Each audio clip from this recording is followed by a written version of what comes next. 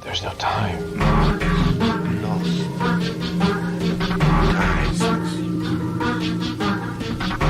Darkness. Tears. The time is 13 o'clock.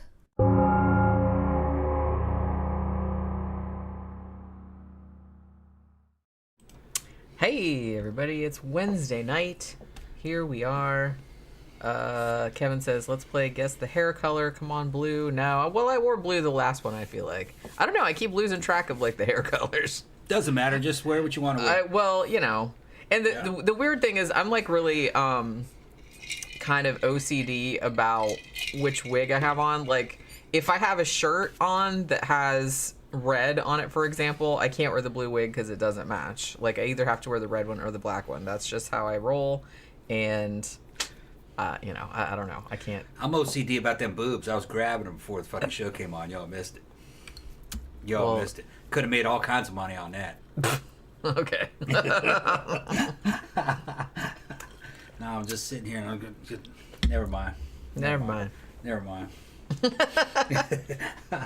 And this is why we can't stay on topic. I'm getting ready for tonight. You getting ready? I'm getting ready for tonight. You pumping up? This, yeah. Trying to get ready. That's a weird look. I've never seen that jar before. before. My new jar, because I broke my other jar. Yeah. This is an actual fucking pickle jar. That's what I said. That one's like shorter and squatter and wider. Yeah. That's right. It's like a short and fat thing. It's more manly.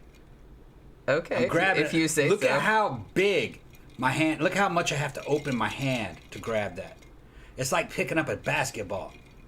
That's how every single jar is. Like, Yeah. That's why I always tell you not to give me drinks in jars, because my hands are small. Yeah, it's like holding a And I'm always just kind of, have to do that, or I'm going to spill it. There's just something about it. Yeah, because that's right. You broke the one on the last one. Broke it. So I had to go in. Your drunk ass. I know.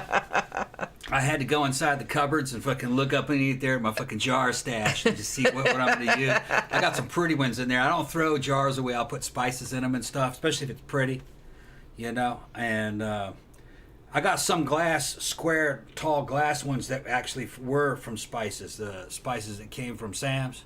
I got those. No, I just found that and I was like, oh yeah, that'd make it good. That'd be good for moonshine, or it's got tequila in it right now. Tequila. I think for the Friday show, we should probably do kind of like a moonshine theme. I mean, depending on what we can find at the liquor store. Yeah. We'll have to go to the liquor store on tomorrow or Friday and see what kind of things they have available. Yeah. Because like I said, that apple pie moonshine was delightful. Good. No. Zach says nothing's more surreal than watching a real old movie, thinking an actor or actress is hot as fuck, then realizing this person is dead now. Yeah, it's... Doesn't matter. I think they kind of I think they made a joke about that on MST one time too. It's like, I think Crow says something like, I'm being aroused by a woman that's long dead or something. That's like okay. That. It's like, that's okay. They exist in another time zone. They're like they're in another dimension. Yeah, it's fine. They're in another fucking time space dimension. They're still there. They had some hotties back in ancient Rome and ancient Greece. We got statues to prove it. You know, so if that's what they really looked like, I kind of feel like the statues, was that like the Instagram filter of the ancient world? Well, it depended. Because if I'm paying to get a marble fucking statue of me.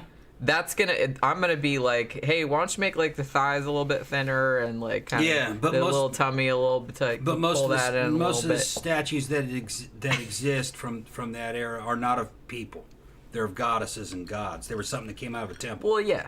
So they were people that never existed, but you know that that was kind of like the ideal, and that's the ideal today. Those people would make supermodels or models, you know. Well, I'm imagining that the artists probably used life models as well, because it's kind of hard to do human figures drawing or whatever without looking at one. Well, like I said before, they used to think that all those muscular figures and shit from the Roman and Greek period that people didn't look like, oh, that's not possible. You know, and they would have statues of damn pugilists and guys that would fight for a living, and people said, no, that's just idealized. And Eugen Sandow fucking invented bodybuilding to prove that those proportions were possible. He just measured it out and did the proportions and worked out till he met those proportions. So no, they were real. They had sports medicine back then. They also had beauty industries and everything. You know, they were a lot more modern than you would think. Camp Guy said, your show from yesterday didn't upload to my YouTube feed until this morning, even though I refreshed several times. I wonder why. What happens sometimes is that what I'll usually do, like the next morning after we do a live stream, I usually download the video, I separate out the audio so I can put it, because I know some people listen on like Apple Podcasts or whatever, so I usually put like an audio version up like the following morning. But then while I'm doing that, I'll usually go back into YouTube and trim off the first 5 minutes that just have like the starting soon screen on it, because nobody wants to look at that for 5 minutes. So I usually trim it off. Now, sometimes what happens is like after you trim it off, like sometimes it takes a long time for the video to process back out. And I've heard that some people have problems, like it doesn't come up or they can't watch it or something like that. But that's why. It's like nothing nefarious. It's just usually that I try to, you know, trim off the excess then the following morning, like after the live stream, and I'm doing other stuff with it. So if you can't watch it like the next day, that might be why. I'm not entirely sure. Slasher Fred said, one of these days you should on your Wednesday show do one on the urban myths of many celebrities. That's actually a good idea. Like the death of Mama Cass Elliot, who's said to have died while choking on a ham sandwich. Yeah, which that didn't happen. And also, I kind of feel like the Rod Stewart and pumping his fucking or like Richard Gere and the hamster up his ass and shit like that. I kind of feel like we talked about that, maybe. Well, like we did an urban legend show, I think, but I think we mentioned that. But we should probably do, because I've been kind of wanting to do like another. I wanted to do another kind of mysteries of rock and roll one, because we did one of those, but it was a long time ago.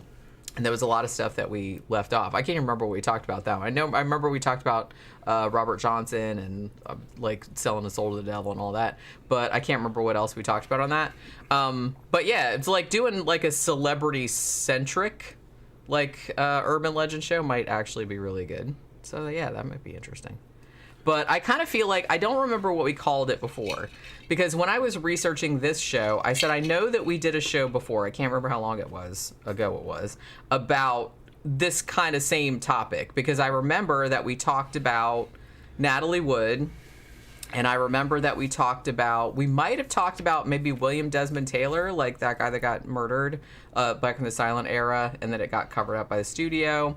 And I think there was a couple other ones, because when I was going back looking like scandals of old Hollywood, I was like, now some of those I'm pretty sure we already covered.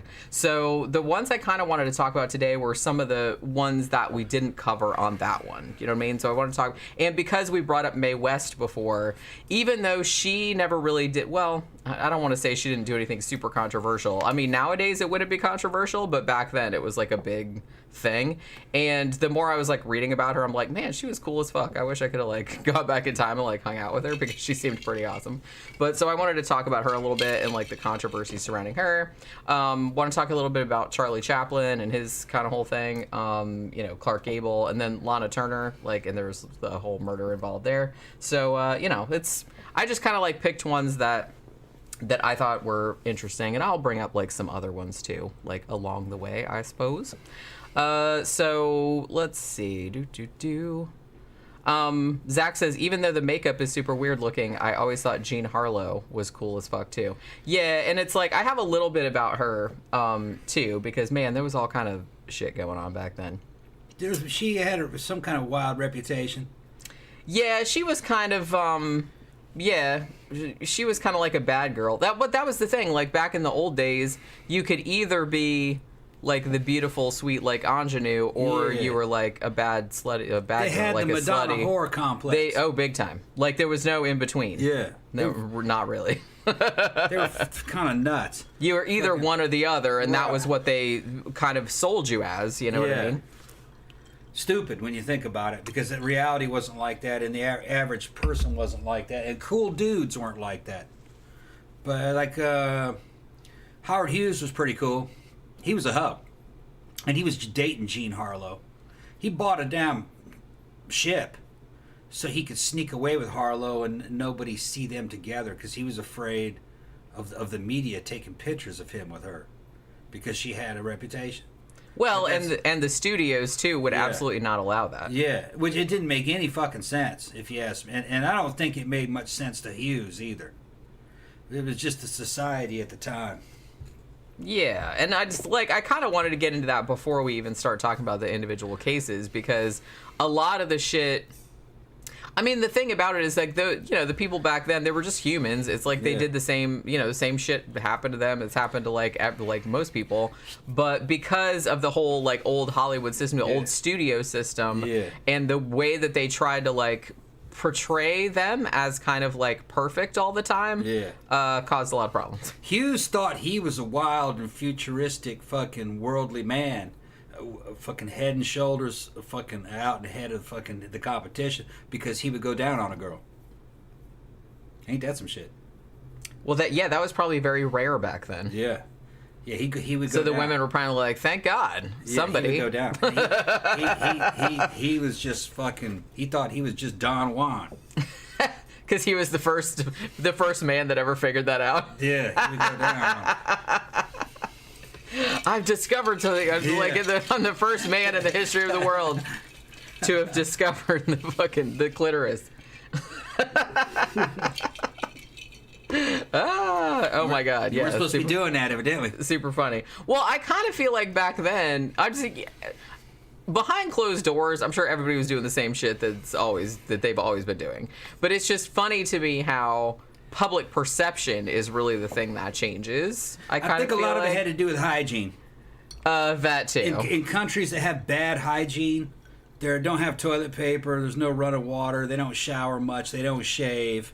They're fucking nasty, all right? So oral sex is fucking risky. They don't do it. They're like, And you can't really blame them. I mean, nobody wants to perform oral sex on a hobo. And you gotta fucking remember that in this era, fucking the 40s and shit, fucking probably half the fucking houses didn't have running water. They still had outhouses and shit. So the hygiene wasn't really good, except for the very rich. And fucking Hughes was rich, and he's going out with starlets. They had running water. They were living out in California, which is 50 years ahead of the fucking rest of the country at that time. So he could go down because of the girls he was fucking with. They were clean. Yeah. They were pros, too. Contrary to what they said, all those girls were hookers. All those fucking starlets were hookers. You had to be a hooker to be a starlet back then. That's how you got your job. Sleep with all them damn fucking studio executives. Sarah says, are we going to discuss Natalie Wood? I like that case so much. We would have, but we already covered that, on an older show that we did. Yeah. So... I mean, there were so many, and I was just kind of like, how am I gonna pick? You know what I mean? I don't know. I just went through and picked, and it's so I'm sorry if I don't get. We might have to do a volume 3 of this. I kind of feel because no, we're not doing Thelma Todd either. But like I said, it's just kind of I had to narrow it down because I'm sitting there going, oh, that'd be good. Oh, that'd be good too. That'd be good too. And then I'm like, oh, Tom will yell at me because it'll be a fucking 6-hour show. You know how we do. And I'll probably be so inebriated at the end of it that I'm just what the fuck am I even talking about? I'm gonna have to leave early at the show today because I got to go put a chicken in the oven. Well, you only have to leave for a few minutes to put the chicken in the oven. Well, I got to salt the chicken, put it, and I'll come back up. Just letting you guys know. But that's okay. Probably do that about an hour out from the end. Whenever that is. As soon as we start getting down towards the bottom, I'll go down there. Yeah. He's trying to judge by the notes. When we get down in there, I'll go down there and put the chicken in. Yeah. I gotta season the chicken and put it in the oven. Seasoned chicken and put it in the oven. Season the shit out of that shit. I ought to put that cheeseburger seasoning on it. Never have that fucking powdered cheese with cheeseburger seasoning? I don't know. Bacon cheeseburger seasoning. I don't know if I'm a big fan of that idea. Either that or I'll put lemon pepper seasoning See, on it. I'm more a lemon pepper. You like the lemon pepper? Girl. All right, I'm I'll more put a lemon pepper kind of girl. All right, we'll do that then. What are you gonna make with it? Talking about food again. Mashed potatoes. Okay, that sounds good. And broccoli. Oh yeah, that sounds good too. Okay. It's a complete meal. Yeah. Vegetables and everything. Yeah, we can do that. I like it. I like All right. it. Let's see. Camp Guy said, I don't even know what... Oh, because they're talking about Natalie Wood. Yeah. Camp Guy said, very easy to screw up in the water swimming if you're wasted drunk. Yeah, I could see that. I'm a trained lifeguard, and I have trouble swimming if drunk. Yeah. You kind of have a hard time doing a lot of things. if you're drunk. I can swim drunk. Yeah, you always say that. Let's throw you in the ocean and see how that goes. No, that's different. I'm talking about in a swimming pool. Oh, that's different. Okay. You know, putting somebody in strong rapids, yeah, that's dangerous. Hugo said, as a kid, I was in love with Julie Adams from Creature from the Black Lagoon. Oh, yeah. I met her at Monsterpalooza in 2014. She's still beautiful and a very sweet person. Oh, that's awesome. I didn't even know she was still alive after all this time. That's pretty rad. Zach said, something I find interesting is how sophisticated and arty film in the silent era was becoming until sound came in and it all disappeared until the 70s pretty much. Yeah, and it's like, I honestly really like a lot of silent films, and like I agree, there was like a lot of really cool like arty shit going on in that. And once talkies came along and everybody got all into that, then it started going kind of the way of like, let's just do a stage play but on film. You know what I mean? And then nobody really, I don't want to say nobody experimented, but a lot of people didn't really experiment until, like you said, like the 60s or 70s, which is kind of a shame. That's kind of a shame. But, you know, it happens. I do like silent movies, though. I remember listening to an interview of somebody from the Soviet Union that came over here, I think in the late 30s, and went to California and watched the movies here. And they said that, from their point of view, they said that, you know, that they knew some American classic films back in Russia that were great, but when they came to California and went to the theater on a fairly regular basis, they realized that it was all drivel. It was real repetitive. And people would go in there mostly to sleep because it was fucking real cheap to see a movie. And you'd go in there and they'd be sleeping in the fucking theater. And it was just something to keep people comfortable. It was all little comforting stories. And you could pay just a few cents back in the 30s and stay in there and watch, 2 or 3 movies. So a lot of these movies you got like were cartoons and newsreels and all kind of shit. Yeah, a lot of these movies were garbage. Well, yeah. They were just there was no television, so it was just pumped out en masse, because there was no TV. Theaters made all the studios were making all the money, so they just made lots of them, and there wasn't much content. Talk about how bad movies are today. Movies are pretty bad today, but we're judging them on fucking shit that was coming out of the late 70s and the early 80s. The Spielberg crowd and all those the new wave of the auteurs. All the auteurs that came out and just blew Hollywood out of the water for almost 20 years. But that was a resurgence in Hollywood. Hollywood sucked before that for a while. It was rare to get a good movie. But Spielberg and Lucas and some of the other ones, that fucking I can't think of offhand. But Jenny would probably name them. They were coming out with a new wave of really good movies, but that wasn't normal. When those movies appeared, we were blown away. The thing about it, though, is that I would argue that whatever the overarching entertainment of the time is, whether it's movies, whether it's TV, whether it's books or anything like that, 95% of the stuff that comes out is crap. Or it's maybe not necessarily crap, but it's just like mediocre. You know what I mean? It's just kind of like, that was all right, and then you forget about it. So the thing about the reason why people still remember classics from the old days is because those are the ones that stood the test of time. Yeah. You don't really remember the 500 other movies that came out that year that sucked and that nobody ever talks about.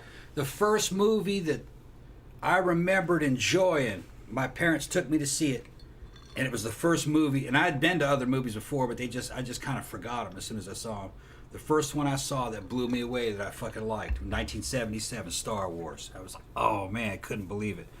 And then just only a few years later, my dad took me to see fucking Alien 1. Mind-blowing when you're a kid to see that. I can imagine. Mind-blowing. Fucking loved it. Scared the shit out of me. And then fucking The Thing. Fucking Escape from New York. These were just great fucking movies that are still around. And then Jaws. I think Jaws was before. I don't have the order right. Jaws is 1975. Jaws. And then fucking Raiders of the Lost Ark. Man. And then later on, Temple of Doom. These were just great movies. Poltergeist. Goonies was pretty good. That was a bit later. That was 85. Yeah, a bit later. I think 85, 86, somewhere around there. there were a lot of these fucking just really good. I remember another one that blew me away when it came out. Close Encounters of the Third Kind. These are just epic flicks. And really, you can go back and watch them. They stand the test of time. They just have a lot of character. There's a lot of feel to those movies. They're still good. And there's something very American middle class about those movies. They're very universal, kind of unifying movies. Anyone can relate to them. Of all the ones that I talked about, anybody could relate to those movies. They were just well written, well made. Zach says, first movie that really blew my mind from a creative and artistic perspective was Carrie, and I've been wanting to make movies ever since. Yeah, I mean, Brian De Palma.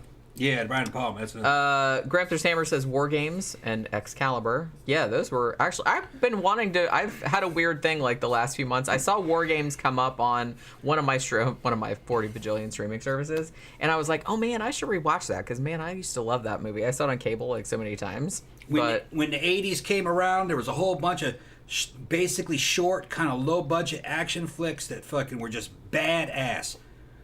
Terminator. Man, that thing was good. Predator. Terminator 2. Predator 2. Aliens. Just super fucking RoboCop. And then RoboCop 2.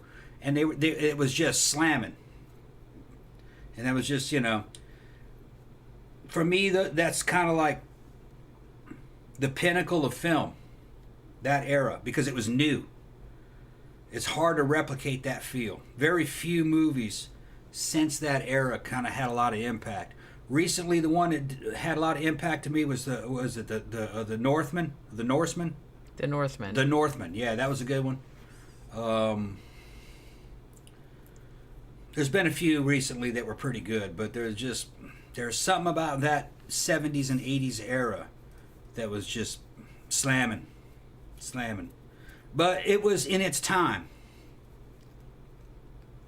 I don't think you could do it again. That's the thing. Every movie comes from the context of its time. And every time I watch a movie that's older, because I do like a lot of older movies, actually, I try to watch it in the context of the time, and it's usually a lot better. Because I said, if you watch everything with a modern sensibility, it's not going to have the same effect. You really have to kind of put yourself back into. You had to be in those times. Mark says, oddly, the horror and sci-fi genres are still strong. Yeah, I agree with that. May represent our times better than any other genre. Honestly, I'm a big fan. I love horror movies from every era, all the way back to the silent era. Probably my favorite decade for horror is the 1970s, but I have seen in the last 10 years, I have seen some fucking fantastic horror movies. Because the thing about it is that people that make horror and sci-fi are usually a little bit outside of the mainstream anyway. And the fact that there are now so many outlets for making films, and horror movies are usually cheaper to make, generally, and are an easier sell. I think there's been a lot of them. Yeah, a lot of them are suck, but that's true of every era. Honestly, some of the best horror movies ever have come out in the last 10, 20 years. And I do actually want to do a video about that on my channel, because I always said to myself, I don't want to be one of those cranky old motherfuckers that's just kind of it's that was the good old days and they don't make anything good anymore, blah blah blah. Because that's not the case. I mean, that's a stupid thing to say. They make good stuff, but it doesn't get the same cultural traction. Well, sure, because everything's very everything's busted up in a bunch. Back in those days, a fantastic movie could get cultural traction because you had less choice. But I like to go back. I like to go on YouTube and see reaction videos to some of the old classics to see how younger generations react to them. And I'll check reaction videos from across the demographic board: white people, Hispanic, black people. And I'm mostly looking for Gen Z, younger people. And I've noticed that, and I'm judging their reactions, and they don't even have to be an American, they can be Europeans also. And I've noticed that Predator, the very first Predator, is universally loved. I can't think of a single person that does not like and Predator. Women, funny is that young women love that movie. You would think that they would. No, that's love not that weird. movie.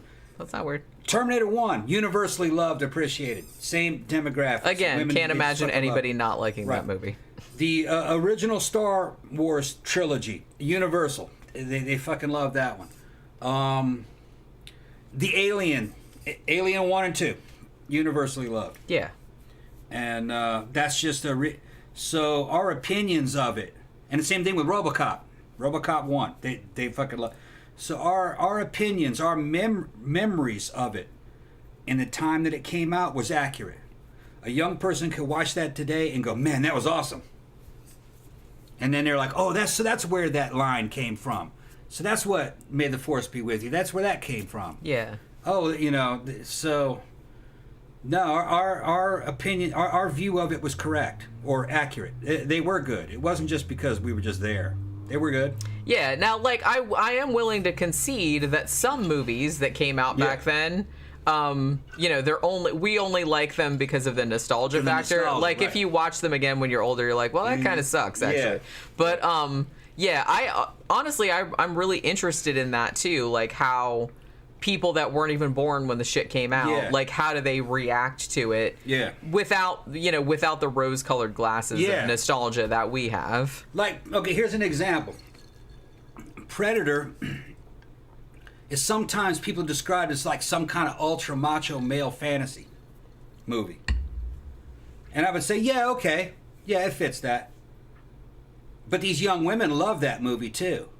And then the girl that watched it and said why she loved it, she's like, well, they got this girl in the movie, okay? And she's an enemy first, but then they're protecting her. And against this fucking predator, something that's much worse. And then she's helping out. And then and they're like, and she's surrounded by all these hot guys. So there is a female fantasy element in that story, but guys don't really see it. Imagine if you're some girl and you're surrounded by all these hot fucking warrior dudes. You're trying to fight this outside threat. So that's the female angle that I missed. Although I don't like it because of that. That's why she liked it. Yeah. Yeah, well, yeah, like, not all women are the same. Yeah, I don't like it because of that. Right. I like it because, one, it's a fucking fantastic monster. Yeah. And I like that they kind of up the ante by having, like, oh, here's all these big buff muscle dudes with all the big guns and everything like that, and they can't kill this thing, and that makes it a lot scarier. Plus, I like that they held off. I like that it's kind of restrained. They don't show it for a long time. It's really, really good at, like, building dread up. The character interactions with each other are really good. I like it because of that. It's a good monster movie, and it's scary. There's also a bunch of deeper symbolism in a lot of the stuff too, especially in the way that things are shot. Like Dylan. Dylan is kind of like the anti-Dutch. He's the fucking dark side. He's the shadow warrior. They don't like him because they don't think he's honest. But in the end, he atones. He goes out to save Mac. Remember that? Yeah. And he in the end proves that he is on the team. That I said you guys were expendable, but not really. We're all equally expendable. I'm gonna fucking, my ass is on the line too. I believe in this, and that's how that character redeemed himself in the arc by dying trying to save Mac. John Smith points out another thing that I think you articulated this really well. Maybe another reason why I like this movie. He says, I just thought the lady in Predator is in no way set up as a romantic interest, which is refreshing. Yeah. Yeah, because I do kind of feel like in a lot of horror movies, it's particularly from this time period, not so much anymore, but from this time period, they always like shoehorned like a woman in there. It's like, oh, there has to be like a romantic subplot. I'm like, there really doesn't. So I kind of like that Predator just introduces her and they just treat her like a person. She's just a person, and like nobody is just kind of like trying to like get with her. There's no like romantic kind of bullshit because they're all just trying to like fight the fucking monster. No, but Dutch did try to protect her. Yeah, but he kicked the gun out of her hand. So remember that when she tried to pick up a gun? Right, but I'm just saying that they're not setting it up like they just shoehorned her in there as like a romantic interest, because that's annoying too. Because I also don't like that. But that girl was in her 20s, and she liked it because there was all these. It was a good movie, and she was like imagining herself, what would happen if that was me? I'm surrounded by all these hot guys. That was her take on it, you know. Which is totally fair. Yeah. I'm just saying that didn't occur to me, but you know, if that's your thing, if you're 22, then maybe that's if that's your thing. Yeah. Then that's. She's like, well, I think even when I was 22, I didn't like it because of that. I liked it because I thought the monster was cool. Yeah. You know what I mean? Right. And I liked it. I was like, man, that monster is badass. Her angle was everything you're saying, but also that these hot dudes. So, but I never saw that in. Like I said, fair enough. I never saw that in it, but that's what she saw it. Fair enough. And I was like, okay. That actually never occurred to me either. There may have been a lot of females in the audience that had that. Yeah, maybe. Yeah. Like I said, I didn't have that. That wasn't why I liked it, but that's not saying that other women didn't like it for that reason. I'm just saying I did it. That didn't occur to me. But she kept going. Look at his arms. Look at his arms. Like she's talking about Arnold. Yeah. Yeah. I don't know. Like I said, all I got into, I got more into the monster. I thought the monster was cool. And here's the fucking thing, man. I'm talking about Arnie. Arnie, what? They were always making fun of Arnie that he couldn't act. His acting was good. His acting was good in Conan 1. He just had to be in the right role. And I think his best of his classic movies, Predator 1 was his best acting. And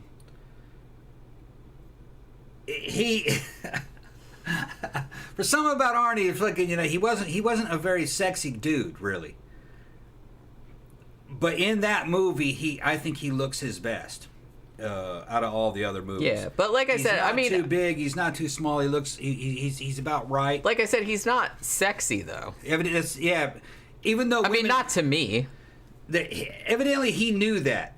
He knew that on screen he was not a very sexy character. He didn't come across that way. But in his defense, women that actually dated him said he was addictive. That once you were around him, you didn't want to get away. So he was in real life, but not on screen for some reason. But yeah, it doesn't really come across. Yeah, but like I said, that's kind of what happens. Like with actors, because you're only seeing them filtered through a movie screen, and you don't know what they're like in real life. It's like they could be like the hottest fucking thing alive, no matter what they look like. Because like I said, looks and sexiness are two completely different things. But so on the screen I can be like, man, whatever, like that. It's not doing it for me. You know what I mean? Like in that way. But if you meet them in real life, it might be totally different. I'm just saying, like, as he comes across on the screen, he never read as sexy to me at all. Evidently, in real life, he was magnetic. Yeah, and I'm sure that's the case. If more than one people have said that, I'm just saying that I don't know the dude, so I don't know. He was supposed to be real funny. So and I can picture that. Funny is good. He was real funny and. Funny is good. Yeah. Laid back is good. Yeah. That kind of stuff is good. Like somebody who's kind of like down for stuff. And Although I got to say that his best role was Terminator 1 because he was just a villain. Yeah, I know. And he's just a great villain. But I understand why his contract said he had no more villains. I can understand it because he'd have been pigeonholed instantly. And once you're a villain, your career's fucking limited. Slasher Fred said, where was it? First Blood is very sympathetic. All Rambo wants is to be treated like a normal person. Yeah, honestly, like the first Rambo is really good. It's just like a really good movie. It doesn't even have to do with like action movie or anything like that. It's just a good movie, like overall, because they go a lot more into his character. You can see where he's coming from. It's just kind of like, man, he's putting up with all this fucking bullshit in this stupid shithole town that he's in. Yeah. And it's like that kind of stuff. Oh my God, we just got a new $5 patron. Oh, thank you very much. It just popped up on my little email thing. Thank you very much. Mark M, who I think is here. Okay, thank you, Mark. Well, thank you very much. We haven't had a new patron in a long time. But, yeah, the other ones, like the other Rambos... They're all good. I watch them, like, for, just for big, dumb action movies. Yeah. Like, I enjoy them for that. But the first one is actually just, like, a really good quality movie. Each movie's different. Each Rambo movie is offering something different. The first one is the deepest, most artistic one. I read the book, too, matter of fact.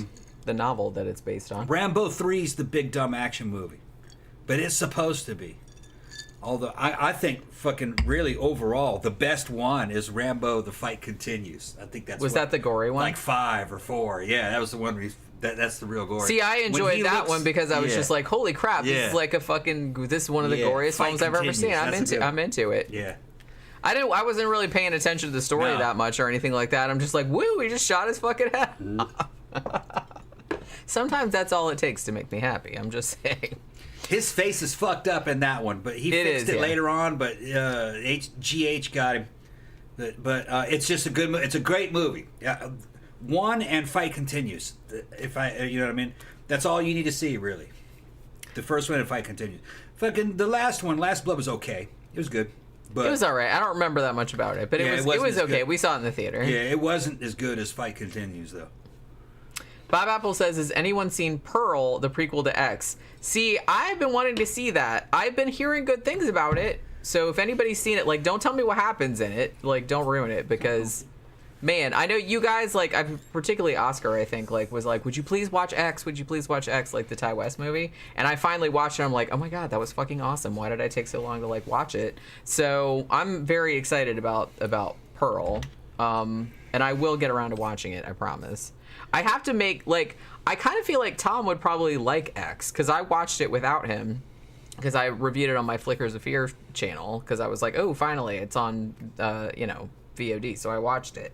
But you would probably like it. Okay. Like I said, it's a throwback / it's kind of like Texas Chainsaw Massacre. It's like, it's recent, it just came out last year, but it's kind of like Texas Chainsaw. It's set in the 70s, and it's all these kind of porno actors, and they're going to this old remote place to shoot a porno, and then they start getting picked off one by one. It's super fun. They're in there going on about Arnie and fucking Stallone, that they were both underrated. Yeah, they were a lot better actors than people gave them credit for.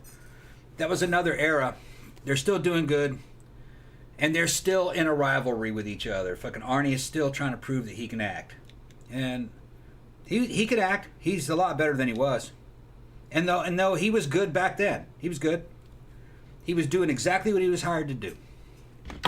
Samantha said, what happened to old Hollywood? Yeah, well. We're going to talk about it. Yeah, let's go. You know how that happens. Yeah. You get Tom started on, like, Arnold Schwarzenegger, and half an hour later.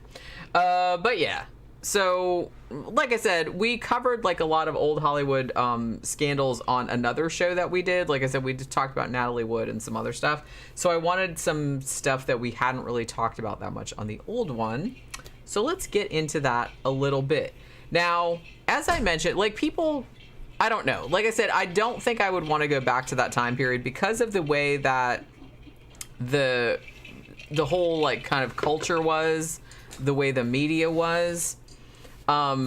Nowadays, I kind of feel like, if you're famous and you get super drunk one night and like fall out of a car and get arrested for like fighting and stuff, people will like kind of laugh at you for a day or two and then they're like, whatever, we've all been there. And it's just kind of like, and especially if you go on like all the talk show circuits or go on, fucking Instagram or something like that and be like, my bad. And then everybody be like, it's all right, bro. We've all been there. But I kind of feel like back in the old days, particularly when the studios were running everything, like from about the 1920s to the 1960s, man, they kept a tight lid on that stuff. Like stuff leaked out. I'm not saying that.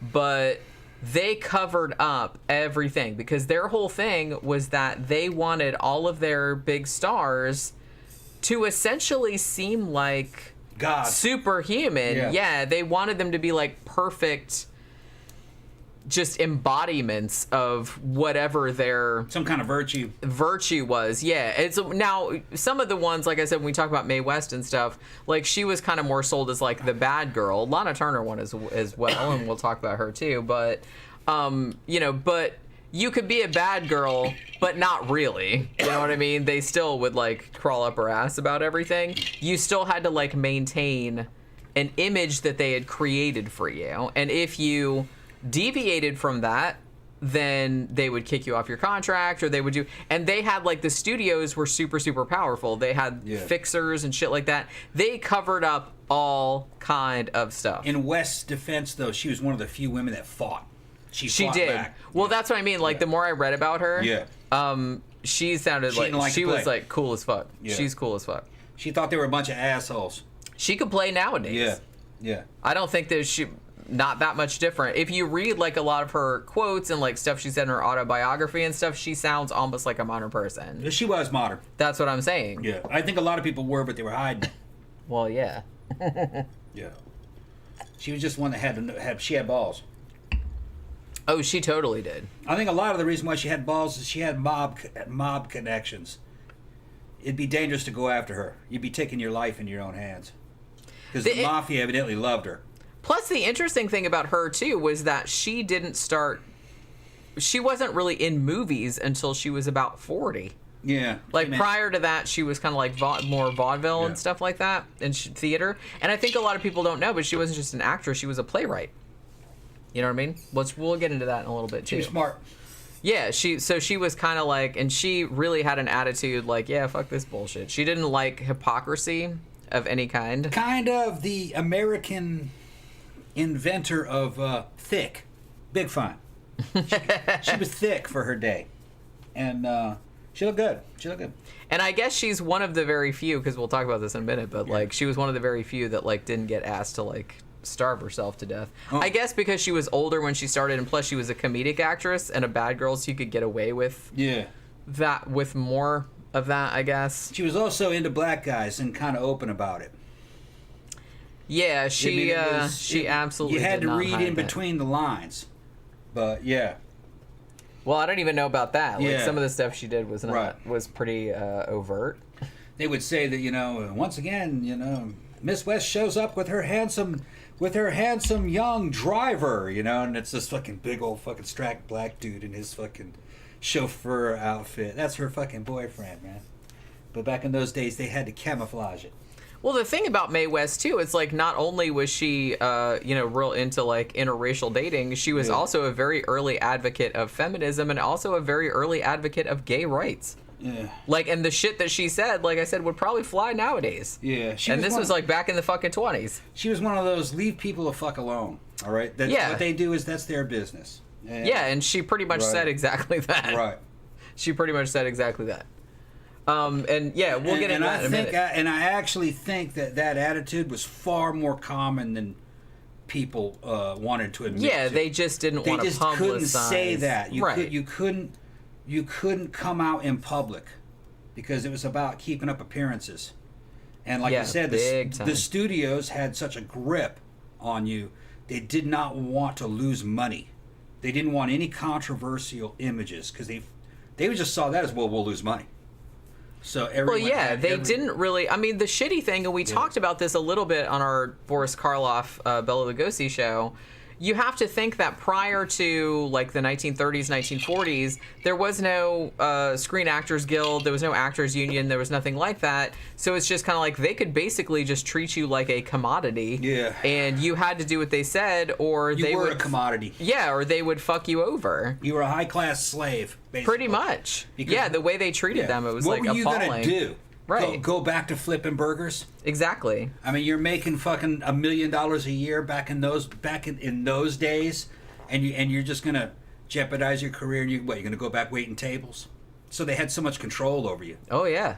Every aspect of your life, seriously. Yeah. They had every aspect of your life, which I kind of wanted to talk about a little bit before we get like too much into the thing. But like I said, you had your big five Hollywood studios, and between the 1920s and the 1960s, they kind of like ruled over everything, and they had like all the stars that had really, really strict contracts. I mean, today you kind of forget actors nowadays are essentially free agents. Like they don't have to, like they can do one movie for this studio and then be like, oh hey, here's this, and they can do whatever they want essentially.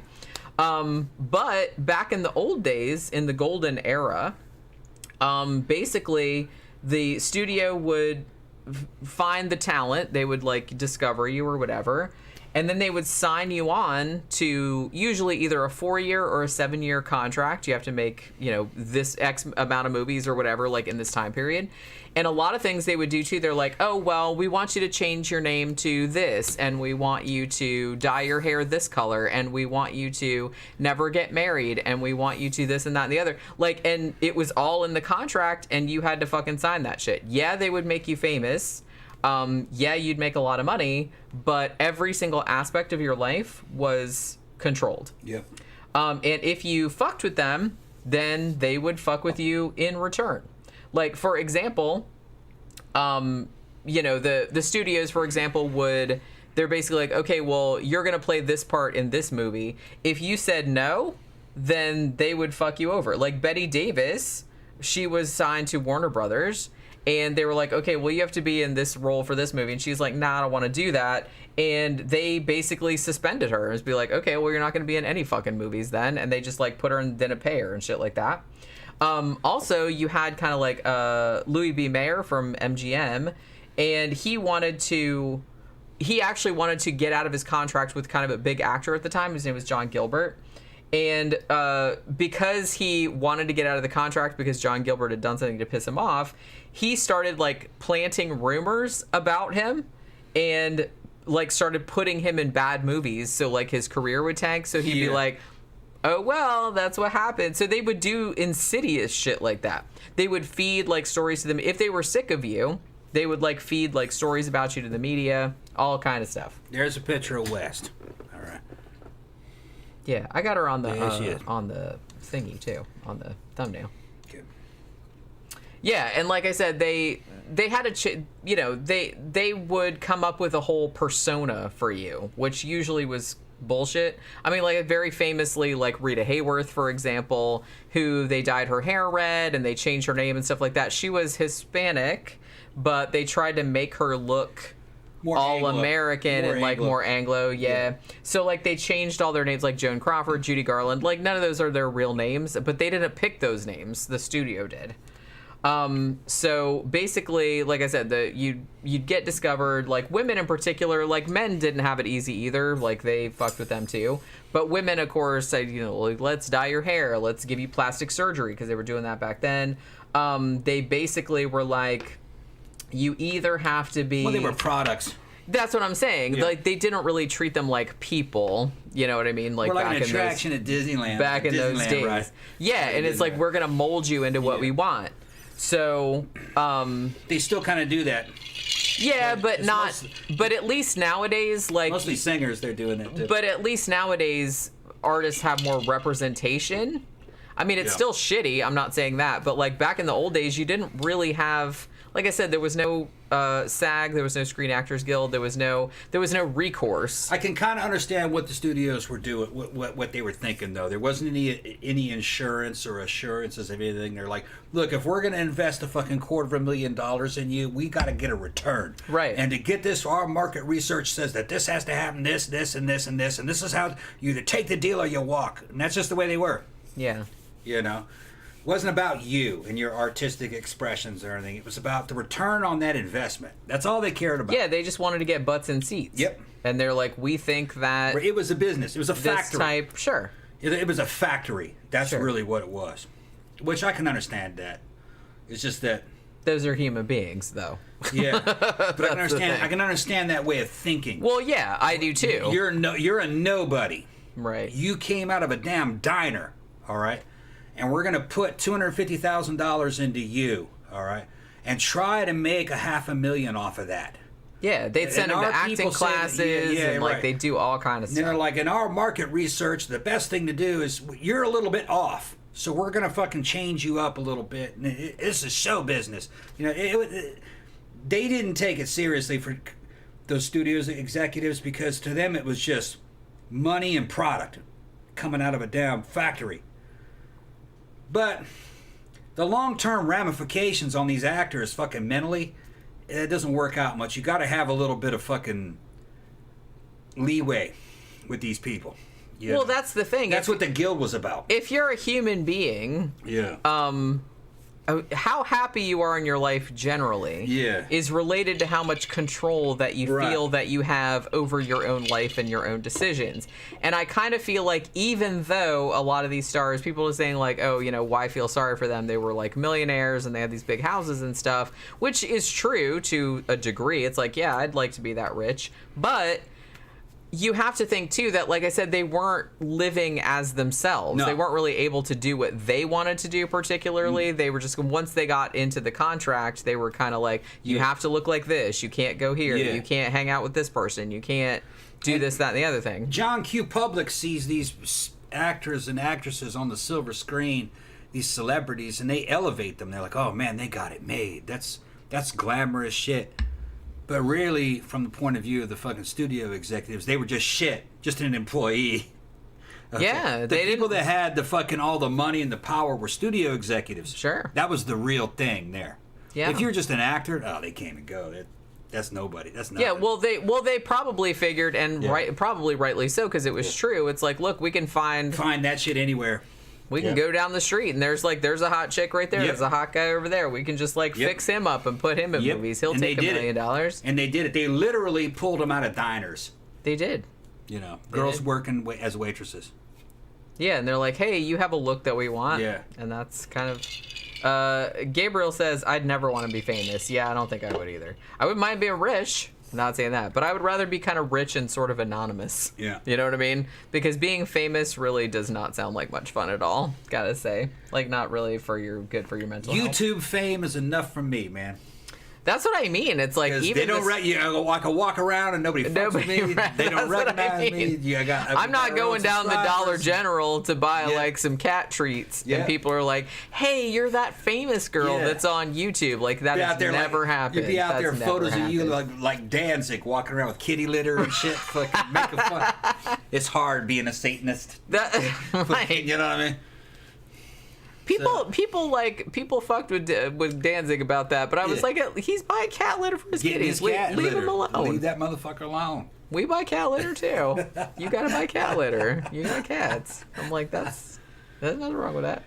That's what I mean. It's like every now and then, it's like, I usually try to like look okay, but it's like sometimes I'm just like, man, I gotta go to the Dollar General and get something like coffee creamer or something I'm out of, and it's like, man, I don't even feel like putting makeup on, so I'll just go down the street and I'm just like, god damn it, I hope nobody that I know sees me, you know what I mean? But they, like, back in the old days, that they would not have allowed that. Basically their whole thing, like I said, particularly if you were a female actor, an actress, you were just kind of like, you were either girl next door kind of type, or you were vampy bad girl kind of type. And you kind of had to stick to that kind of stuff, like, to an extent. Like, if you're a vampy bad girl, they're like, be vampy bad girl, but not actual bad girl. You know what I mean? You just, like, keep that on the and then the dark side of it, if you were female, even if you were the good girl, you're basically being passed around between studio executives and people who want, what do they call them? The guys who are producers. Yeah. Hollywood producers, they have the money. And you got to sleep with these dudes, meet up with them at parties, and sleep with these dudes in order to get your fucking movie shot. And I'm sure probably most of that's prostitution. Were not super fun. Yeah, that's prostitution. Kind of gross. Yep. I would imagine. Think about it. Well, it is. Yeah, your manager's like, well, we're going to go to this party, and he's going to be there, and he's a big producer, and he's may be interested in your film, and you better do what you got to do to make sure that this film happens. Yeah, okay. You got to read in between the lines. Yeah, it happened a lot. Yeah. But so one of those things, like I said, that was in the contract, and it might still be, like, depending, but they always had that weight maintenance contract, like, you can't go over a certain number of pounds. Kind of the first, I guess, like, high-profile case, that was Marlene Dietrich. She was the first one, even though she was thin as hell. I don't remember ever seeing her looking overweight in any way, shape, or form. But she was one of the first ones that kind of came out and was like, yeah, they told me to lose weight. They put her on, the studio put her on a diet, which was basically like broth, toast, and cottage cheese. That's all she could eat. So, like, to keep her from getting fat. You could still gain weight on that. Well, depending on how much you're eating, but obviously. Yeah. But, yeah, she didn't, I guess. And also, like, probably the more famous case would be Judy Garland, because they were talking about... Now, she started out, like, as a child star. She was a kid, and they were like, man, she's too fat. So they started giving her speed. Amphetamines. And made her start smoking. Yeah. Like, to keep, like, as an appetite suppressant. Yeah, and she was never really right after all that. No. Well, and the thing about it too was when she started, again, there was no SAG or anything like that, so there was really no child labor laws. Right. So she was underage, and that meant, like, back in old Hollywood, child actors worked the same number of hours as regular actors, which was usually like 12, 16, 18 hours at a time. And they would just give you, like I said, amphetamines. Yeah. to kind of keep you going. And amphetamines is a polite way of saying fucking methamphetamines. She was a meth head, so you're dealing with a crackhead, a glorified crackhead, with all the problems of a crackhead. They did that to an underage girl. Fucking bad. Yeah. And like I said, she was never right after that. No. She got addicted. Yep. And you see like films of her, and that's not a normal person. I mean, I kind of wanted. I was going to talk about her in this a little bit, but I was like, well, she kind of needs she needs her own show. I kind of feel like Judy Garland does. Judy Garland, yeah. Yeah, I kind of feel like Judy Garland needs her own show because there was like a whole bunch of shit going on with that stuff. And they fucked her up. They really did fuck her up. And that's what I mean. And it's like the shitty thing about it is that we started when she was a teenager because they thought she was too fat. So they started giving her speed, and all of a sudden, then she was all on all these amphetamines all the time. So then they would give her sleeping pills so she could get rest at night. Like I said, she was working 16, 18 hours a day, even though she was underage. And so she gets addicted to the pills, which obviously that's going to happen. And then like later on, the addiction that they kind of caused, she starts calling in sick on some of the things. And then they started like docking her pay. Yeah. Like they made her like, I think at one point she was filming one movie, I don't remember what it was, but they were just kind of like, well, now you owe us $100,000 because you called in sick on all these days. Because she was addicted to the pills that they had given her. And what was weird about the whole Hollywood weight issue thing, they wanted these Caucasian women to basically have the builds of Chinese girls, of 90-pound Chinese girls. It's just not possible on a Caucasian frame if you have a normal diet. But then there was no concept of athleticism, even though they had athletic women, you know what I mean, like in the Olympics and stuff, and they had fantastic figures. They could have made that popular in films just by putting the girls in a training program, gymnastics or... Well, they did do that. Okay. They did do that. A lot of actresses also were on like a fitness regimen, swimming or tennis or something like that. Yeah, they did that too. Okay, but did they still have a weight limit on them? Yes.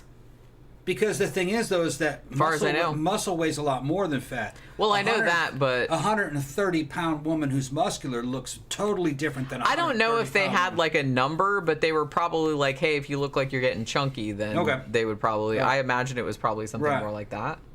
But they had them on fitness regimens too, like not just like super restrictive diets, but they had them on like. Well, if that's done correctly, then that's far more healthy than just fucking calorie restrictions and trying to starve some chick down to fucking 110 pounds. And getting them to start smoking. Yeah, and getting them to start smoking. That's just not. That was But the weird thing about it is that they would try to get them to start smoking because it's an appetite suppressant. But then, like, they didn't want you to be seen in public smoking. So you had to smoke in secret. So you had to either smoke in secret, or I think sometimes, and I think I have it in my notes later on, there were some actresses there'd be a picture of them smoking like in a club or something like that, and they had to like airbrush the shit out. Right. Funny. It's ridiculous. You can't win. I mean, you can't win. It's ridiculous. You can't win. Well, you're never good enough. That's the studios. Yeah. That's the studios being stupid, if you ask me. It is. Yeah, because like I said, people weren't like that. They only, I mean, and I think you kind of hit upon this, they only saw these, they didn't see them as human beings. They just saw them as like products. Yeah. So they were like, you're a product. We made you a star. You owe us. You're making all this money. So you have to do whatever we say, and we're just going to like mold you into like whatever we want. And if you do something that makes us mad, then we're going to, we're going to fuck you up. We're going to fuck up your career. I just find it funny that Hollywood was shooting for, in some cases, such skinny figures, when it's obvious. I think if had they done market research, and most men don't prefer that. Most men actually prefer curvy. Well, I guess they were just going on ticket sales mainly, because I do kind of feel like, particularly in the 20s, because of the whole kind of flapper thing, like, being very, very slim was very fashionable at that point. Guarantee you, had they promoted curvy figures, probably that would have made money too. Probably. I mean, because that's... Yeah, I don't think people are as picky as... They're not as picky as people think. No. As the studios want.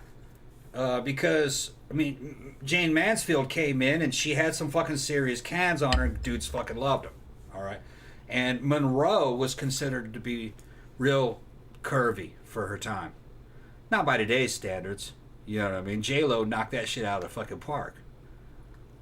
But it's all just a matter of fucking marketing.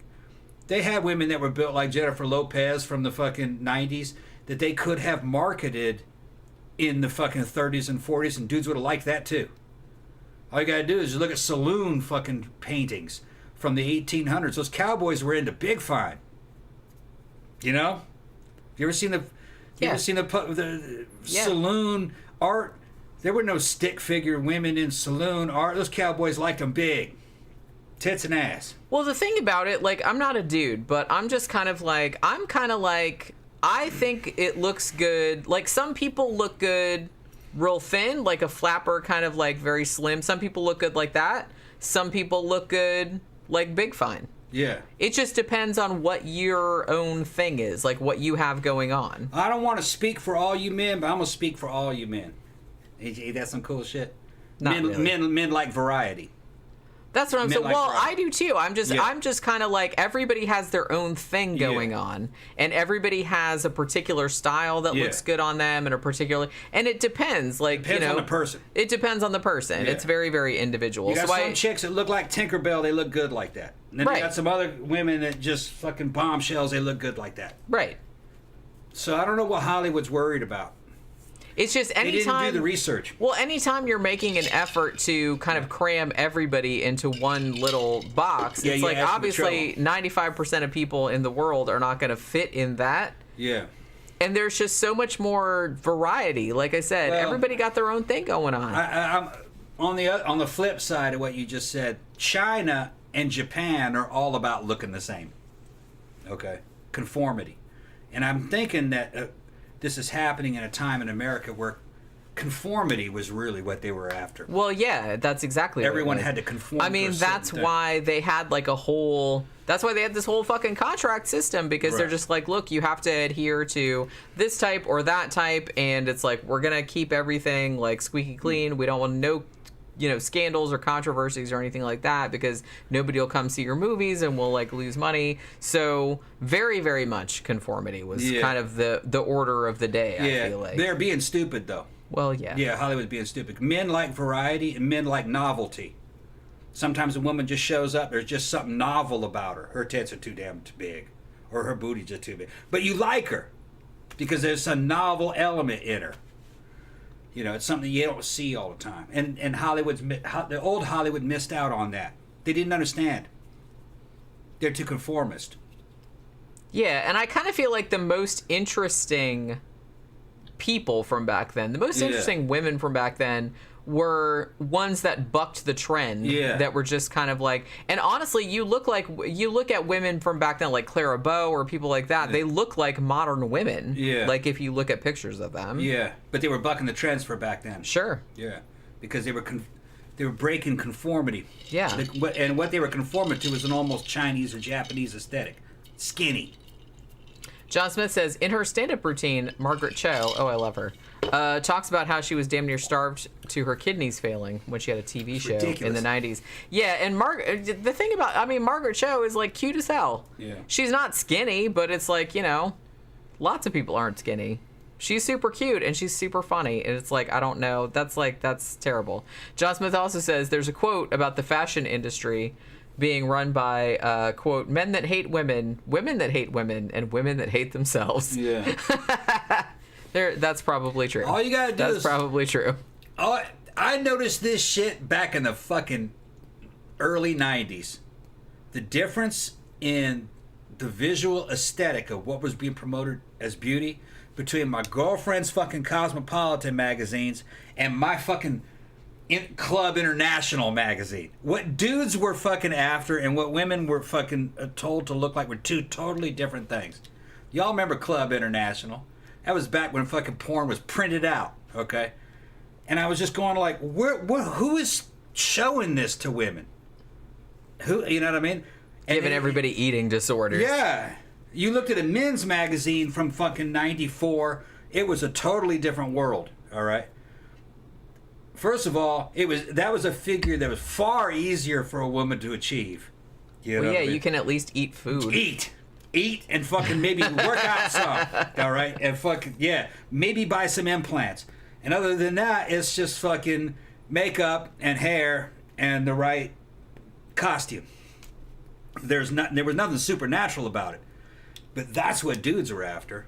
And then I'd look at fucking shit that my girlfriend at the time fucking what was in Cosmo, and I'm looking at that and I'm like going, ugh. No. God, do you remember like a couple, and even like it's still kind of going on, even though I kind of like, it's better nowadays because there's more of an acceptance of like a wider range of body types, which I think is better, like that's healthier. But I do remember, particularly in the 90s, heroin chic was very in. So everybody had to look like they were fucking they were dying of consumption, which was not cool. But I do kind of feel like even as recently as a few years ago, I kind of feel like the shit that was on like Instagram and shit like that, like at least like the fashion kind of stuff, the big thing was like thigh gap. You had to have like your thighs had to be so thin. I remember that when you kind of stood that there was like a gap, and I'm just like, holy shit, like fucking an infertile looking woman with a huge fucking exposed birth canal ready to drop a baby, but she looked like a damn stick figure. I'd look at those fucking women in fucking Cosmo, and they're just like nothing sexual about them. No booty, no curves, a skeleton with fucking skin on it. I mean, maybe the clothes maybe looked better. Because I do kind of feel like if you're particularly like high fashion kind of looks, if you're kind of really tall and slim, usually like clothes will look better on you. Like depending on what kind of clothes it is, you know what I mean? But as a body, not so much. I was looking at that shit and I was like, I'm like, what man is choosing this? What man is choosing these women to be in here? Why are women looking at this? And I'm telling you, my ex didn't look like that.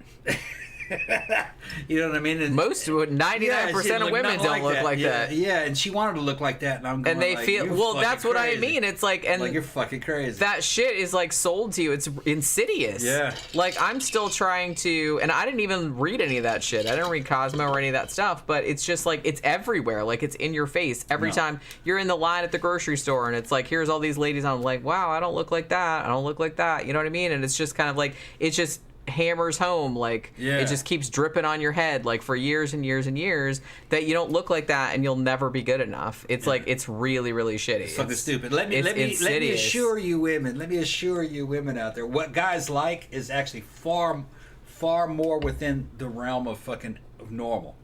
Is more what they like. It's just they tend to go for youth and fitness basically. But then youth can be, there's youthful looking women in their 50s. Like Jenny's 50. You really wouldn't know it. I'll be 50 on Monday. But you wouldn't know it. A lot of women your age, though, don't look anything like you. I've noticed. Yeah, they don't look nothing like so. It's just... because I never grew out of my goth phase. Well, we that's why. You stayed put together. And I stayed out of the sun. Yeah, and so I didn't get wrinkles. And you didn't have 3 kids. And I didn't have kids. Mm-hmm. That probably helped. I'm sure that helped. Yeah. Not having kids. Hormones change. So I didn't have the stress and the fucked up shit that happens to your body. And hormone replacement is part of the factor too on both of us. We both do that. So that's part of it. But it's not all of it.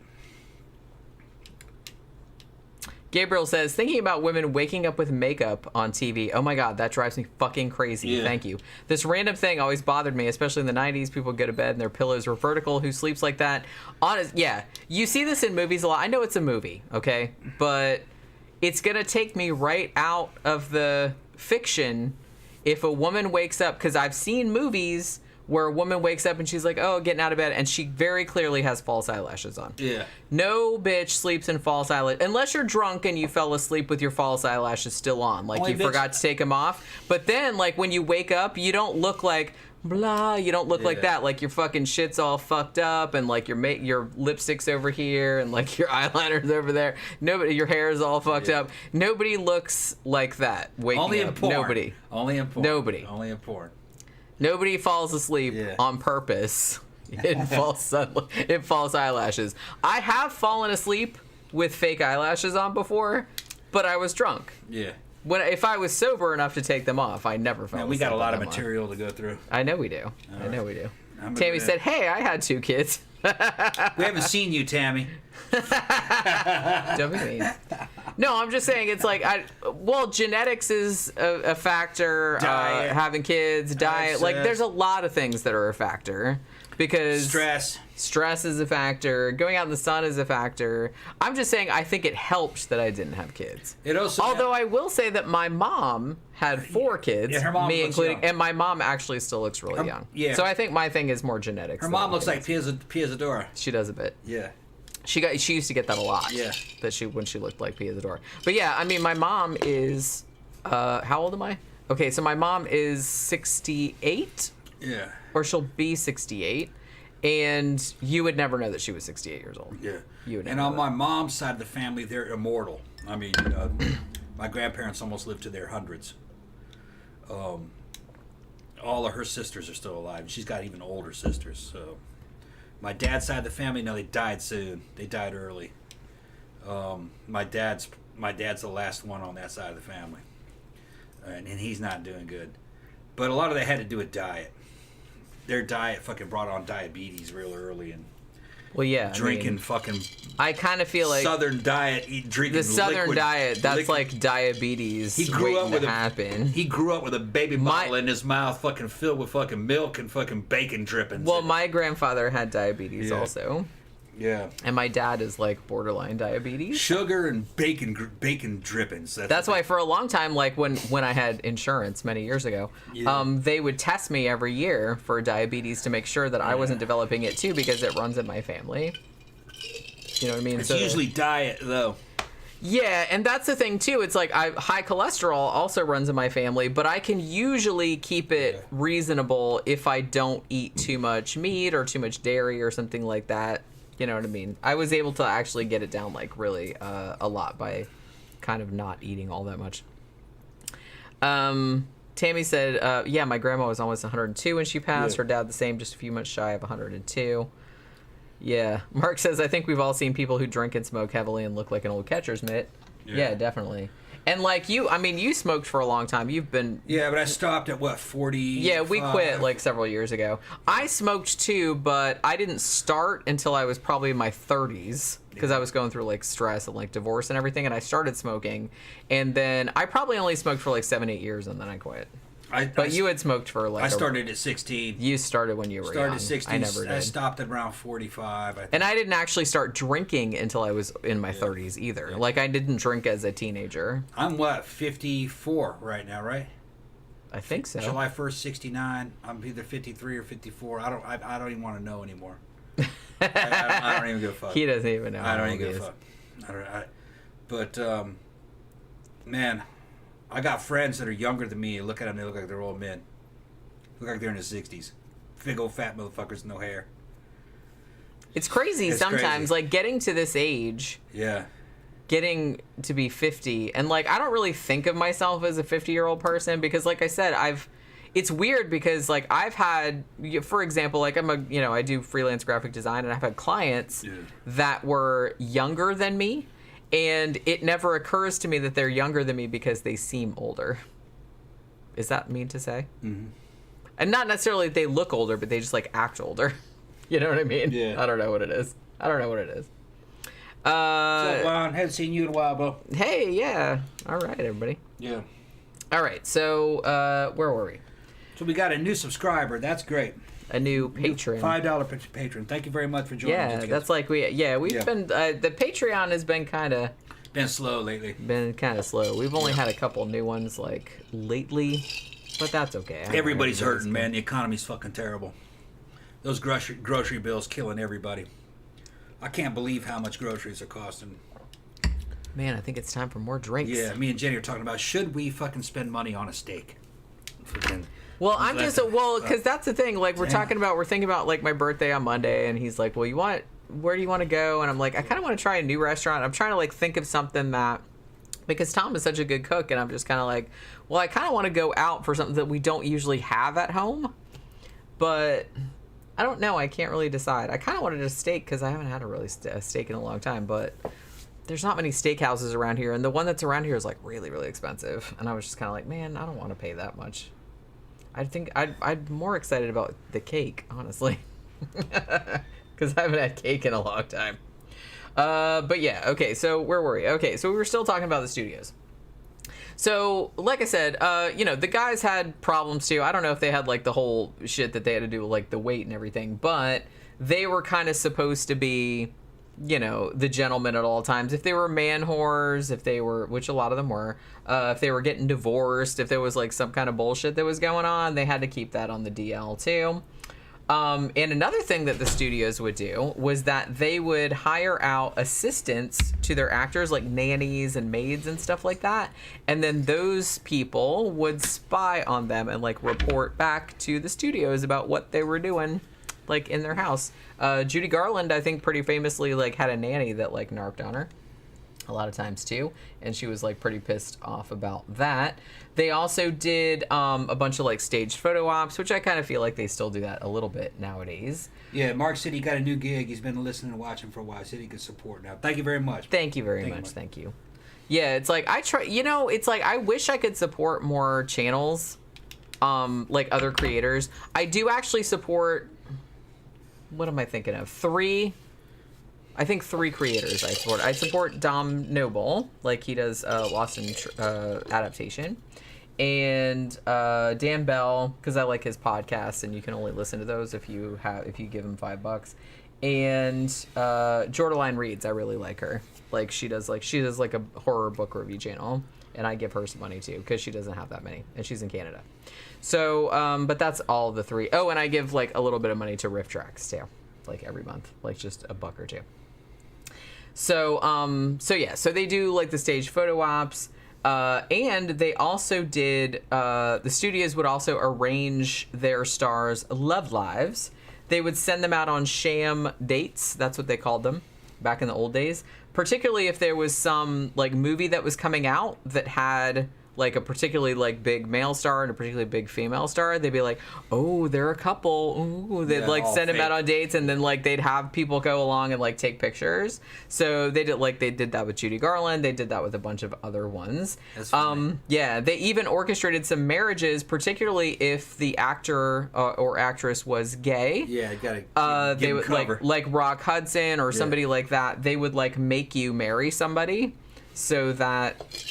So no one would suspect. So no one would suspect. So you had to have a beard. So yeah, there was that.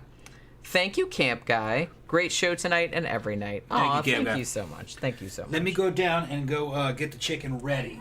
I'm gonna marinate. What? Yeah, she went. Pookie goes. Because I hit her with my boots. Okay, I didn't mean to disrespect. No disrespect, Pookie.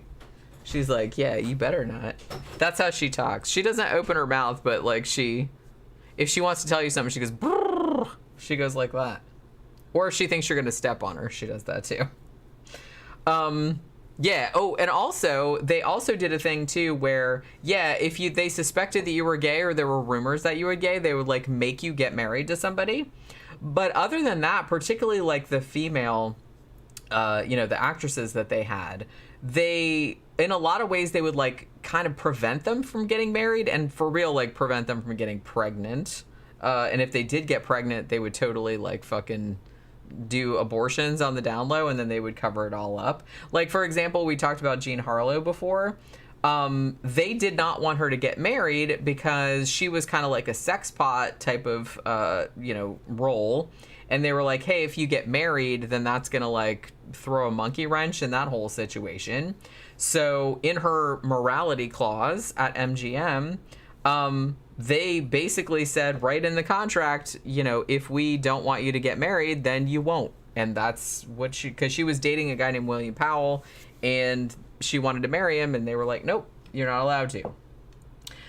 So they weren't really allowed to get pregnant either. I think it's kind of like an open, well, everybody kind of knows about it nowadays, but back in the old days, maybe not so much. But the studios would force abortions on a lot of their actresses because they were like, obviously they didn't want them to get fat, or they didn't want this whole, having a baby out of wedlock and all that kind of crap. And again, Jean Harlow got pregnant when she was in her relationship with William Powell. And basically the studio was like, yeah, why don't you go to the hospital? And they put it under an assumed name and said, yeah, you need to go get some rest. You know what I mean? And then they go, and yeah, she had an abortion. But they wouldn't say that. So later on, like a lot of actresses like Bette Davis, you had Joan Crawford, Judy Garland, Tallulah Bankhead, Lana Turner, who we'll talk about a little bit, Dorothy Dandridge. Like all of these actresses like had at least one abortion. Some of them had like multiple abortions, like forced on them, even though they didn't want them. But that's kind of like what was in their contract. So like I said, studios would employ like fixers to protect their investments. And the whole purpose of that job was to cover up whatever. It was drug overdoses, abortions, affairs, murders. Like that happened a few times too. I think we talked about that like on the first one of these that we did. I think maybe we talked about William Desmond Taylor, who actually was shot like in his house. And the studio fixer got there before the cops and like hid a bunch of shit like in the house. You know what I mean? They're trying to like make it seem as innocuous as possible, like, you know what I mean? So yeah, they had like a lot of power is what I'm saying. So here's an example of this, like very, very early on in her career. And I'm kind of sad that like Tom's not here to talk about this, but I'll kind of bring it back up when he comes back. So here's the case of Joan Crawford. Now, obviously she got, to be a very big star at some point, but very, very early on in her career, when she was still, I think like a teenager or like in her early 20s, it was rumored that she starred in at least one and possibly 3 porno movies. Now, the one that they're almost like 99% sure exists is called Velvet Lips, which that's not a great title, but whatever. There are 2 other ones. One of them is called The Plumber and one of them is called The Casting Couch. No one's entirely sure if those exist or not, but it's, they're rumored to exist. But yeah, so she did some porn like earlier on in her career. But once she became a big star with MGM, the studio supposedly like hired a fixer that kind of got in with the mob, and they wanted to make the movies go away, essentially. So they kind of like went and tried to track down all of the prints of these movies and destroyed them. And apparently they were successful, because I think at least 2 of them like don't exist anymore. I don't even think Velvet Lips exists anymore. The only reason that they know about it is because somebody like said, yeah, I've seen it, or you know what I mean? So it's still like they know that it existed, but I don't think that you can see it anymore. So, and basically, too, a lot of people point out that when Crawford left MGM in 1943, she paid them $50,000. So some people speculate that maybe this was like hush money. Hey, can you make that porno shit go away and shit like that? But that's kind of like what the whole fixer's job was. So the big 5 studios in Hollywood, very, very, very powerful. They, like I said, they pretty much had control over every aspect of your life, no matter how private. Anything that was going to interfere with the public's perception of you was, that it was in their interest to control that. So, and they totally did. John Smith said Bette Davis went to immense trouble to cover up she had a disabled kid. Yeah, that's exactly the kind of thing. That's exactly the kind of thing that they would have covered up, because nobody wants to know that kind of stuff. Like I said, I kind of feel like, I don't know, like, yeah, it's the studios, but I don't know if it was just their perception or if the public didn't actually want to, see the stars as people. If they wanted them to be like demigods, essentially, if they wanted to be like better than human, because I don't know, I just feel like the same thing doesn't apply nowadays. It's like, I kind of feel like back in the old days, they're like, well, we just want to go to the movies and forget our problems, so we want to like watch these people on the screen that are like better than us or like more elevated. And studios very much seemed, and whether that was true or not, it seemed like studios were using that as their justification for controlling every aspect. We want every aspect of your image like under our control, and how you're perceived by the public. I don't really know, like, if people would have been more forgiving, maybe they would have, but maybe they didn't want like the stars to be like regular people. I kind of feel like it's, I mean, nowadays I kind of feel like particularly people that have grown up like maybe like younger than our generation, I kind of feel like they relate more to people that are celebrities or, you know, or YouTubers or whatever the fuck, but they're more like regular people because they can see themselves in it. But I kind of feel like back in the old days, people wanted escapism, so they essentially wanted not humans. They wanted something that was like better than humans. Like these are like these perfect, glamorous, glitzy figures that are like better than all of us, and they wanted to like see that and like escape their own like drudgery or whatever. But I kind of feel like nowadays people relate more to people that are just regular humans. You know what I mean? No matter how like good looking or whatever they are, it's like, oh my god, they're people just like us. I don't know, it's like, it seems like a different like cultural idea, I guess. And let's see,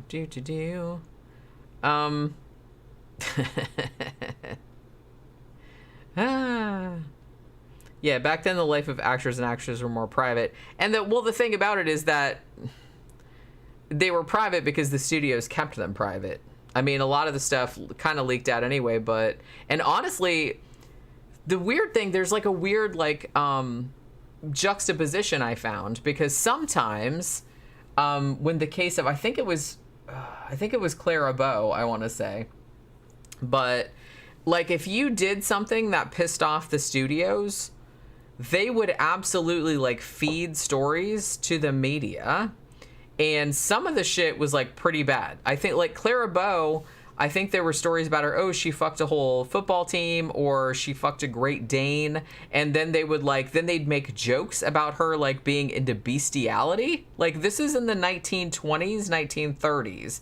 So, I mean, I don't know. I kind of feel like the media, again, was like not, they came up with all kind of crazy shit back then. Like if you did something to like piss off somebody powerful, oh, they were absolutely going to say all kind of like the worst shit about you. You fucked a dog. You know what I mean? And it was like, I kind of feel like maybe, I don't even think like nowadays, I don't even think people would go that far. At least like not, you know, in bigger media and stuff like that. Maybe like some fucking YouTube video or something like that. But I kind of feel like more bigger media would be like, they'd be like, nah, bro, that's going a little too far. But back then they were absolutely like, nope, she fucked a dog. We don't like her because, you know what I mean? Oh my god. So I'm pretty sure that was about Clara Bow, that there was like a thing that she fucked a dog and an entire football team. But I mean, it's not true, but I think she did date a football player and had a party with like a bunch of football players at her house, which sounds, you know, kind of fun in the context of the time. But yeah, all the stuff about like her fucking a Great Dane and stuff like that, obviously not true.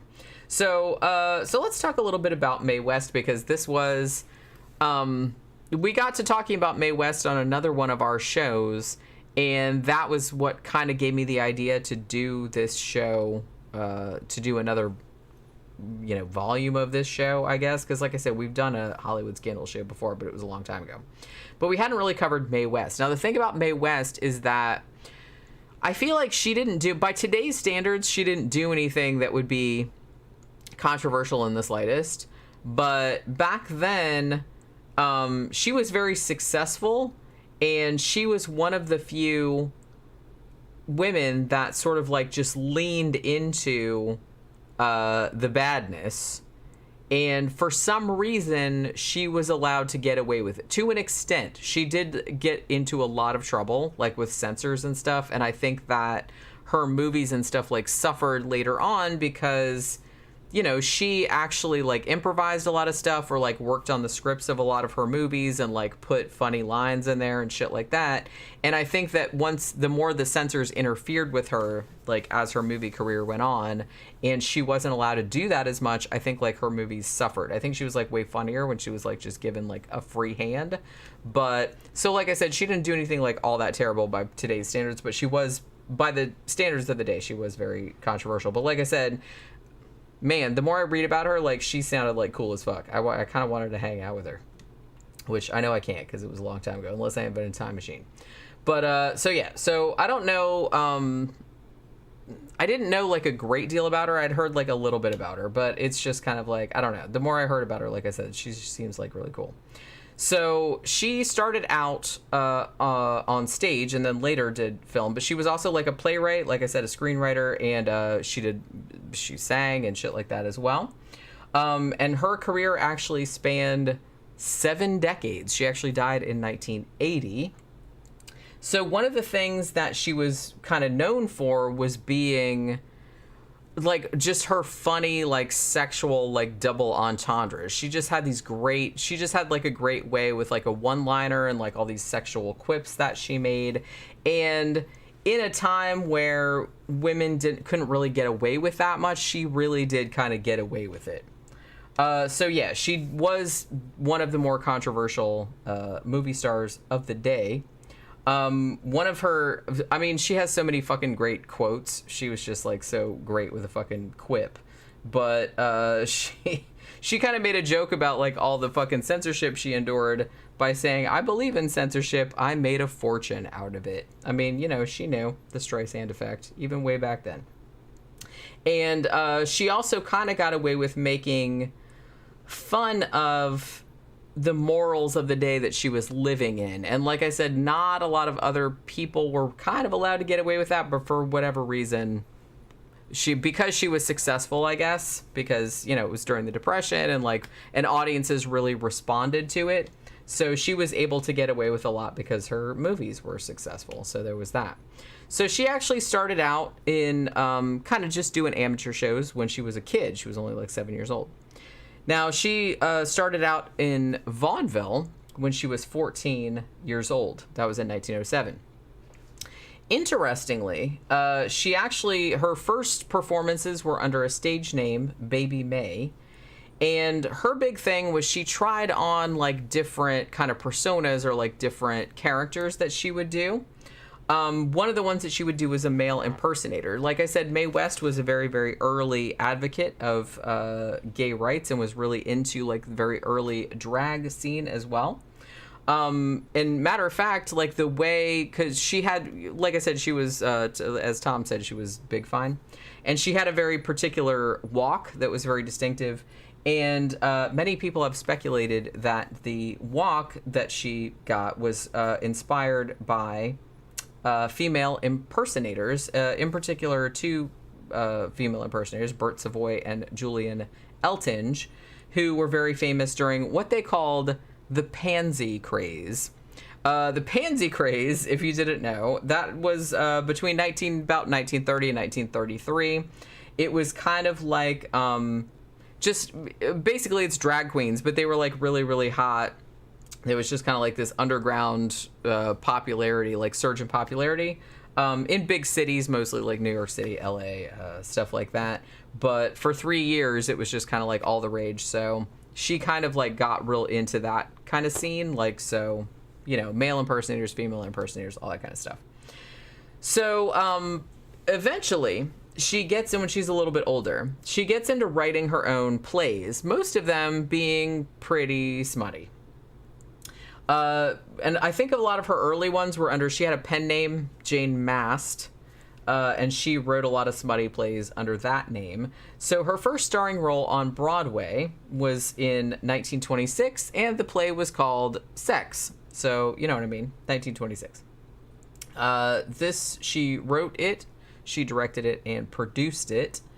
Obviously, like, the conservative media were freaking out about it, but everybody bought tickets to see that because, you know, of course, why wouldn't they? Now, what ended up happening with this particular show, and I haven't seen it, so I don't know, like, what happens in it. I'm sure it's very, very mild by today's standards, but, you know. So she does it. Now, the city officials, though, like, when she did the show, they got a bunch of whiny complaints from religious groups who always ruin everyone's fun. And the theater got raided, and Mae West got arrested along with the rest of the cast.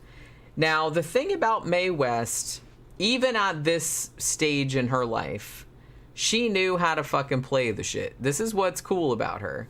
She absolutely played this exactly the right way. She gets arrested. All the cast gets arrested for this play. She obviously thinks it's bullshit because, come on, it's a fucking play.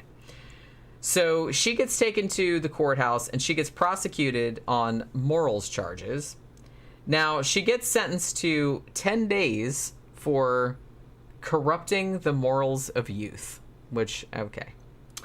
Now, they told her that she could pay a fine and then just, go home. But she didn't want to do that. She's like, nah, I'll do the jail time. Because she knew that would get her more publicity. And indeed it did.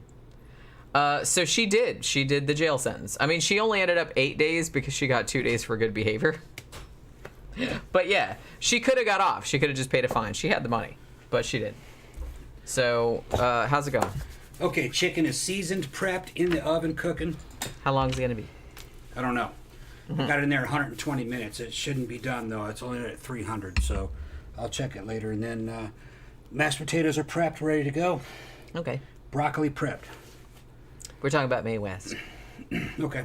So I was saying, I was going to repeat some of the stuff because I said it's a shame we weren't here because you probably like really be into this stuff. Okay. But Mae West, like she kind of got her start like in vaudeville, and when she first started, she kind of played around with being a male impersonator, and they think that she the way she walked and the way she acted and stuff like that, she got a lot of that from drag queens because there was a thing called the pansy craze back from 1930 to 1933, which was like drag queens got like super big, like in all the big cities, like not in the fucking. Don't let progressives fool you from the 60s. No.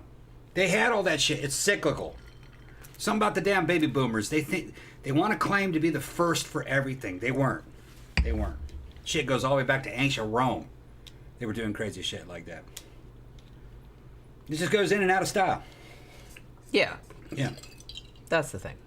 But yeah, so then I said that she started writing her own plays. She did a play called Sex in 1926, which obviously like all the moralizing people like had a fit about, but everybody wanted to come see that shit, so she sold a bunch of tickets. She got arrested, her and the cast, for corrupting the morals of youth or whatever. Yeah. And they said that she could pay a fine and go. She got 10 days. They said she could pay a fine and go home, but she said, no, I'll do the jail time because she knew that it would be better publicity. Yeah. And it worked. That goes back to Oscar Wilde. Like I said, yeah. That goes back to like Oscar I said, Wilde, she totally 1800s. knew. She knew how to play it. Yeah, Oscar Wilde says if you got skeletons in your closet, you better learn how to make them dance. Yeah, they knew how to do that shit. Then you fucking can make a living out of it. They knew exactly. Oscar. Oh, you know what? We should do a show about Oscar Wilde. We do Oscar Wilde. Yeah. We should do Oscar Wilde because Oscar Wilde. I have to say, I love Picture of Dorian Gray. That's a great novel. Yeah. The Importance of Being Earnest, the play that he wrote, is legit one of the funniest things that I've ever read. Oscar Wilde. He was so bitchy. Knew how to play the gay angle back when fucking being gay gets you killed. Yeah. You can go to prison. That's what I mean. That's like fucking balls. Well, he did go to prison. Yeah, he went to prison. He did go to prison. But he wrote the Ballad of Reading Jail while he was in prison. But there was a lot of sympathy for the guy. Yeah. Fucking, you know what I mean? He was a good dude. Fucking, he could write some fucking tremendous fucking plays. And he was fucking hilarious. He was hilarious. He's fucking hilarious. Hilarious. Even by today's standards. Yeah, you read that like I said, I read some of those plays like in high school and stuff like that. I'm like, oh my god, this is the funniest thing that I've ever read. This dude's fucking hilarious. If it wasn't for dudes like that, well, first of all, he taught people not to take themselves too fucking seriously. That's important. And fucking the law and convention took itself real fucking seriously. But like I said, all that shit was cyclical. They had banned shit that used to be fucking permissible. And it was shit that the ruling class just did normally. You had gay kings and shit. And then they want to make the shit illegal. And the shit was illegal during a time when kings were gay.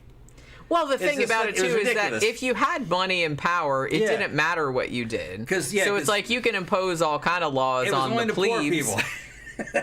Yeah. You know what I mean? It's like, stupid. Oh, I do that too, but I'm allowed to. Yeah, I'm rich. Because I have money and I'm better than you. Yeah. So it's like, you're not allowed to have any fun. You're not allowed to do anything like that. But I can. You have to be like this, but we can do whatever the fuck we want. Well, I kind of feel like, well, that's kind of the thing. It's always just kind of like people, and this has been like this since humans have existed. Yeah. It's like, if you have money and power, you can do anything. But like I said, you can also use that to like shit on other people because you don't want them doing that shit. You will hear people today, no one is above the law.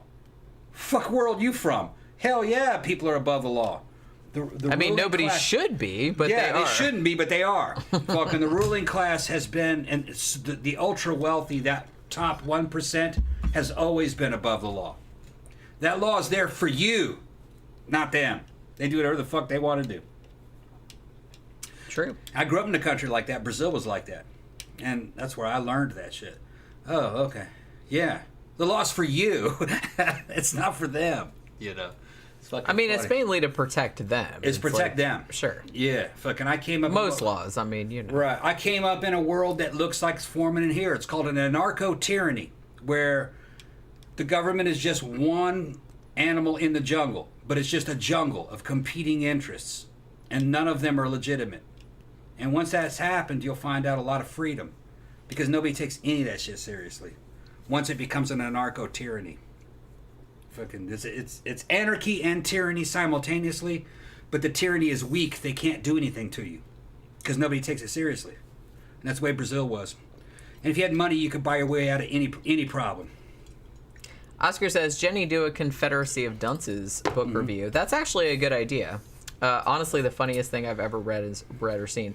I haven't seen any of the movie adaptations, but I remember really, really liking that book. That book was, like, actually fucking hilarious. So I might actually do that one. I mean, it's not horror, but I'll do it.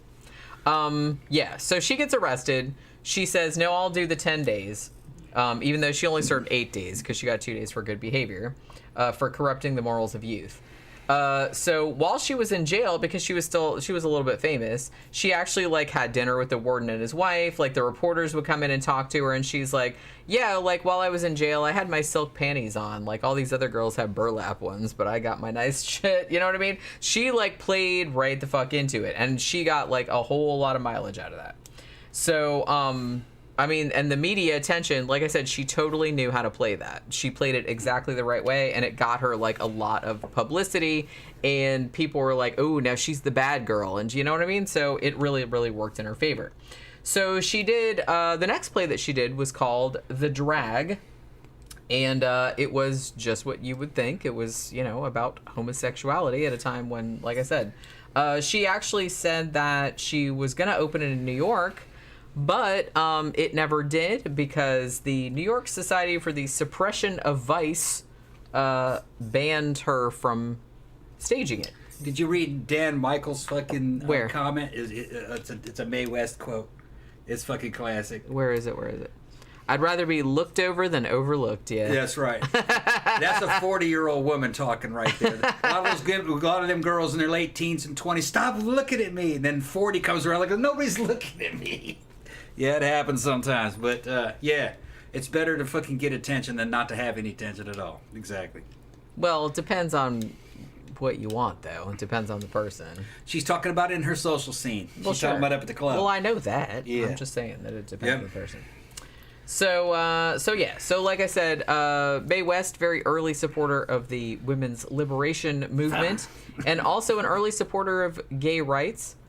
Came out actually because, you know, in the 1920s there was a lot of police brutality against gay men in particular, and she actually came out publicly and you know, fucking disparaged that. One quote that she put, I think this might have been from her autobiography or something. She says, I've always hated the two-faced, the smooth-over folk, the people who preach loudly one way of life and then do something in private that they're against in public. And that was most of it. Yeah. Yeah. And, so she was big against hypocrisy. Yeah. And also in regard to her support of gay rights, she said, I believe that the world owes male and female homosexuals more understanding than we've given them. Live and let live is my philosophy on the subject. Yep. And I believe everybody has the right to do his or her own thing or somebody else's as long as they do it in private. Yeah. Yeah, she was just like really not having it. Yeah, so like I said, she seemed like a very, very cool person. The same people that are gay today would have been gay back then. The same people who are doing drugs today were doing drugs back then. The same people that were doing all the shit today, they were doing it back then. It's just they were hiding it back then. Yeah, and that's even all my grandmother told me that. She's like, it wasn't like it was on television. She says everybody was hiding what they were doing. Sure. There was the same percentage. Which is shitty. I kind of feel like that's, like I said, that's why I would never go back, because it's just kind of like, I would rather... They had them scared. Yeah, I would rather just everybody just let their freak flag fly, man. As long as you're not hurting anybody, as long as everything's consensual, do what the fuck you want. It doesn't have anything to do with me. I don't give a shit about it. Yeah. It's just kind of like... Just don't put it on other people. You just consenting adults, and it's all right. That's what I mean. Back then, they had them scared. Yeah. They were hiding it. That's shitty. Yeah. Like I said, because... But they were all doing it, though. I know. Yeah. But the thing about it is that, I mean, having to live your whole entire life hiding, like not being able to just like be what you were like from this era, horrible. From this era, the starlet Louise Brooks would tell you that too. Remember Louise Brooks? Yeah. Yeah, Louise Brooks was all about. She did all kinds of cool shit. Took fucking nude photo shots and shit, and she would just say that these motherfuckers are hypocrites, all of them. Yeah, of course. Yeah. And I mean, that, like I said, everybody kind of knows that, but it's just like, I mean, Mae West at least like was ballsy enough to like come out and say that. Yeah. We ought to talk about Louise Brooks one of these days. Brooks was kind of like what Mae West. She was just a lot younger. And she was cute, super cute. And married a real rich dude and then dumped his ass and said that dude was like marrying a fan. You know what I mean? Because just because a dude had money didn't mean there was anything to him. You know? Well, She was just real... Gotta be the whole package, man. Yeah, and she died basically broke, you know, and blackballed from Hollywood. But she stood up for what she believed in. And you couldn't buy her. You couldn't buy Louise Brooks. And I would more admire people like that. Yeah. It's like, like I said, I'm not shitting on people that it's like, look, if somebody gave me $1 million and said, hey, whore yourself out or whatever, it's like, I would consider it. So it's like, I'm not going to shit on people that do that, but... Brooks got blackballed from Hollywood because she wouldn't sleep with certain dudes. Right. And so they kicked her ass out, which, okay. And she was one of the so-called bad girls. Yeah. I mean, that's the thing. Yeah. That's the thing. I'm going to show you guys a good Louise Brooks. Go ahead, Jim. So Mae West. So between the late 1920s and the early 1930s, she wrote a bunch of plays. There was one called The Wicked Age. There was one called Pleasure Man. I like that. And one called The Constant Sinner. Obviously, all of her stuff very risque for the time. So every time she would try to stage something, there was like some big controversy and protests and blah, blah, blah, which helped her a lot. I mean, like I said, Streisand effect. So she'd be in the media, and that would end up with like everybody coming to see the show, like the way they want to see what all the fuss is about. So 1932, she actually signs a 2-month contract with Paramount. Now, at the time, they were giving her a weekly salary of $5,000 in those days' money, which is like almost $100,000 a week in today's money. Which, holy shit, what could I do with that? So she goes out to California to be in movies. And like I said, she starts later because she was in vaudeville and she did stage. She was doing her, like I said, she was writing, producing, directing her own plays. So she was kind of like, whatever. And she was just doing that, seemed happy doing that. But Hollywood called and they were like, hey, we'll give you $100,000 a week. She's like, all right. So she goes out there. Now, she was almost 40 at this point. Which, you know, again, for a woman, very old to start a film career. But Paramount, I mean, to their credit, they knew that it was like, well, we're not going to put her in like ingenue type of roles. I mean, she's kind of like an older woman. She's a comedian. So they're going to put her in that kind of stuff. That's Brooks. That's my favorite Louise Brooks shot. She was That's a great bit. She was cool. Real cool. Yeah. 1929. Well, like I said, even nowadays, if you watch like the Susie and the Banshees like peekaboo video, she's obviously doing a Louise Brooks in that. Yeah, and if you hear her words from back in fucking the 20s, you're dealing with a totally modern person. It's like somebody that would live today. Call them bullshit on stuff, and these people are all fucking hypocrites, and I do what I want to do. You know, she's one of those kind of, you know. That was honestly, like, I think that was one of the best things about the 1920s. The 1920s, it's really weird because if you go back and read quotes from, like, women in the 1920s, it sounds like shit that women would say today. Yeah. Whereas you don't get that so much, like, in later decades. So, like you said, it's very cyclical. But 1920s, I've read, like, actresses, like, talking about, like, holy shit, like, you could say that nowadays. And people would be like, yeah. Brooks came out, and one of her quotes was basically, these dudes can't fuck. That was basically one of the things that she said. It's fucking funny. These dudes can't fuck. Probably true. Well, I'm sure it was like absolutely true. Yeah. Well, because like I said, I kind of feel like dudes back then, they're just kind of like, well, we've just ran everything for so long. It's like, we don't really care what you ladies are talking about. So it's just kind of like education. That's what I mean. So it's just like, we're going to do what we've always been doing, whether you like it or not. No decent porn, no fucking sex education to speak of, no oral sex, no. The dudes didn't know anything. No. They thought they just had to sit in a parlor and be a gentleman. They didn't know. Well, and they, like I said, they didn't know anything about women's anatomy or like women's, because everybody, it was just kind of like, ooh, let's. They didn't know that women enjoyed sex. They thought that was wrong. Yeah. You must be a hoe if you enjoyed that. Right. You know, they're just putting up with it. Yeah, their thinking was fucked up. It was actually. I can't blame them. It was what they were told. You know, they were told, they were lied to. You know, this is true. It's true. But you know, the Hollywood. That's one of the things that Hollywood of this era did is the outside scene around it through tabloids and stuff basically told dudes that they had to up their game, and dudes did. It took time, but they did. Yeah. Yeah, I don't think that their influence is all nefarious. I mean, sometimes it's all for the good. Yeah. You know what I mean? Well, they're coming out of the 1800s, man. And the 1800s was not a fucking sexual time, especially in the United States. No, so many clothes and like not Civil good wars, hygiene. bad hygiene, just not knowing anything. It's kind of like rural China. You know, they just didn't know anything. Gabriel says, think of the history then, women fighting to vote. Yeah, you have to think that in the 1920s, women were only given the right to vote in the United States in 1921, yeah? 1921. Yeah. So this was all very new for them. It's like, and honestly, this blew my mind. I didn't realize that a woman could not open a line of credit in her own name until 1974. Yeah. I was alive then. Yeah.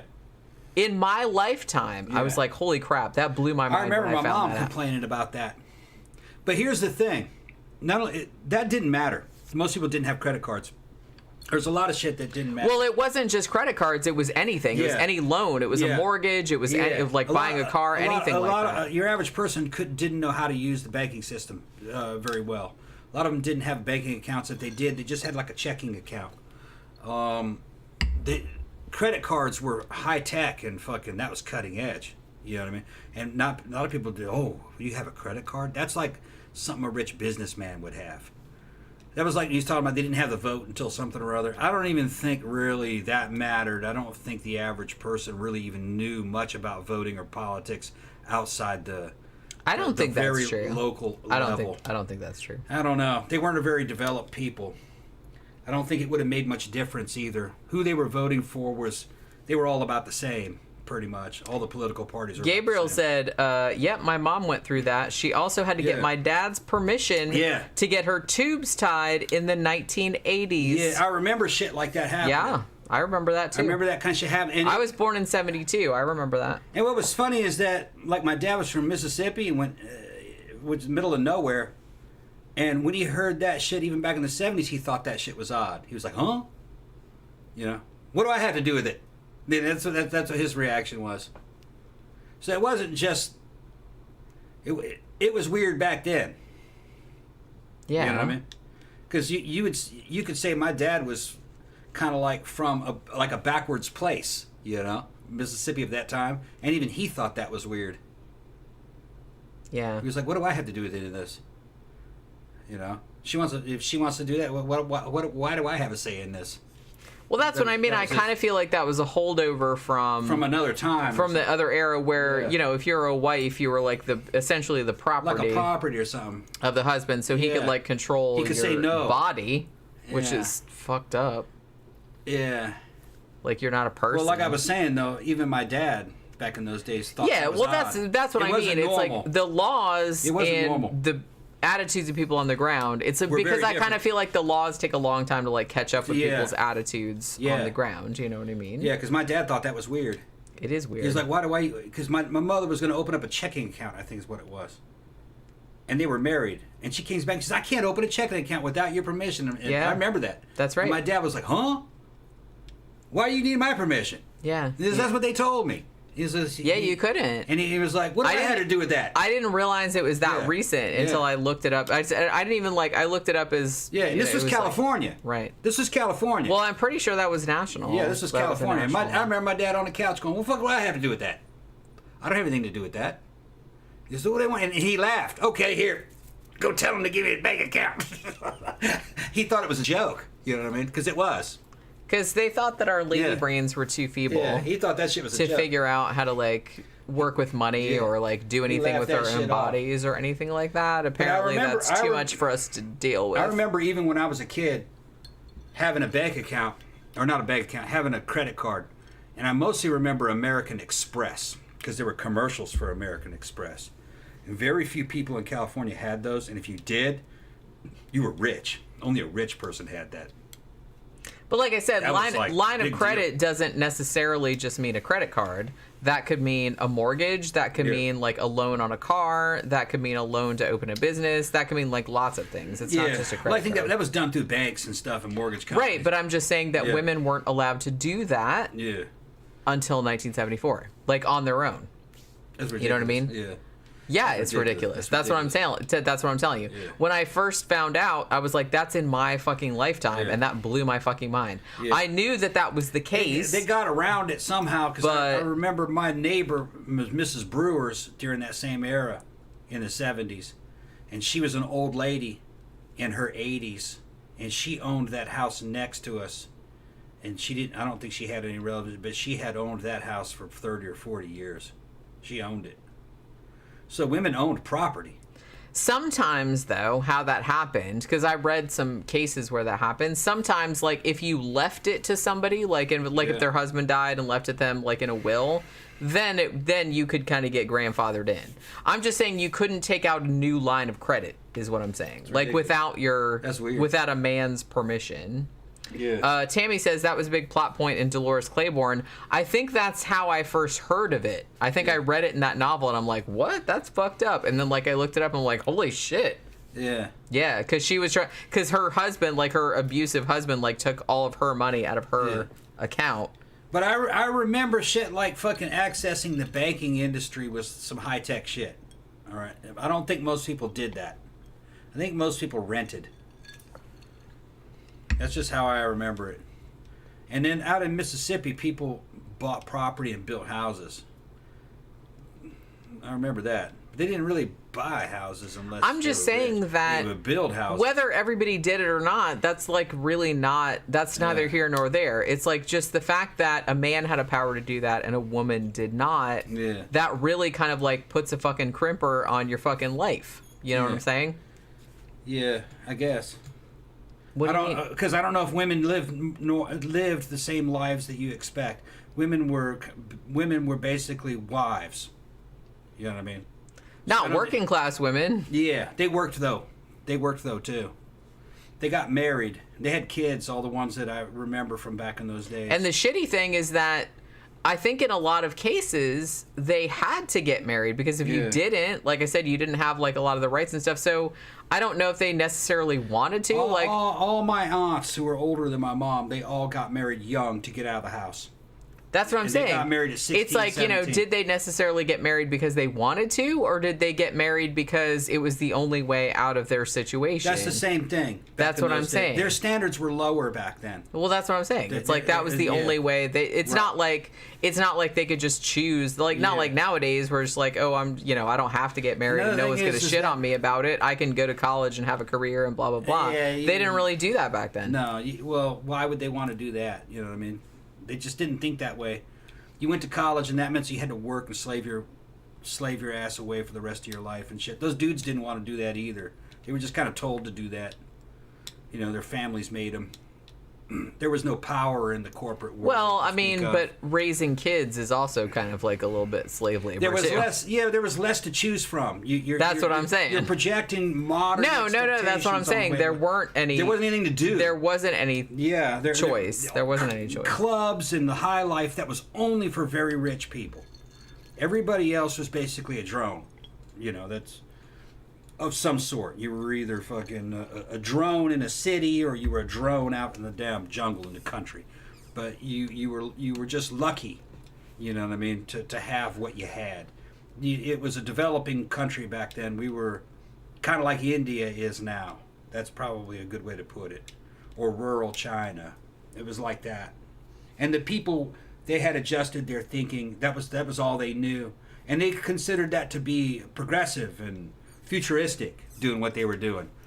But if you went back to those ages, you could have a good time, but only if you had money, and you would be with like celebrities and fucking millionaires. You could appreciate that. Everybody else, you wouldn't want to do that.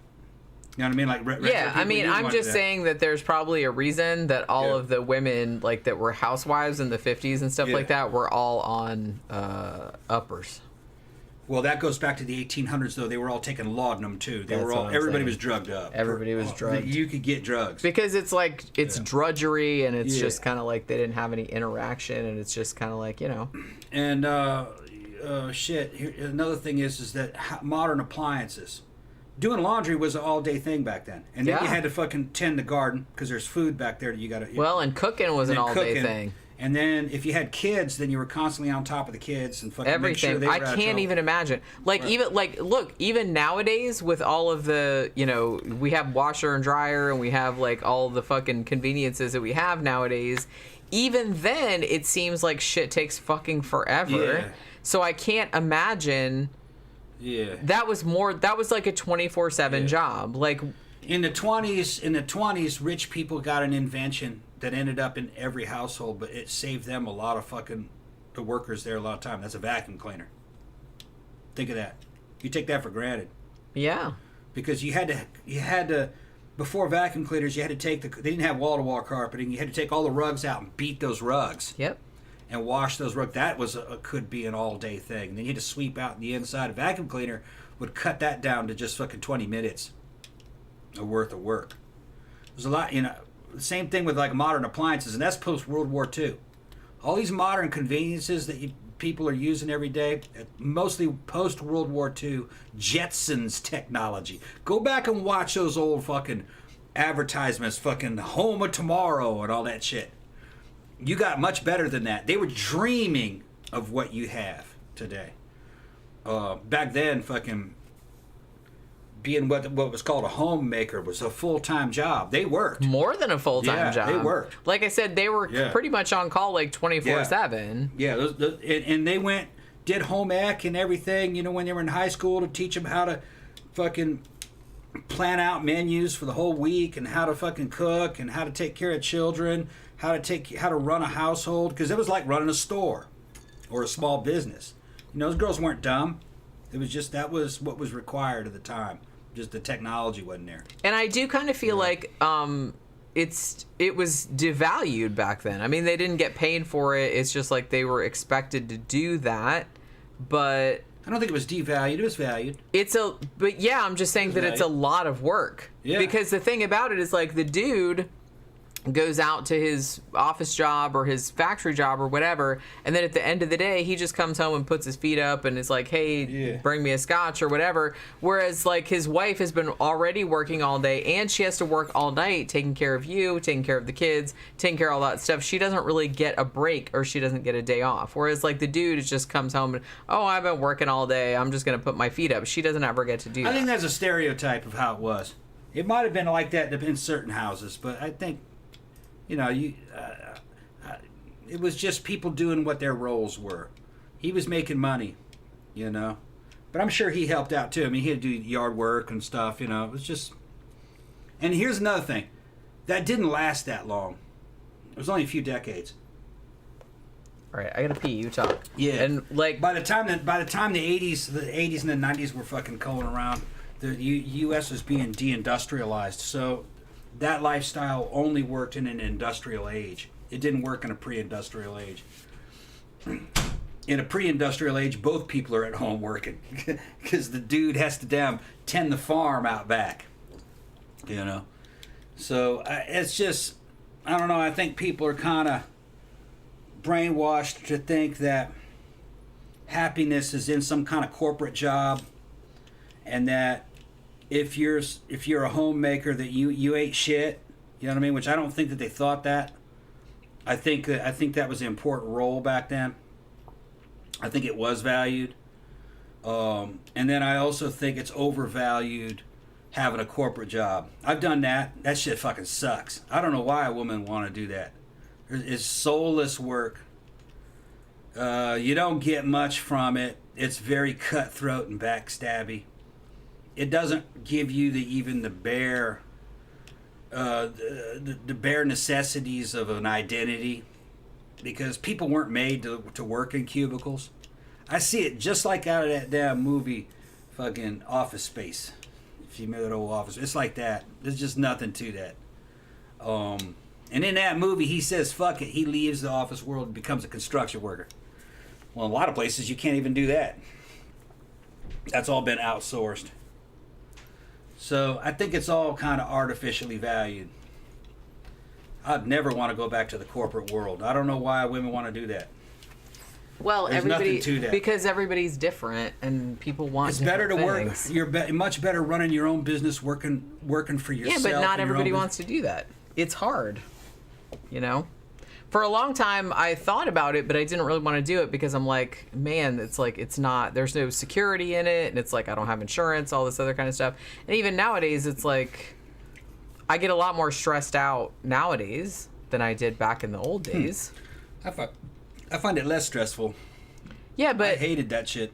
Yeah, but you find it less stressful because you have, you have a, you get money every month. No. When I was a salesman, I was working for myself because I was independently contracted. I didn't have to work if I didn't want to. But no, I went out and sold stuff and made money just based on just pure commission. And if you don't sell, but I was making good money. But you're not me though. Yeah. So that was you sell or starve, one of the two. And I worked well in that environment. I'm semi-retired now. But no, I liked working in an office, because that same corporation had office jobs. Fuck that. I wouldn't do that. Yeah, you were guaranteed a certain income, but that was just drudgery. I couldn't do it. I like to go out there and fucking fight for survival, because I could trust myself. I did well that way, and I could fucking finagle anything. I could figure out an angle to make money out of stuff, and I liked not having any safety net. There were times where I didn't make any money for a couple weeks, but then all of a sudden I pulled $3,000 out of nowhere. It was like gambling, and that went on for like 7 years, and it went for as long as that company existed. When that company started to fucking falter, I had to go because the money started to dry up. But anyway, back to this. We got to go back to Hollywood. Yeah, I know. I have so much shit I got to do. Go ahead. Bob Apple says, can't blame them for letting the kids run around outside for hours. Otherwise, they wouldn't have gotten any of their own downtime at all. Yeah, I do kind of feel like that's probably why they didn't have, helicopter parenting, because it's like, look, they're dealing with the kids all fucking day. They're like, look, just go outside for 3 hours. Get out of my face so I can take a shower and wash my hair and do something for myself, so I can sit and have a cup of tea without you guys crawling up my fucking ass. There's only every 2 5 ways. seconds. In the industrial way of life, which is what she's saying is not good, or the pre-industrial way, which is that we both people at home working, growing fucking growing farm stuff out in the back, which is Mississippi, pre-industrial, back Depression era, my grandparents' time. I remember that too, because I'd go to Mississippi to see my dad, and there were people that were my grandparents' generation still around, still living like that. Was it bad? No. But not very rewarding. They loved it though. That's just how they grew up. Well, that's what I'm saying. It's it's kind of I don't know, maybe I'm a weird person, but it's just kind of I don't like working in the corporate because I don't like being told what to do. I don't like being told, hey, show up at this particular time. But then in some ways, now that I'm on my own and I'm independent, in some ways it's more stressful because I put more pressure on myself than maybe other people did previously. And I have all these things that I want to do, and I feel like I don't have time to do all of them, and that stresses me out. So I don't know, maybe all creative people have that, because it's I have 40 million projects buzzing around in my head, and I'm like, oh my god, well, like one of these days I gotta get to that. That'd be awesome. And it's like I just feel like I don't have enough time to do it all, and it like stresses me out. So that's all. But I realize that's self-imposed, but I don't know. I don't like either thing. I don't like self-imposed. She's not happy. Well, I don't like self-imposed shit, and I don't like other people imposing shit.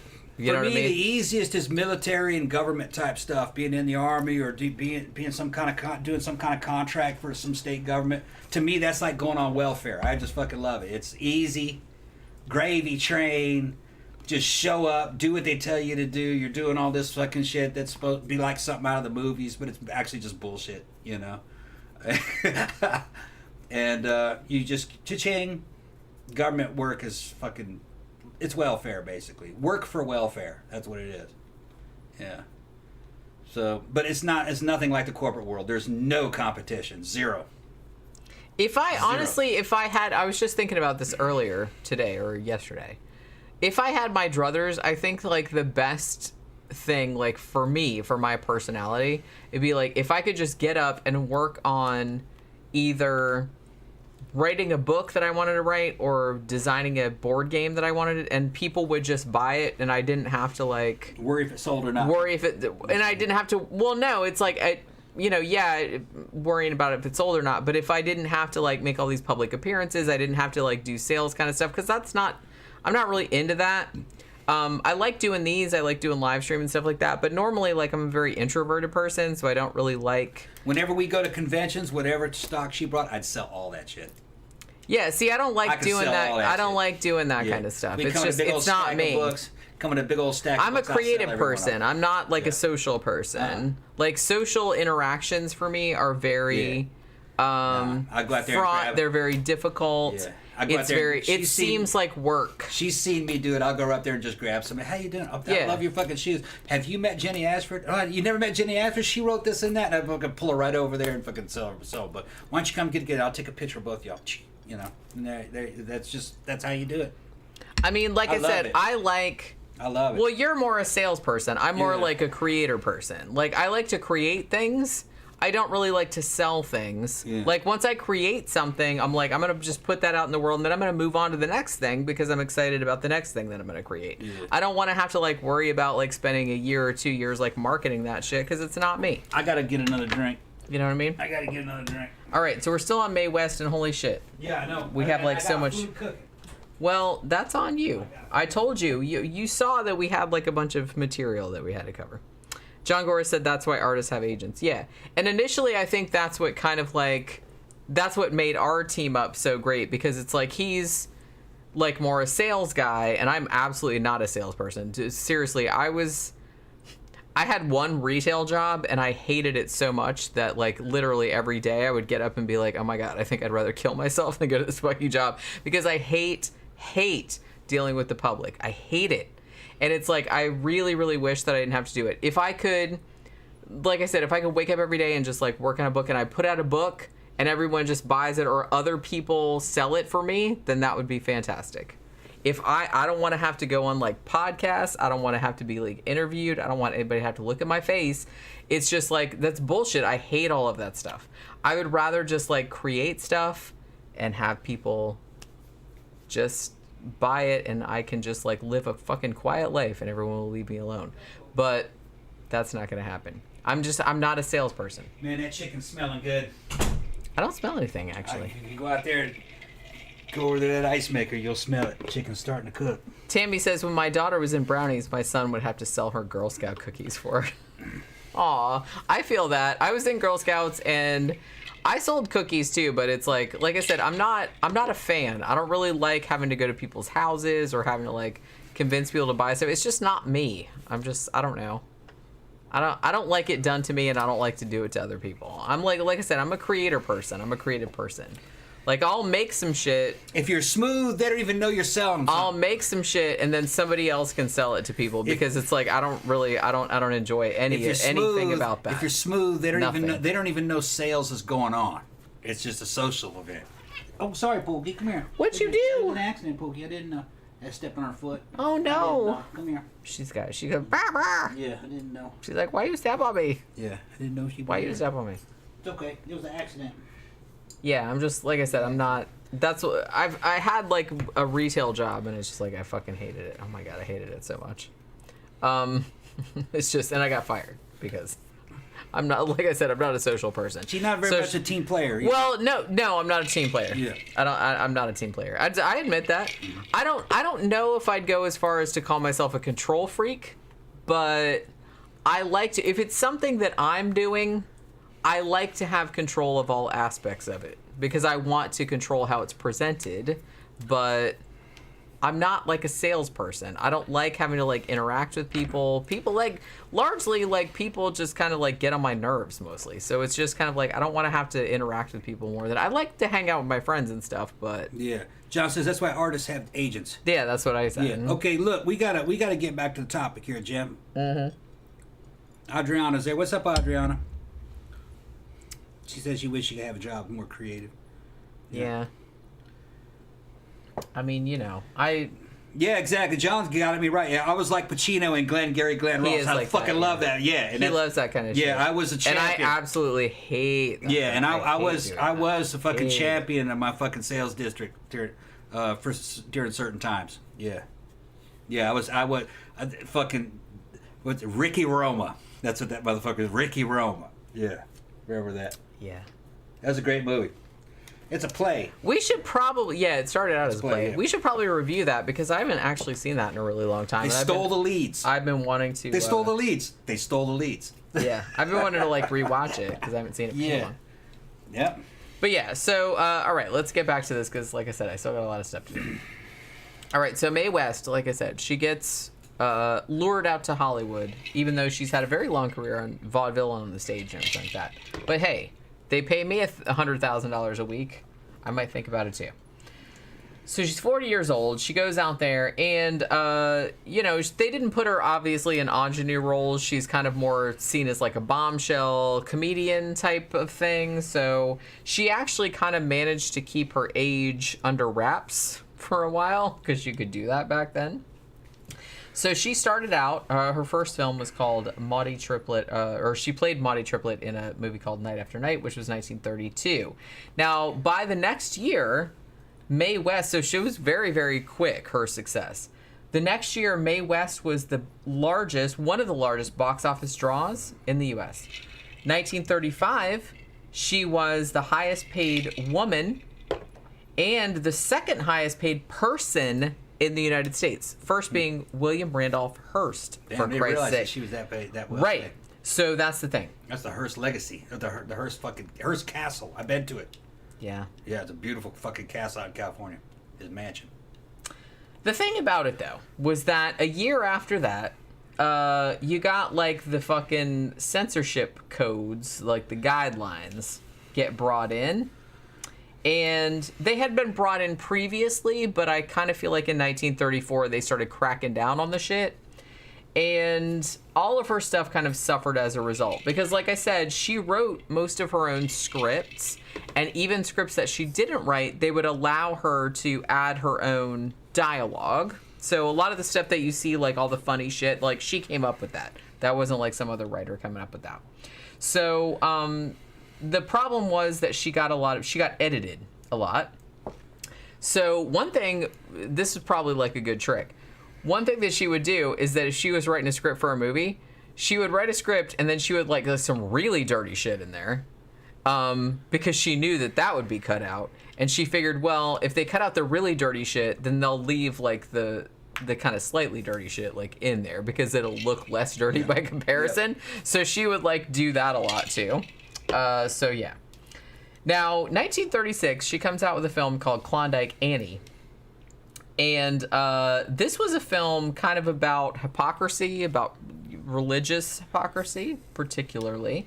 And so she got into a lot of trouble with this. There was like a lot of heavy censorship going on with this. Now, William Randolph Hearst, who I guess like in another context, he got mad because Mae West said something about his mistress, Marion Davies. And so he went on a little vendetta against Mae West. He sent a private memo to all of his editors And he basically said that Mae West movie, Klondike Andy, he called it a filthy picture. We should have editorials roasting that picture. Mae West and Paramount do not accept any advertising of this picture. Isn't it time Congress did something about the Mae West menace? We're trying to get the damn government involved. He just mad because she said something about his girlfriend. Yeah.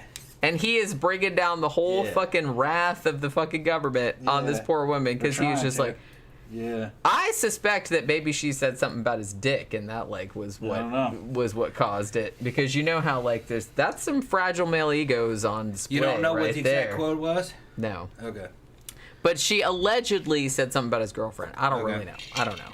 Like I said, maybe she said something about his teeny dick. Maybe she knew his girlfriend had been around, so she was saying his girlfriend's a hoe. It could have been that.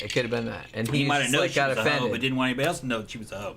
Well, I kind of feel like that was wasn't that why they liked them? They liked them because they were hoes. Captain Save a hoe. Well, the thing is, I was like, look, a lot of the old rich dudes at that time, you kind of had to be a little bit of a hoe to even want to sleep with those motherfuckers in the first place. You're like, well, maybe I'll get some like money out of this shit because gross. They all knew. That's what I'm saying. So it's just kind of like, why would you get offended if somebody pointed that out? I kind of feel like it was like an open secret. It's about keeping up appearances. Sure. Fucking, they thought they had people mesmerized into believing their shit, and maybe a lot of people were mesmerized, gullible people, but everybody else knew what was up. Fucking, I can watch those old movies from the 30s and shit and catch so much sexual innuendo. And there's so much. It's fucking well, in shit a way, tons like of it. they couldn't get away with saying a lot of stuff, so they had to like talk around everything. So in some ways, it's like kind of funnier. Like some of this stuff has been lost because the cultural context is not the same. But back then, some of the stuff they said was kind of like coded. That people back then absolutely would have understood what you said. You know what I mean? So she got in big trouble because of that. One of her quotes that I also found, I was the first liberated woman. No guy was going to get the best of me. That's what I wrote all my scripts about. That's what she said.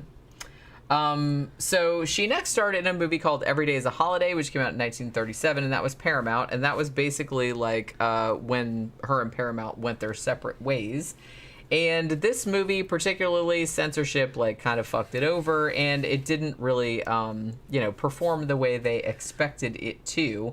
And she kind of got like I said, they kept censoring her, and then they kept being surprised maybe that like the movies weren't doing all that well. I was like, well, the whole reason that people liked her during the Depression era was because she was like smutty and like kind of open about everything, and like people thought it was funny. But the more you censored her, like the less funny it was going to be. You know what I mean? So her brand of humor became kind of impossible to sustain, like because of how stringent like the censorship had become. So Mae West, along with a bunch of other actors at the time, got put on a list of box office poison actors by the one guy that took out an ad on behalf of the Independent Theater Owners Association. There was Greta Garbo was on there, Joan Crawford was on there, Marlene Dietrich was on there, Fred Astaire was on there, Katharine Hepburn was on there. There was like a bunch of other people on there. Now we're all box office poison. And the fact that they had taken out this big ad, the studios, that kind of spooked them, and they're like, okay, well, maybe we shouldn't put these people in our movies because this big ad says they're box office poison and nobody wants to go see them. So there was that. So she kind of had a hard time a little bit for a couple of years. But then in 1939, Universal comes to her and says, hey, do you want to be in a movie with W.C. Fields? Now, she had left Paramount like a year and a half earlier, and she was looking for a new project. So she said, okay, I'll be in a movie with W.C. Fields. It turned out to be My Little Chickadee. Now, interestingly, by all accounts, Mae West and W.C. Fields could not stand each other. And W.C. Fields also had a little bit of a drinking problem, which was kind of a big thing, like on this set. And they also fought over the screenplay because, like I said, Mae West was a screenwriter and in her own right, and she was just kind of like, hey, I don't like this, I don't like that, and then they would fight about that. But despite all that, the movie is still a classic and was a huge hit. Now, just probably par for the course at this point. Like, the movie comes out and it was a massive hit, but of course, like, religious people like whined about it. And they were kind of saying, Mae West, she's not a good role model. She's a bad girl, blah, blah, blah. They particularly took offense at a couple of lines in the movie. One of them was, when I'm caught between two evils, I generally like to take the one I never tried. They got offended by that because people were just delicate little flowers back then, I guess. But yeah. Now, her next movie was actually Columbia Pictures. She did one called The Heat's On from 1943.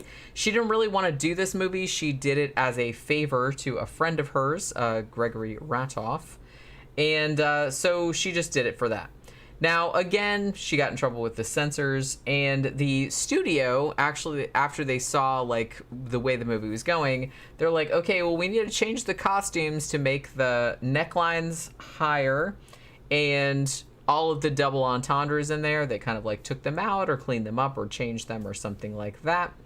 And Mae West was actually not allowed to write her own dialogue on this movie, which I think was the first time that had happened. And so it didn't turn out all that good. Like, it wasn't as funny.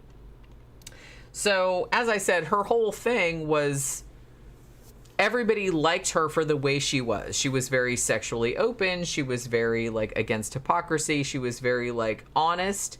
And she wrote a lot of her own funny lines. And when she wasn't allowed to do that, not surprisingly, the movies were really not all that successful because that wasn't what people were paying to see. So she basically was like, after a time, she just got fucking sick of it, man. She was just like sick of dealing with like the censorship and the Hays Code and all that kind of stuff. She's like, look, I'm trying to like write my own dialogue for the shit, and it's like you guys are censoring it. It's like not funny, and it's just kind of like I just can't fucking do what I'm doing. So she was like, fuck this, I'm not doing movies anymore. So she actually didn't do movies after that one for the next 25 years, I believe. So then she just basically went on to do more stage plays. She did Vegas, she did nightclubs, all that kind of stuff, Broadway. She did some radio, but she got kind of censored there as well because, you had like all these fucking religious groups that were... I kind of feel like they were getting offended on because the mainstream audiences seemed to love her. I mean, when she was allowed to do her thing, she would sell a lot of tickets, like for the movies. When she started getting censored, then the movies didn't really do all that well because, like I said, that wasn't what people wanted to see her for. That was kind of what she was known for, being like these kind of like smutty double entendres, like these clever sexual quips and stuff. And it's like, once she wasn't allowed to do that, then nobody wanted to see it. So she got like all these fucking protests from all these religious groups, and basically they got really, really upset when she started being on radio and TV and stuff like that, like to a quote unquote mainstream audience. And then like the religious groups like had a fucking fit about it. And they called NBC, like she was on an NBC radio show, and they're like, we're gonna, fucking boycott your shit, and like if she's on there and stuff like that. So NBC radio basically, like when she was on there, because she said like some little off-color stuff, and they basically said, well, we didn't approve that. She just like said some stuff, and they basically threw her under the bus and banned her from their stations, and also banned anyone from mentioning her name. So there was that. She was essentially blackballed. Now, interestingly, I thought this was kind of like interesting, like in regards to her personal life, like I said, because this is something that gets brought up a lot. Everybody just had normal lives back then, but I kind of feel like everyone was trying to keep shit on the down low. So the first time Mae West got married, a lot of these women that were very controversial back then were married lots of times because look at they married like they dated. Yeah, like Lana Turner or something like that. Like some of these people like 7-8 times, which is like ridiculous. You know what I mean? Like even nowadays, people would be like, "Bro, what?" What I mean? They didn't have dating scene back then. That's what I mean. Forget that. You just kind of had to get married. Date. They didn't do that, really. Right. So you had to get married and then then you get divorced later on. Yeah, you slept with them a few times and then you married them. Yeah. I mean, pretty much. Well, you didn't sleep with them. You didn't sleep with them. Well, you didn't do that with a woman who had never been married. You didn't sleep with her. You slept with her on a fucking later. But if she had been divorced already and you had been divorced, now you slept around for a little fucking few weeks, few months. It worked out, then you got married. Yeah. Yeah. That's how they were. Pretty much. Make an honest woman out of you. They always felt they were doing something dishonest. Yeah. And which is stupid. If you were seen in public too many times together and you weren't married, then people started flapping their lips about it, like it was any of their business. Yeah. But whatever. Like I said, they were all scared. Yeah. They were scared. That's no way to live. Yeah, they were all scared, and they were all trying to conform to shit, and they were all hypocrites because they weren't. And a lot of the critics of this era were correct. That would drive you fucking crazy. There are countries that are still like that now, just in different ways. Japan's like that, very conformist. If you don't do what they do, then they all start talking about you. And Americans that move there say it's little bitty shit like wearing deodorant or cologne. They don't want you to do that. Ridiculous. Oh, she's wearing perfume. Fuck you. I mean, don't overdo it, but even so, it's like that would be pretty minor. It's none of their business. It'd be pretty minor. Like, if somebody can smell you all the way across the room, then yeah, that's other people's business. It's not what's happening. But that's still pretty minor, even if that was the case. It's not what's happening. They don't wear deodorant and they don't wear cologne. Random, but okay. All right, so No, I'm just not talking about conformity. Yeah. You know what I mean? It's not random at all. They conform, and if you don't conform, then they attack you. Well, that's the way that society was. That's kind of like what it was like back in the old days, which, like I said, which is why I would never fucking want to be. There are some non-Western societies no, that are still like that. You don't see that too much in the West anymore, but in non-Western societies, they're still like that. All right. They just do it in different ways. Not a fan. Not a fan.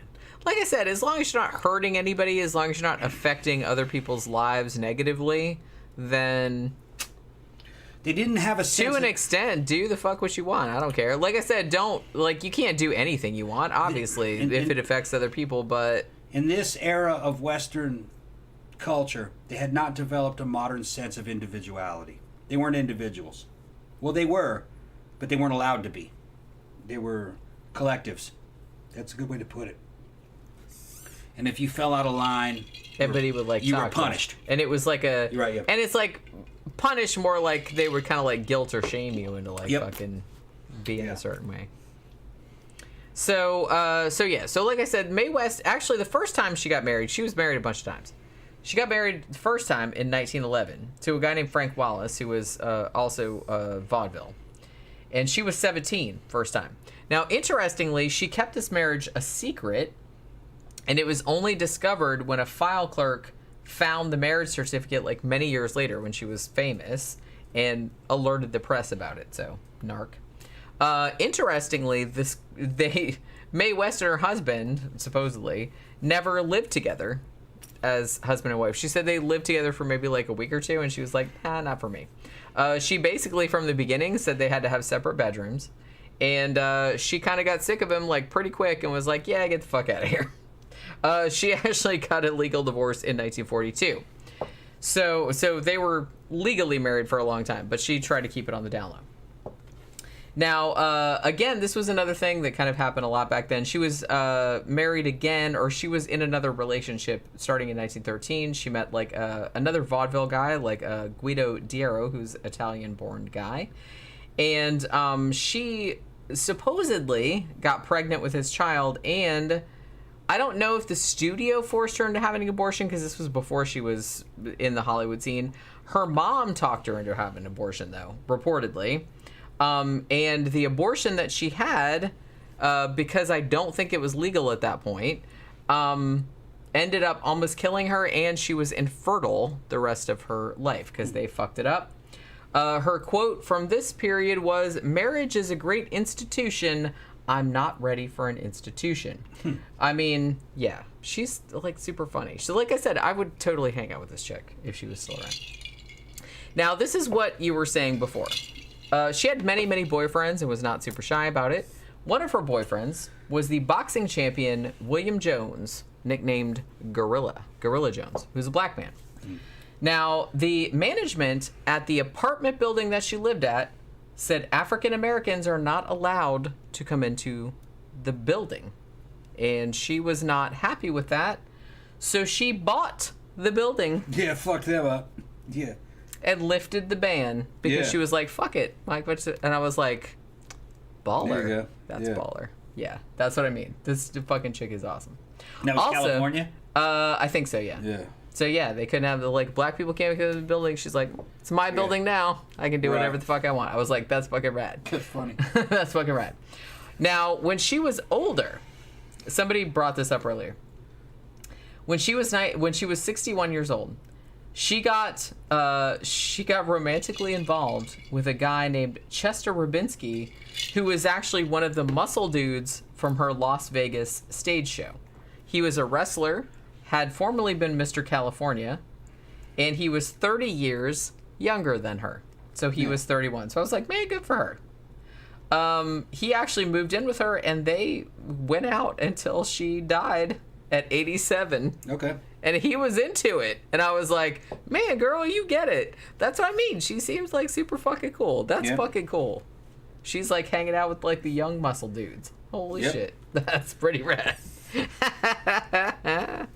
Oh my god. Dan Michael said, Mae West, Grace Slick, Shangri-La's women, dripping with mojo. I'm a guy, but still jealous of them. Yeah, I mean, that's badass. All right, so let's see. I'm trying to see if there's... Mark says, shit, no deodorant? Yeah, I don't really understand that. Because, man, when I don't wear deodorant, I just, like... I can't imagine not wearing deodorant. Yeah, don't wear deodorant. They don't sell it in China. It's considered like a foreign product. It's for stinky Westerners. They don't... Stinky Westerners. Yeah. That's fucked up. All right, I don't think they have as much body odor, actually. Maybe, like I said, maybe they just think that we smell worse. Yeah. You know, maybe we need it more. Yeah, yeah. I was in Korea. I don't remember them. I don't think they had deodorant. And you don't remember them smelling any worse? No. Makes you wonder. Makes you wonder. It might be glandular differences. Or diet differences, or lots of things. They smelled. You know, didn't smell like body odor though. It smelled like seafood to me. Koreans smell like kimchi. They eat a lot of kimchi. Well, that makes sense. So it's kind of like a pickled cabbage. Well, what's that shit that comes off the damn nitrogen? It's like a nitrogen smell. If you go to Japan, to me, they, you know, like, and I went to school with Japanese girls from Japan, and they all smelled like fish. It just comes out of their pores. Well, I mean, all that's... they eat is fucking fish. Well, that's kind of true of anybody that comes from a culture where they eat, like, a lot of one thing. Like, yeah, that's... Right. You know, people like, you know, Mediterranean, they're going to smell kind of like garlic. Yeah. Because there's so much Brazilians smelled like garlic like crazy. Not that there's anything wrong with that, because garlic is delicious. Well, Brazilians smell like garlic. They eat a lot of it. But yeah, that's what I'm saying. At that point, I noticed it mostly when I first moved to Brazil, and then slowly it went away because I started eating like them. And well, yeah, after a while you don't really notice it. Yeah. Well, like I said, that might be the case. It's just, I don't think it's like that people necessarily smell bad. It's just they don't smell the way that you're used to people smelling. Yeah. Because they don't eat the same diet as you, or they don't. Yeah. So that's all it is.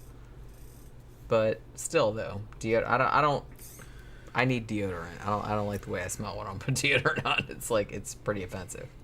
To me, at least. I think deodorant is kind of rare in Japan. I don't think they use it at all in China. And I think, like, fragrances, I think Japanese women use fragrances, but probably only, like, in special occasions where it's like a formal occasion, probably. I don't know. I've never really lived there. Never lived in Japan.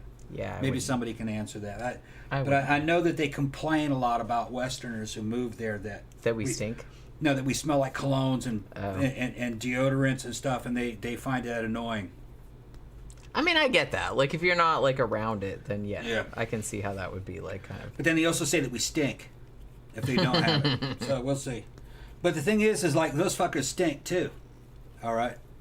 Brazilians stank when I first moved there. But a month later, I couldn't smell it. Yeah. Well, And like I it's said, the I think diet. it's more to do with what you're used and like to. some of my friends, also. some of my friends said, "Man, your clothes smell funny," and I realized what it was is I was using American laundry detergent. It was back in the '80s, Yeah. and their laundry detergents were unscented. They used unscented laundry. Yeah. Laundry Well, you detergent. can buy that here now, too. Yeah, but they didn't have it back then. They had never seen that. And honestly, I kind of like... I don't really like the real perfumey, like... And stuff. I like the kind of unscented or like kind of powder scent. here in the United States, so you're cleaning fucking products for your house and shit like pine sol smells like fucking pine, or lemon. You know what I mean? Like lemon flavored dish soap and shit. In Brazil, everything's fucking scented as garlic or kerosene. Because they'd fucking, or naphtha. They'd wash the fucking floors. Their floors were marble. They'd wash it with naphtha. Or yeah, and then like a lot of the fucking regular soaps that they used were fucking garlic scented, because we associate lemon with a clean scent. They associated garlic with a clean scent. This is back in the '80s. Which, like I said, that's a cultural difference. Yeah, it may not be. They may not do that anymore, but they did that back then. Yeah. So when I first moved to Brazil, they all fucking smelled like garlic. They looked good, but they smelled fucking terrible. About a month later, I didn't even notice it. Yeah. Sure. All right, so like I said, I still got 3 cases to get through, so let's calm down. Yeah. All right, so let's talk about Charlie Chaplin. So, obviously, English comic actor, filmmaker, composer, rose to fame in the era of the silent film, and a worldwide icon. People still recognize his face to this day. Considered one of the film industry's most important figures, career spanning more than 75 years. He was born in the Victorian era and then died in 1977. He was also instrumental in co-founding the distribution company United Artists, and he actually, probably unusual for this time period, but he had a great deal of control over his own films. Like, he wrote, directed, produced, edited, starred in, composed the music, all of the stuff around. So he was kind of like one of the first auteurs, I feel like. And the fact that he was that independent and made so much money kind of maybe gave him like more power than you would normally have, because he didn't really have to subject himself to the studio system. Now, he got famous pretty early on in his life, and seemed like he didn't really waste too much time in developing a reputation for being super into teenage girls. You know what I mean? Wait a minute, who's this? Charlie Chaplin. Oh, yeah. Charlie Chaplin. Yeah, everybody. I think everybody was into teenage girls back in those days. Well, yeah, but you know what I mean. You were supposed to get married like 13 or 14 and some shit like that. So He didn't want to get married, though. he just wanted to knock I it mean, down. he basically said, and this is probably bullshit, I'm sure, but one of the things that he said, it's like, I have slept with more than 2,000 women in my lifetime, and I'm just like, Maybe. depending on how old you were when you said Maybe. that, like, that's not crazy, but was it's in like, Hollywood. if you're really young when you said that, then I would doubt it, but if you're an old person, maybe, but that's still a lot. Are we That's going a to get lot. into Errol Flynn? No, I was going to. That motherfucker was I a was beast. going to, and honestly, there was some statutory rape shit Yeah, going on he with bought that. a woman. That's what I'm He saying. bought a I girl. kind of wanted to get into that too, but Yeah. it's like I didn't have time to like, cause like I said, I didn't narrow it They down. did somehow. weird shit back then. He bought They like a did. 15 or 16-year-old girl from her family out there in California. They sold her the daughter. And he kept her as a sex slave. Yeah, pretty much. And you're like, what? Like, yeah. Yeah. Yeah. Like I weird. said, that was one of the cases that I was considering, but it's Yeah. just like, I didn't, like I said, I couldn't, we had enough, like more than enough stuff as it was. One of his quotes, they asked Charlie Chaplin in an interview, describe your ideal woman, okay? This is what he said. I'm not exactly in love with her, but she is entirely in love with me. That sounds about right. Okay. That sounds about right. So Chaplin's 25 years old. Now, he gets in his first kind of high-profile romance. At this point, it's not weird, because the girlfriend was 19, which that's, 25, 19, that's not great. She's not a minor. And she was like a co-star. Her name was Edna Purviance. 4 years later, though, when he was 29 years old, he met a 16-year-old actress named Mildred Harris, and he was totally into her, man. Like, he sent her flowers and, like, would wait outside the studio where she worked, like, a little bit stalker behavior. So the two of them started hooking up. They eventually got married. They had a kid, but I think it was either stillborn or died, like, really, really young, and then eventually ended up getting divorced. Not too long after they got divorced, Charlie Chaplin took up with another teenager, a 15-year-old actress named Lita Gray. Now, he had actually met her when she was 6 and had cast her in his movie The Kid when she was 13 years old. That was a movie that came out in 1921. So, yeah, that's a little weird. Like, meeting somebody when they're a 6-year-old and you're kind of like an adult, and then you're like, man, I can't wait until you're 15 so I can hit that. It's like, ugh, that's, like, really weird. In 1925, Lita, who was still a teenager at this point, got pregnant. Charlie says, you should have an abortion, and she says, no, I'd rather not. And they got married then, because that was what you did back then. So they were married for a little while, and they had 2 sons over the course of it, but ended up divorcing a couple years later. So you can kind of see like a pattern developing here. So after the divorce, Charlie fell in with another young actress named Paulette Goddard. Now, she was at least over 18 at this point. She was 22, although by this point he was in his 40s. Now, in 1936, they went to Asia, and they, kind of on vacation, and they got married while they were there. Now, the marriage lasted until 1942, but again, like most of his relationships, didn't really work out, and they split later on in that year. Mid-1940s, Charlie gets involved in a bunch of trials that kind of like took up a lot of his time and kind of maybe made some people, the public kind of like wonder what the fuck was going on with him, right? Now, he'd been having like troubles and controversies prior, like I said, because he was always kind of like known for hooking up with his teenage co-stars and things of that nature. But this particular trial, which, like I said, actually ended up going to court, ended up kind of growing out of his affair with this actress named Joan Barry. Now, he was kind of like, they were in an on-again, off-again relationship from about, like, summer of 1941, like, through, like, late 1942. Now, Barry, she had some problems of her own. She was a little bit obsessive and, like, a little bit stalkery, like, toward him, from what I could determine. She actually got arrested a couple of times after they separated and kind of kept showing up. You know what I mean? She'd always, like, show up at his house and stuff. Now, the following year, like, after they split up, she turned up and said, hey, I'm pregnant with your kid, which maybe could have been true, but they don't really know.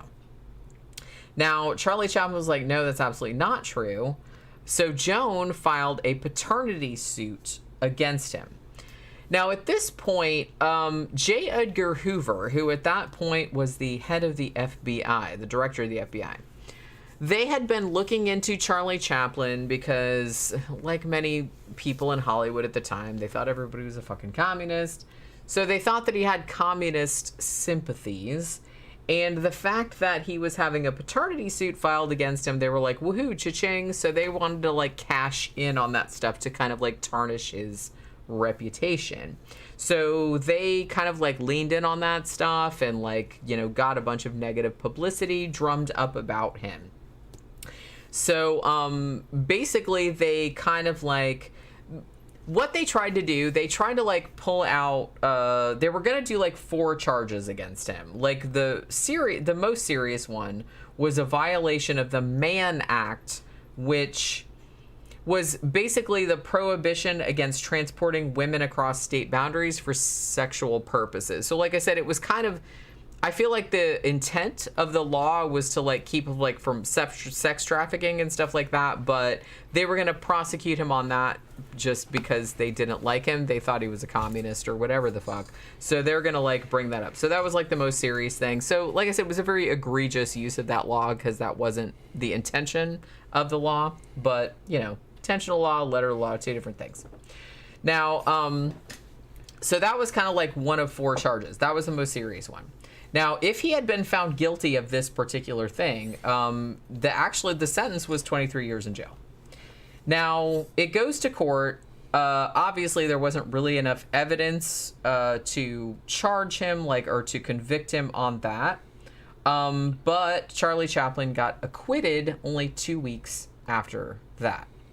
Now, Joan Barry's kid, whose name was Carol Ann, was born in October of 1943. And then shortly after that, the paternity suit against Charlie Chaplin went to court in December of 1944. They had 2 trials, and the prosecuting lawyer actually accused Charlie Chaplin of quote-unquote moral turpitude. Gotta love that.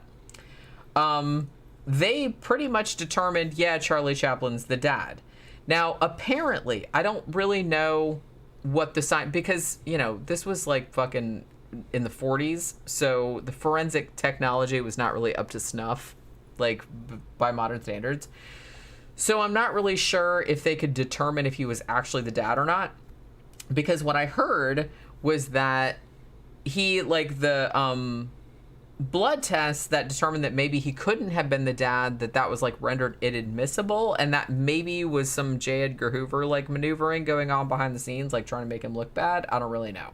He obviously maybe could have fathered the kid because he did have an affair with her. So I don't know either way.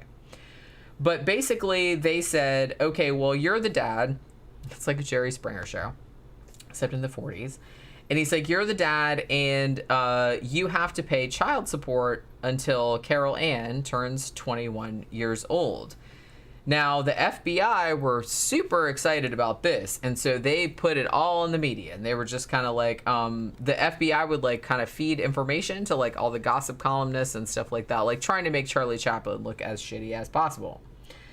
Now, so after like 2 weeks after the paternity suit was filed, probably not Charlie Chaplin's smartest move, I gotta say. But 2 weeks after the paternity suit started, he married his newest protege, who was 18 years old. And he was at this point in his late 40s or early 50s. He was 54, I believe. And he married an 18-year-old. Damn. Una O'Neill, who was actually the daughter of Eugene O'Neill, very famous playwright. He's my age, married an 18-year-old. Married an 18-year-old. What the fuck's he got in common with her? Well, like I said, he was into teenagers, man. Like, his whole life he was dating, like, fucking, hey, I met this girl when she was 6. Yeah. And then when she was, like, 15, he, like, starts, like, hey, we should start dating. In Chaplin's defense. Like, weird. In Chaplin's defense, at 54, there were no available women his age. They'd all be married or fucking divorced and probably with a bunch of kids. So they would have to be young, but 18, come on. Yeah, that's a little much. Yeah, I can see in their 20s maybe, but and a lot of them were probably married up by their 20s. So maybe I don't know. That sounds like justification a little bit. I'm sure there were like ladies of their age around. They just didn't want to deal with that. Not in their 50s. They wanted maybe not. Not back then.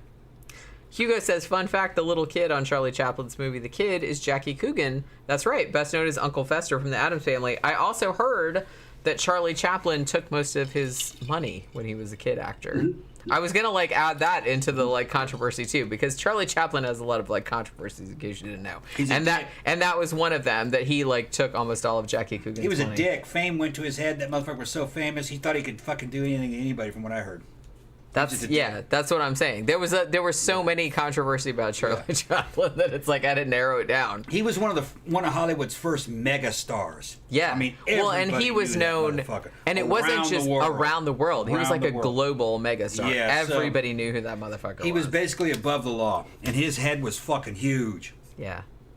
But that's what I heard that he stole. Because Jackie Coogan, like I said, who was later Uncle Fester, he was a kid, and he was in a lot of movies with Charlie Chaplin, and I heard that Charlie Chaplin like, took all of his money. Yeah. So, I don't know if that's true. I'm just saying that's what I heard. So he's 54, and he marries an 18-year-old. Now, again, Charlie Chaplin's defense, I don't really never want to defend him and everything, but him and Una stayed married until Chaplin died. Yeah, and she was still 25. Married for they stayed married for 18 years, and they had 8 kids. Wow. So I guess he finally settled down with an 18-year-old when he was. Yeah. That's less than half his age. Yeah. That is. Come on now, dudes. Well, like I said, he couldn't go out with women his own age. They were old maids at that age, especially in that culture back then. They would have to be single women.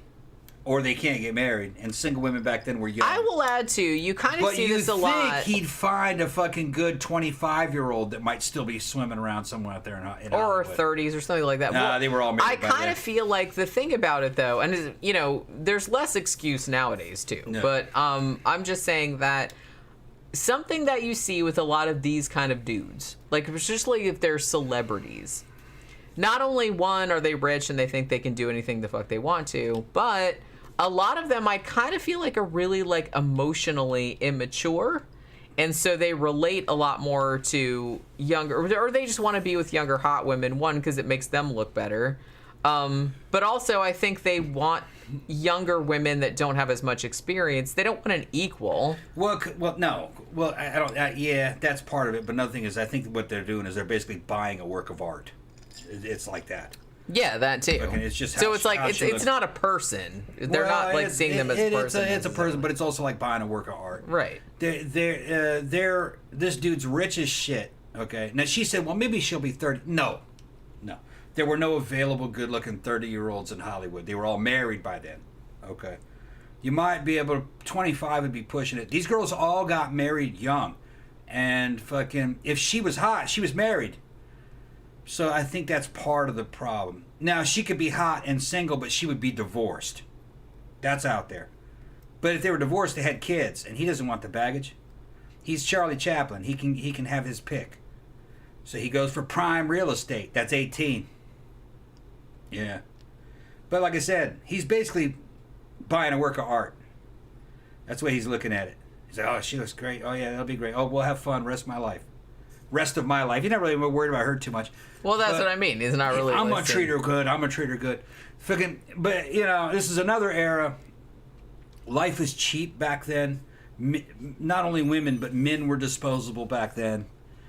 People tended not to live that long. Most people were in poverty, so the standards were a lot lower back then. There was just less to do.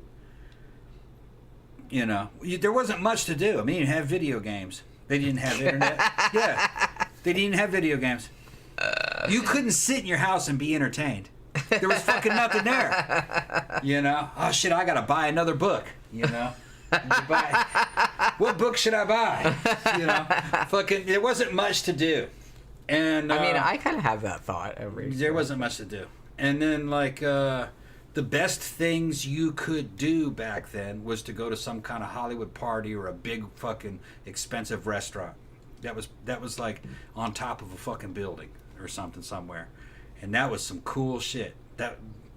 You'd get bored real quick. A modern person would probably get bored real quick back then. Yeah, it's like, wait, you guys don't even have There's not much to do. The internet, or I don't have Netflix or.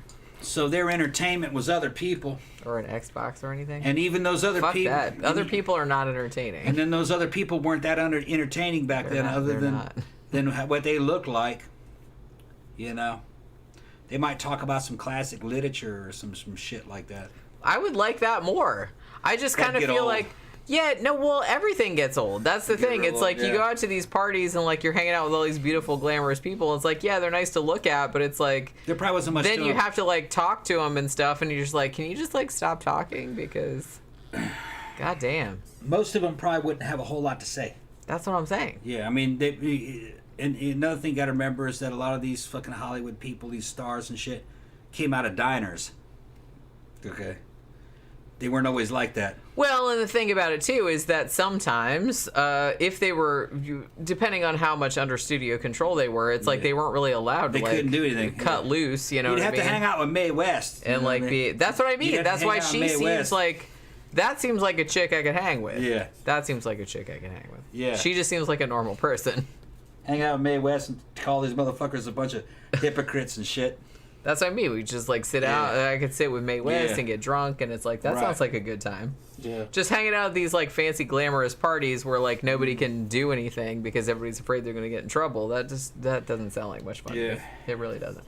Side note: Charlie Chaplin was also kind of tangentially involved in another scandal, that being the death of filmmaker Thomas Ince. If you guys saw the movie The Cat's Meow, which I think came out in 2001, 2002, something like that. It's a good movie if you've ever seen it. If you've never seen it, and I think Eddie Izzard actually plays Thomas Ince.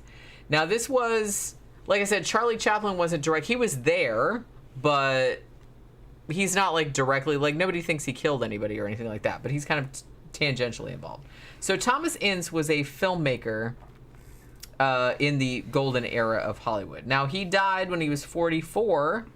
And his death has been kind of like the cause of a lot of speculation because it was a little bit weird how it happened. Now, the official cause of death was heart failure.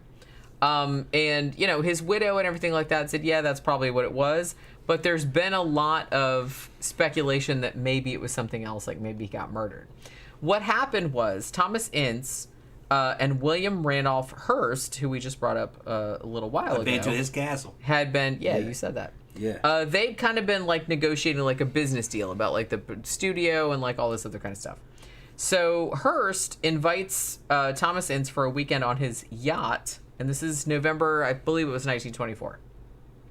Now they had dinner that Sunday night, but Thomas Ince, it was his birthday, so they were kind of having a big party, but he had like really, really bad indigestion.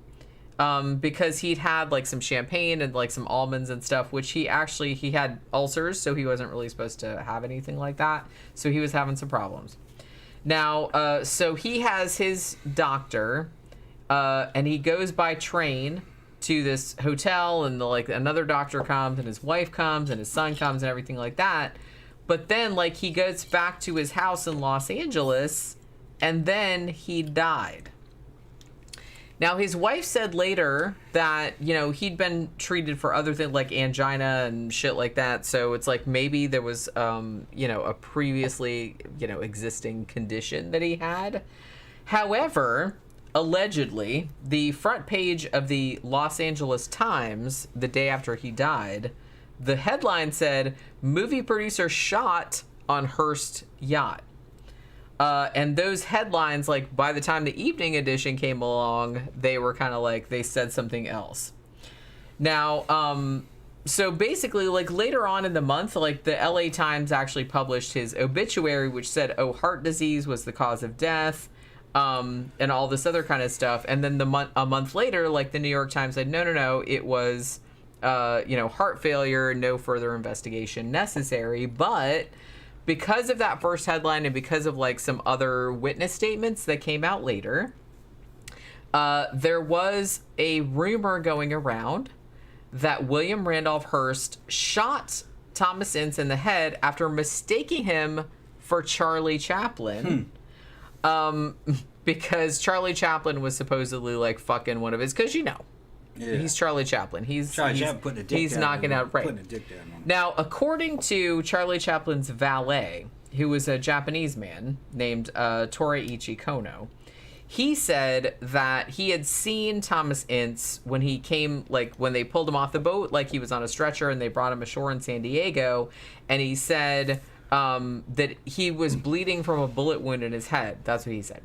So him saying that, like, all of the kind of Japanese people that were working as, you know, servants and, like, you know, as housekeepers and stuff like that, like, in the area, like, it kind of got around. So it kind of became a big thing.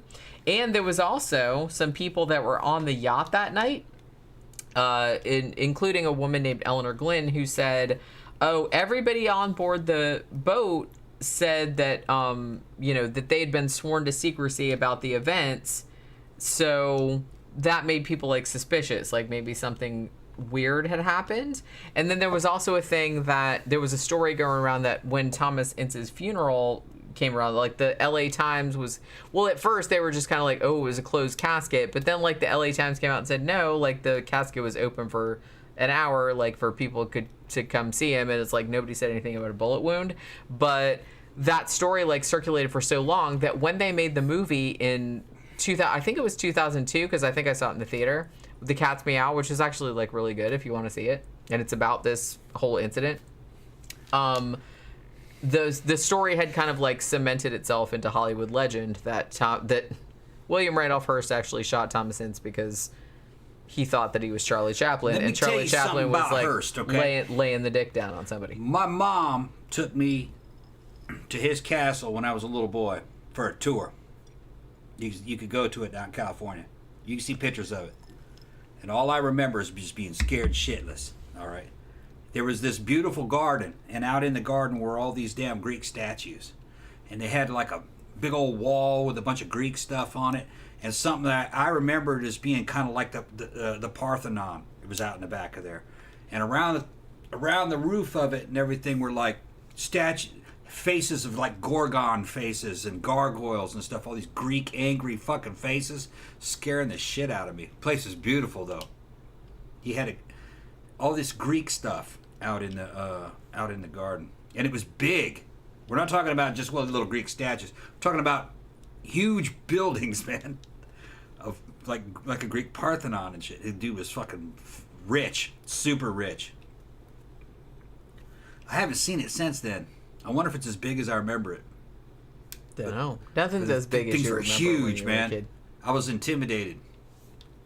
Yeah, but they had a whole tour going on. I don't know if that tour is still happening now, but back in I those imagine days, it probably is. That's could, like a pretty big tourist attraction. yeah, it was on top of a mountain or a hill, from what I remember. It was just giant, and it was kind of like, damn, going to Disneyland or something. It was like going to an amusement park, but it was Greek. I remember at least most of it was Greek, from what I remember. Tammy says Eddie plays Chaplin in that movie. Did he really?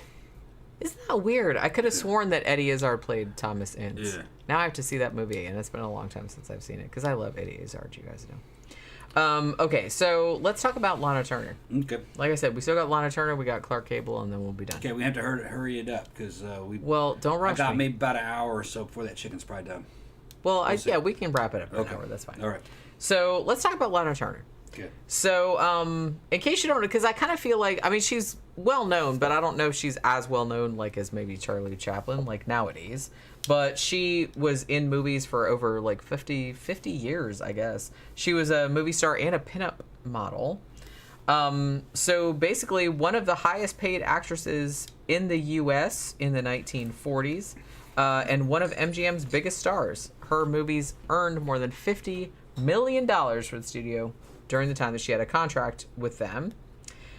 So she was actually discovered, as Tom was saying earlier, like, some of these people just came out of diners and stuff like that. In 1936, when she was 15 years old, she was actually discovered at a malt shop in LA. Like, she was just in there buying a fucking soda or a shake or something like that, and somebody liked her look, and so she got discovered.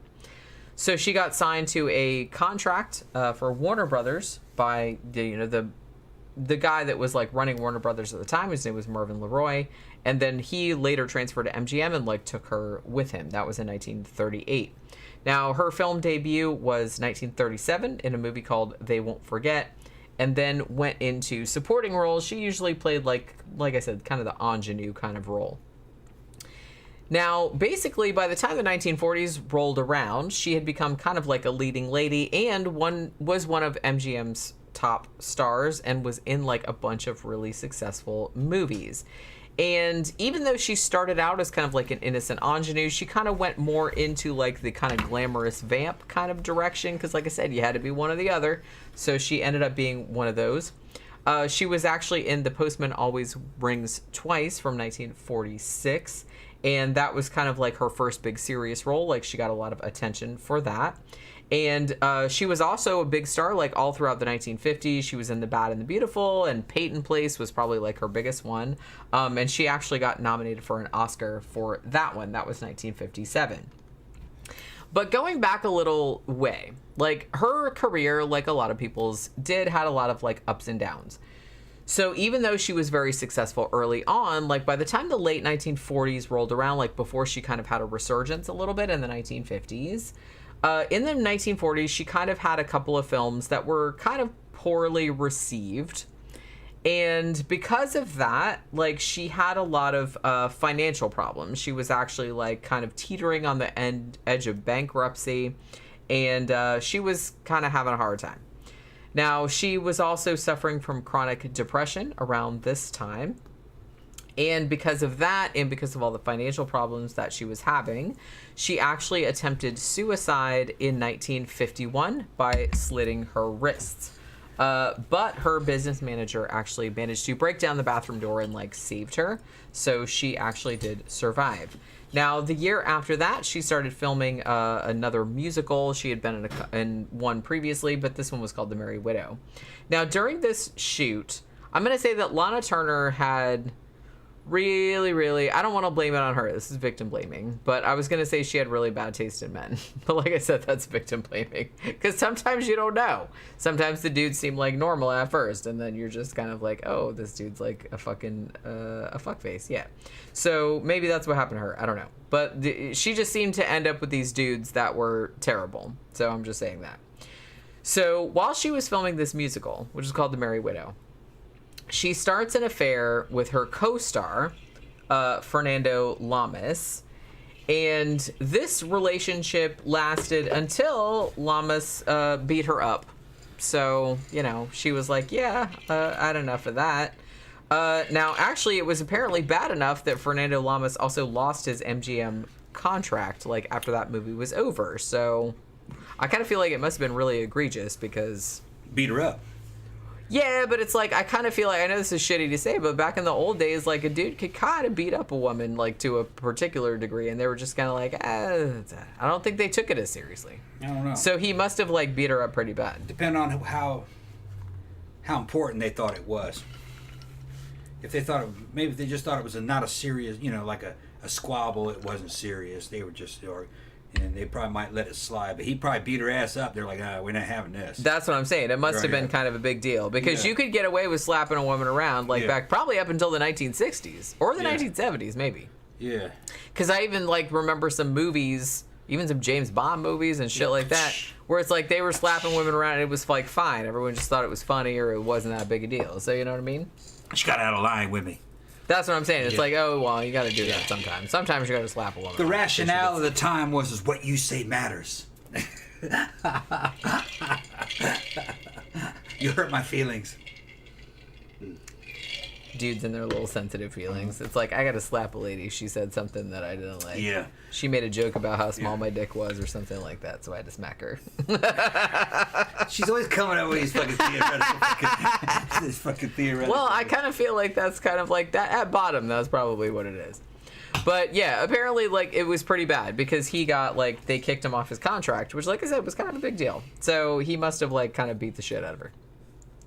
So September 1953, she marries an actor named Lex Barker, who actually played Tarzan a few times, like in the RKO like Tarzan pictures. He was in that. Now, they had been dating for a little while. They started dating in September of 1952.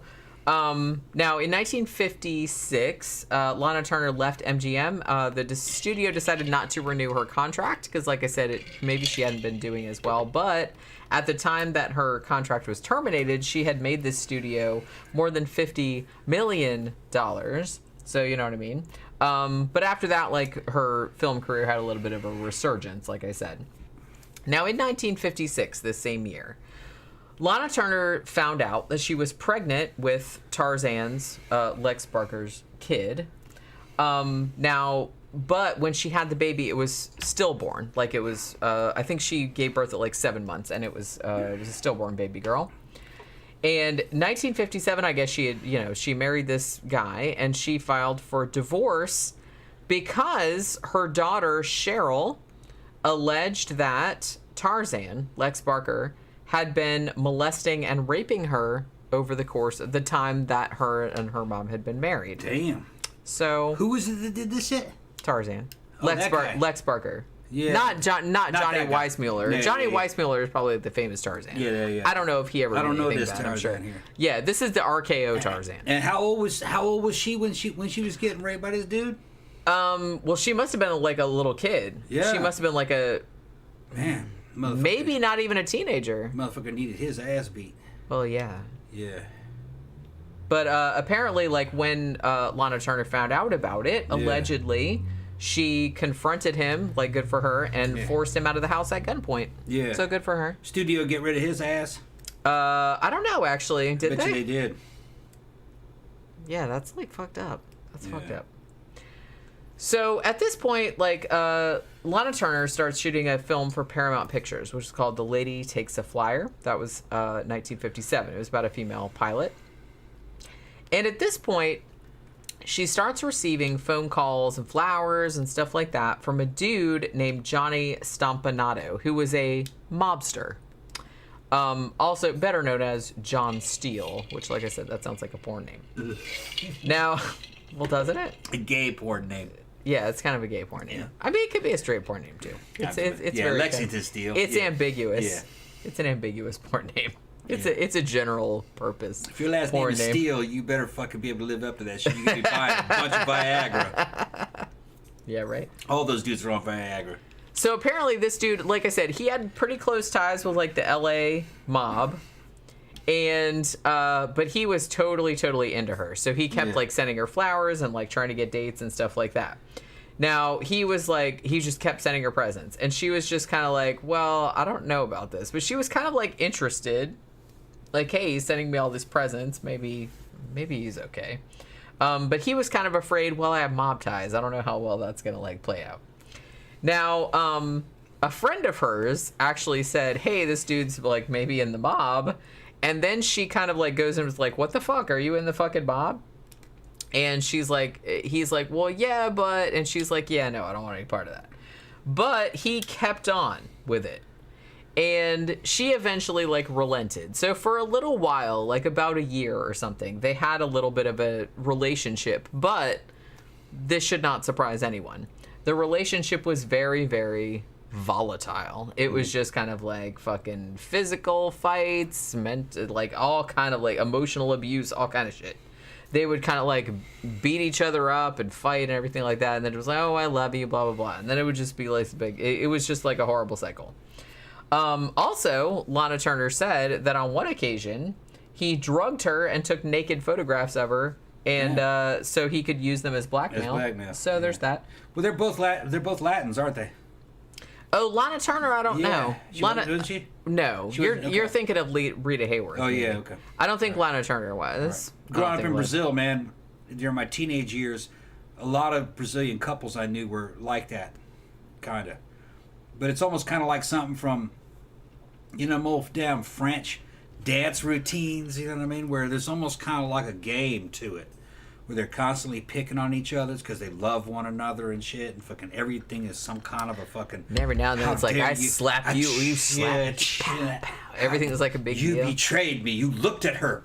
That kind of shit. I mean, it's just Latins, man. Different cultures go through. Latins, yeah. So some of this shit that you're hearing, But these two aren't Latins. No. But there may have been, North American culture might have had a lot of that influence in there because there's a lot of French shit happening, going all the way back to this fucking 1600s.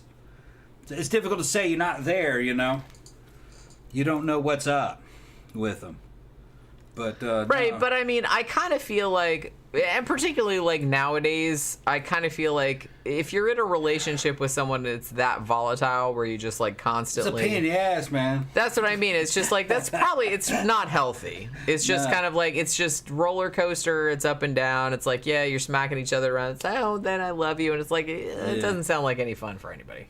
It's fucking every time I ever saw it in Brazil, it was young people, fucking teens. Well, yeah, I've seen a lot of relationships like that. I've been in some relationships like that. teens. It's just kind of like that's some shit you have to go through when you're young, and it's just like it's drama.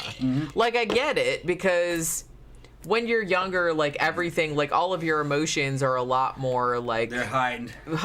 Right? She comes running out of the house with a knife. I will kill you. You know, Right, so it's like a big, everything's like a big drama, and it's like you put up with that because when you're lovey-dovey, it's that much better. Yeah. Like, and you know, nobody wants everything to just be kind of like even keel all the time, like as it is, like if you're normal and when you get older, like, and you're just kind of but like I said, I know it's boring, but it's like it's healthier. I kind of feel like it's not super more business-like. It's not emotionally You can get shit healthy. done.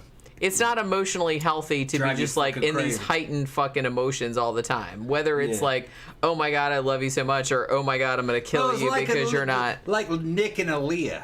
Right, that's what I'm Constantly saying. fucking, That's what I'm saying.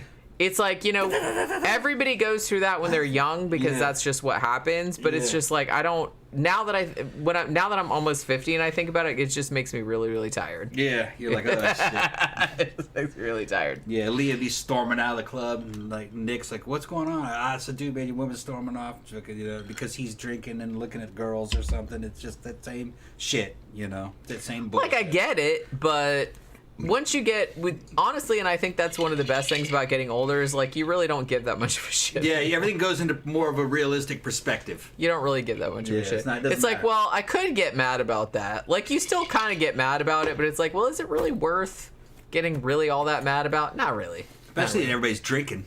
That's what I mean. It's like it's not really worth getting that mad about it. Like you're still kind of mad about it, but you're not gonna like fucking. She's freak telling out. me she's mad about it.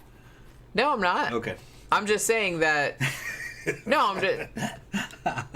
That's on you that you thought that I was talking about wait, you. you tell me you're mad about what I do? Okay. No. Okay. I don't give a shit what you do. See, But I'm just saying. I honestly don't. Okay. But well, that's kind of the thing. It's like when you're younger, it's like much easier to like Everything's a care big about deal. it. But it's everything's a big deal. But like Yeah. once you get older, you're like, whatever. Yeah. I'm too tired to care about this shit anymore. You're just too tired. So you know, you got your own shit going on. So yeah. So I don't know. Like yeah, but it seemed like a bad situation. I don't know if I wasn't there, but apparently, allegedly, he molested the daughter, and she like. If that was going on, yeah, she probably should have shot him in the face. But probably happened. She we was wouldn't have just heard about it. That's what I'm saying. I kind of feel like probably. So okay, but it gets worse. Just wait. So yeah. So September 1957. This dude Stompanato, he comes to visit Lana Turner in London. She was actually filming a movie called Another Time, Another Place, which had Sean Connery in it. So Sean Connery is involved in this shit somehow. Damn. Which you're gonna like this. You're gonna like this. Now, so they meet one another, and it's like initially they're getting along like really fun, like, hey, oh my god, you came to see me, blah blah blah. But then, you know, par for the course, they start fighting. Now, apparently, Lana told him, hey, don't come to the set, like we're busy or whatever, and he got like really suspicious about that because he thought like there was some nefarious shit going on, probably. And so he started a fight with her and started choking her. So at this point, Lana Turner and her makeup artist, they called Scotland Yard and had him, like, to have him deported from the country. Which, like I said, baller. That's pretty cool. I like it. But he found out about it and got mad. And so he shows up on the set with a gun and threatens her and Sean Connery. Sean Connery. Put down the gun. He's threatening Sean Connery with a gun. Can you guess what happened? Was that Sean Connery? Sean Connery. That shit. He did. Yeah. He did. Don't struggle. Pull a gun on me. That's right. He pulled it out of his fucking hand. Sean Connery's bad. Sean Connery didn't fucking play. He's like, yeah. Well, he's like 6-something too. He's like, what the fuck? Just stop. Yeah. Stop it. What are you doing? Yeah, he did that. He basically. How dare you? He pulled it out of his hand, and like twisted his wrist like that. Yeah. And James Bond on the little mobster dude like ran off the set like a bitch. Yeah. Nice. Yeah. Like it. So yeah. Like out of the Untouchables. Like, get your guinea ass out of here. I wanted to leave that story because I was, oh my god, I love that story.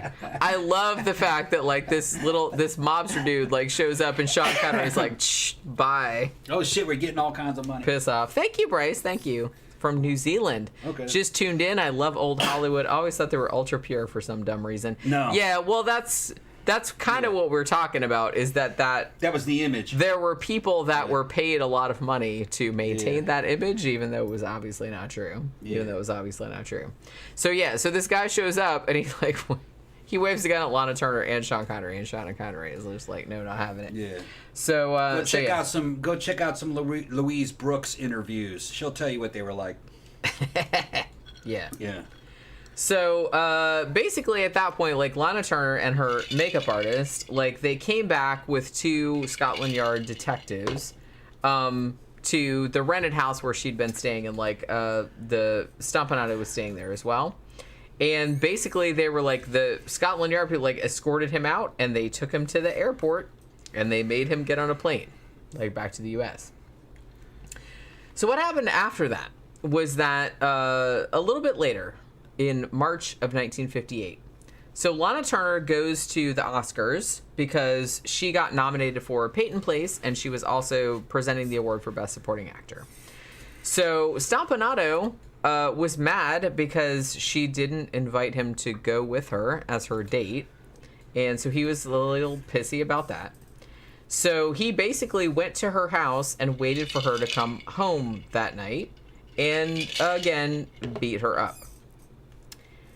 So a couple days after that, he shows up at her house in Beverly Hills, and the 2 of them started arguing in the bedroom, and basically he threatened to kill her. Her daughter, he was going to kill her and her daughter, Cheryl, and her mom. Like, that's what he said. Damn. That he was going to kill all 3 of them. Damn. So Cheryl, who I think was only maybe 13, 14 at the time, she was going to defend her mom.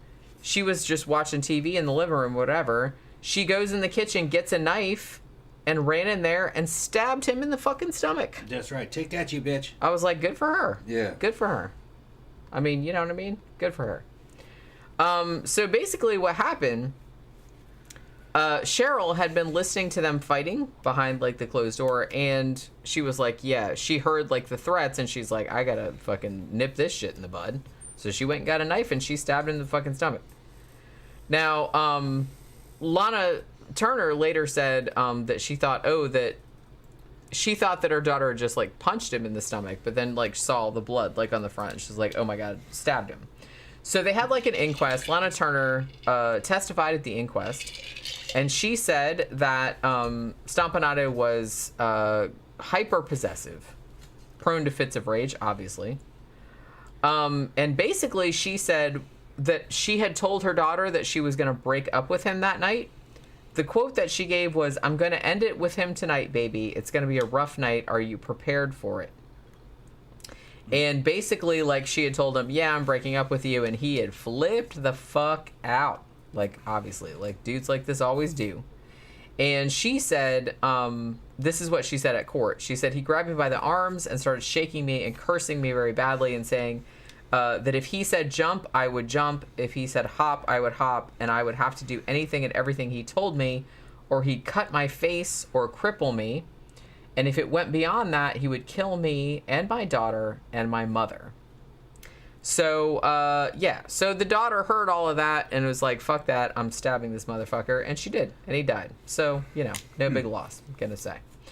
Now, because Lana Turner was obviously very famous, and because apparently her teenage daughter had killed the boyfriend, the case was a massive media sensation. Yeah. So some sensational shit right there. that's what I mean. It's just... I bet you fucking William Randolph Hearst made a shit ton of money off that. Mm-hmm. Well, he was the newspaper guy, right? Or was that... Yeah, he was the newspaper guy. Yeah.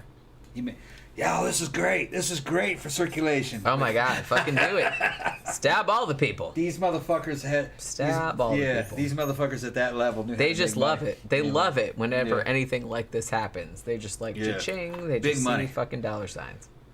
So they had 4 hours of testimony at the inquest and only about 25 minutes of deliberation. Jury comes back deeming the killing a justifiable homicide. Justifiable homicide. In defense of others. That's the clause. Now Cheryl was she was a temporary ward of the court until for a couple weeks or something, and then they had a juvenile court hearing, and then basically she got released to the care of her grandmother, and she went to a psychiatrist and could see her mom and everything like that. So it was fine. Now, they both got exonerated, but I kind of feel like public opinion was a little bit divided.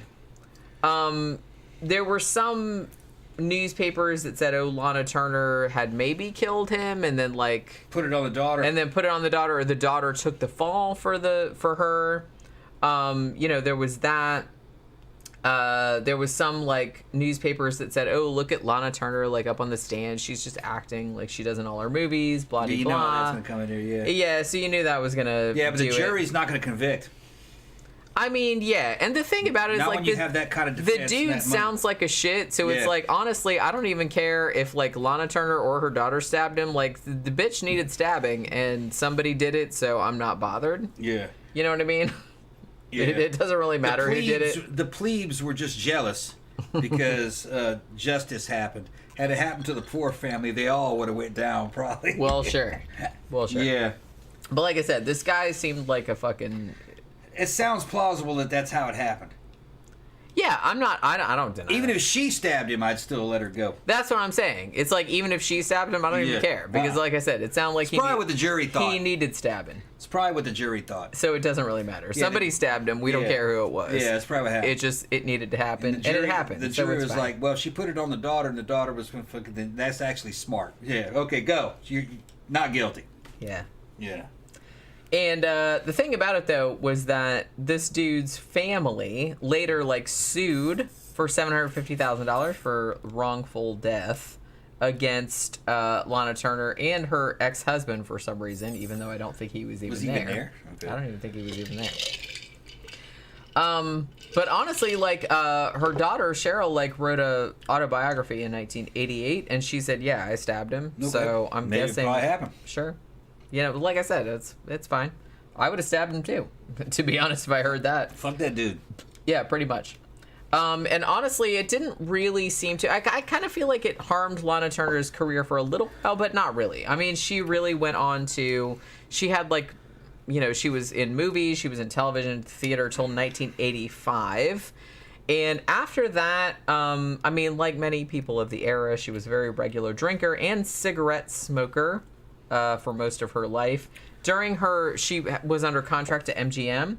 And this is what I brought this up a long time ago, but like photos where she was smoking, they airbrushed it out because the studio was trying to, like, they didn't want public like photos of her smoking, but she couldn't quit. Like, she did quit drinking when she got older and like her health got bad, but she never could quit smoking. Smoking's a hard one to kick. It is, yeah. So she I had to start vaping to get rid of the smoking. Yeah. But then vaping just trailed away. I realized I didn't even need to vape. Yeah, it's just kind of like, that was the same thing. I was just kind of like fucking slowly. You need to stop smoking, man, and learn how to vape. And I'm talking about real vape, big mod. Something that makes a fucking shit ton of fucking smoke or big cloud of vapor. Do that until you don't need to do it. Yeah, anymore. start with just a small amount of nicotine. You'll forget something real powerful. Fucking 100 watt, 50 watt fucking mod that can make a whole bunch of shit with like 2 milligram fucking nicotine in it. And then just keep half it down to one milligram. You make your own liquids, and then just take the nicotine out. You realize you don't need the nicotine. It's all in your mind after a while. That damn... You want to fucking inhale something and exhale smoke. It's not smoke though; it's just vapor. And then after about a year, you'll go, fuck that. You're not even interested in that anymore. It just fades away. Fucking vaping helped me. Yeah. It's like everybody's different, but it helped me too. Like I vaped. I smoked and vaped for a while, but then like I was just vaping, and then like eventually like I just had the vape there, but then I realized I would go all day like and forgot that I didn't do it. You know. Every now and then I'll want to smoke a clove. Or something like that. I still do every now and then. Like if I'm out, start coughing and go fuck that. If I'm out at a club and I'm kind of drinking and stuff, and somebody's got one, then I'll be like, yeah, I'll have one. But it's just go, and then I'll try to take a hit off it and start coughing and go, fuck that. But it's in your mind. No Shoe says L.A. Confidential from 1997, great fucking movie by the way. Johnny Stompanato and Lana Turner are side characters. Yeah, that's right. They did kind of, because this was kind of like a famous case at the time. So So we're almost wrapping it up, actually. I got one more. Right? I got one more case, yeah. Okay. But yeah, so what I was going to say was that she quit drinking, but she never could quit smoking. So in 1992, she was diagnosed with throat cancer. She went through some like exploratory surgery to remove the cancer, but by the time that they went in there, it had already metastasized and it went to her jaw and her lungs. So she had radiation, and they thought that it went into remission, but it returned in 1994, so she died in 1995. Interestingly, I don't know why I thought this interesting, but her daughter Cheryl, the one that stabbed the motherfucker that needed stabbing, she was, her and her girlfriend, wife, whatever, she said that she had gotten, $50,000 in Turner's will and like some of the personal effects, but Lana Turner actually left most of her estate, which was almost $2 million when she died, to her maid. Weird. Which I thought that was kind of cool, actually. Well, she's like, her maid was kind of like her companion for like 45 years and was like her caregiver when she was sick. Okay, yeah. But I mean, her maid kind of said, well, like after all the legal shit and everything like that, it wasn't really that much money left. But you know what I mean? It's just kind of like, yeah, California took all that shit. I mean, legal fees, medical expenses, all that kind of stuff. So you know what I mean? It wasn't as much as it seemed like, but I thought that was kind of interesting. But like I said, they were a couple, you said? No, that was her daughter. Okay. Her daughter is a lesbian, Okay. yeah. I think her daughter is still alive, but yeah. All right, so before we sign out, let's talk a little bit about Clark Gable. Okay, yeah. Clark Gable. Yeah, Mr. Most Ears. famous male movie star of the 1930s. Big old ears on. Also, big old drinker. Yeah. Married 5 times. Yeah. Although, I have to say, Mae West, people like that were married like 7, 8 times, so it's not really that big of a deal. What's funny is that he was like fucking leading man, heartthrob. You look at the dude, and I don't see it. I don't understand why he was so popular. That's just well, they fixed him up a lot because he's not a good-looking dude, if you ask me. But he's good-looking, but he's like nothing special. That's just a dude that could be walking down the street, if you ask me. He could just be walking down the street. That's just like a regular dude. And to be honest, I've only seen a couple of his movies, so it might have been something like you had to be there in person. Yeah, and maybe you had to see his movies, maybe. And somebody mentioned it earlier, like a long time ago, that Clark Gable had really bad breath. Yeah, that was the rumor, that he had bad breath, he had false teeth. Yeah. He had... So he had rotten teeth, huh? Yeah, I don't know, but yeah. That's why his breath was bad, probably. Also slept with hookers a lot, stuff like that. You know... Had an illegitimate child. We'll get into that in a little bit. Had lots of affairs. Wrapped his car around a tree a couple times. Yeah. You know what I mean. Now, he did settle down, like, when he fell in love and married with Carol Lombard. He married her in 1939. That was a whole other tragedy. But there were a lot of rumors about him, like he ran over a female pedestrian, like in his car. Apparently that didn't happen, but like that was another rumor that went around. Howard Hughes ran over somebody. Yeah, well, paid his way out of that. Great. He was drunk. Yeah. Yeah, paid the family off. And I'm not saying that Clark Gable that didn't happen with Clark Gable. Yeah, I'm just saying that they did a really good job of covering it up. But so Clark Gable again was another one that had a contract with MGM. So a lot of the shit that he did. Clark Gable kind of got away with a lot of stuff, maybe. Like, either that or MGM was, like, just better at covering up his shit than they were with, like, other people. I don't really know. So, basically, like, what happened, and we talked about this before.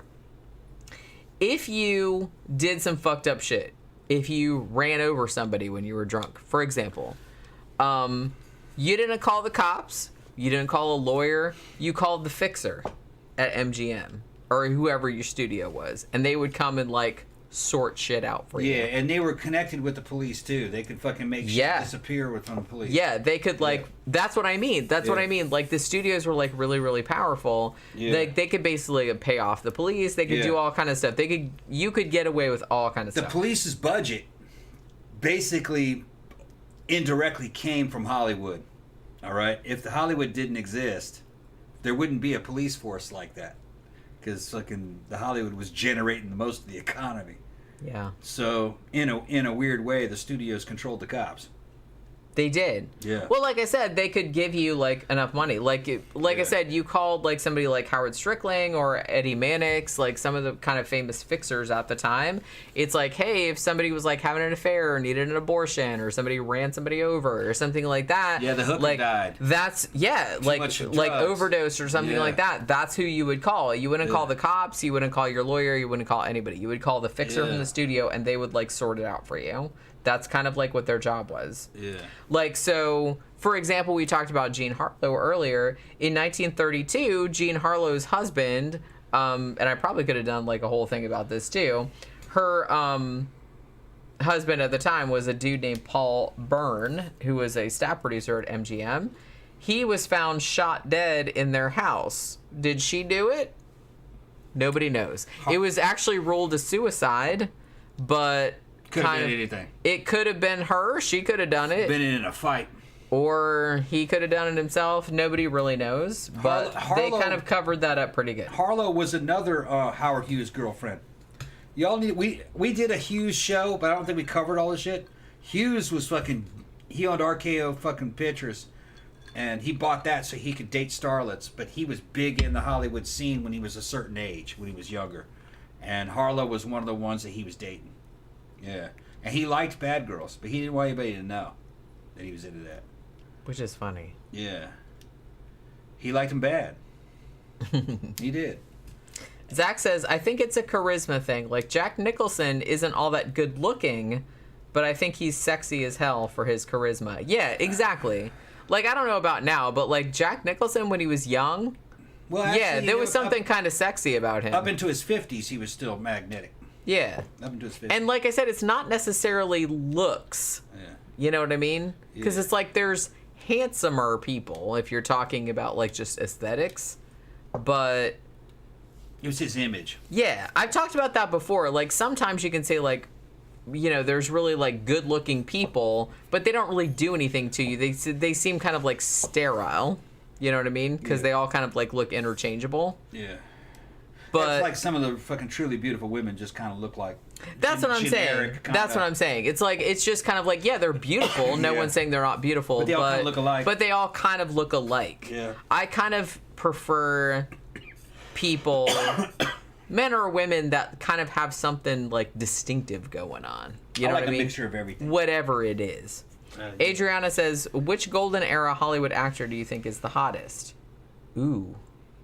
That's the thing. I know this might be weird to say, but a lot of the male actors from that time period, they all just seem very generic to me. They all kind of look like... They were supposed to be, honestly, like the hottest ones that I can think of are all women.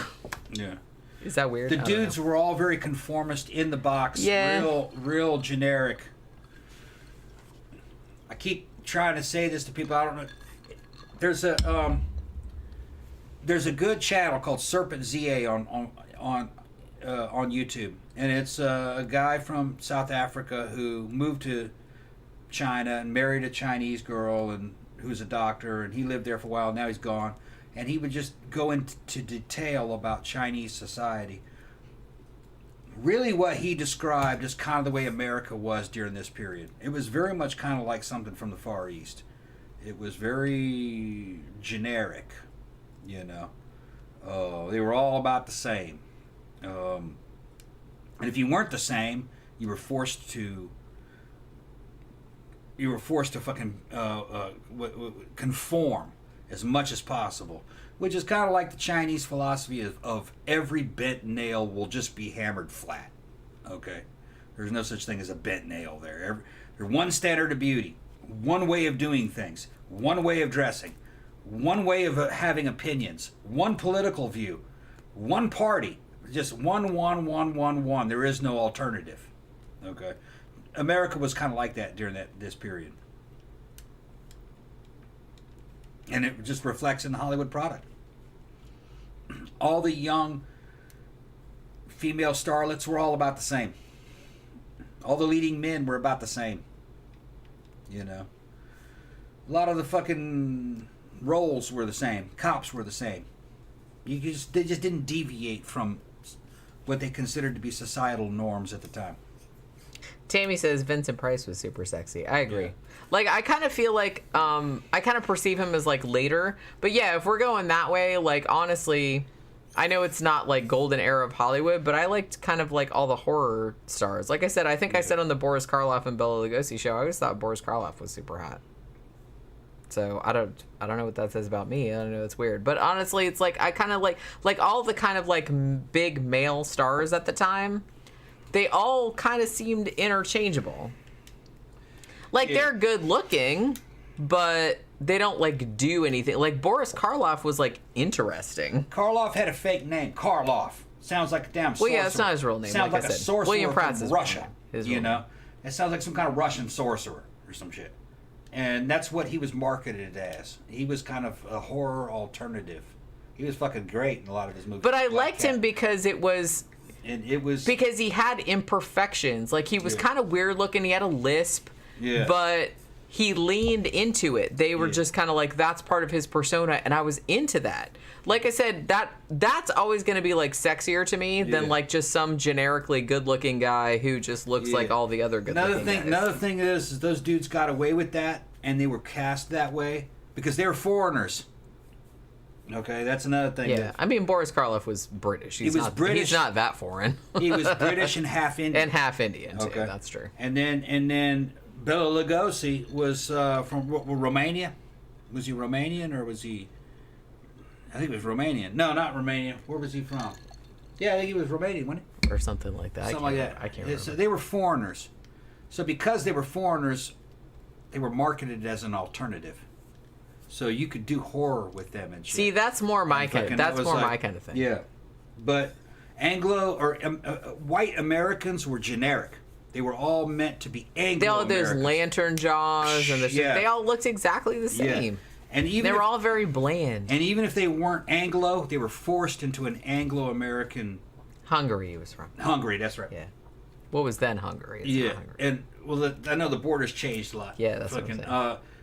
But what was I saying? If you were just white, you were forced to be Anglo-American, even if you weren't. Okay. And they all looked the same. Yeah, and it was.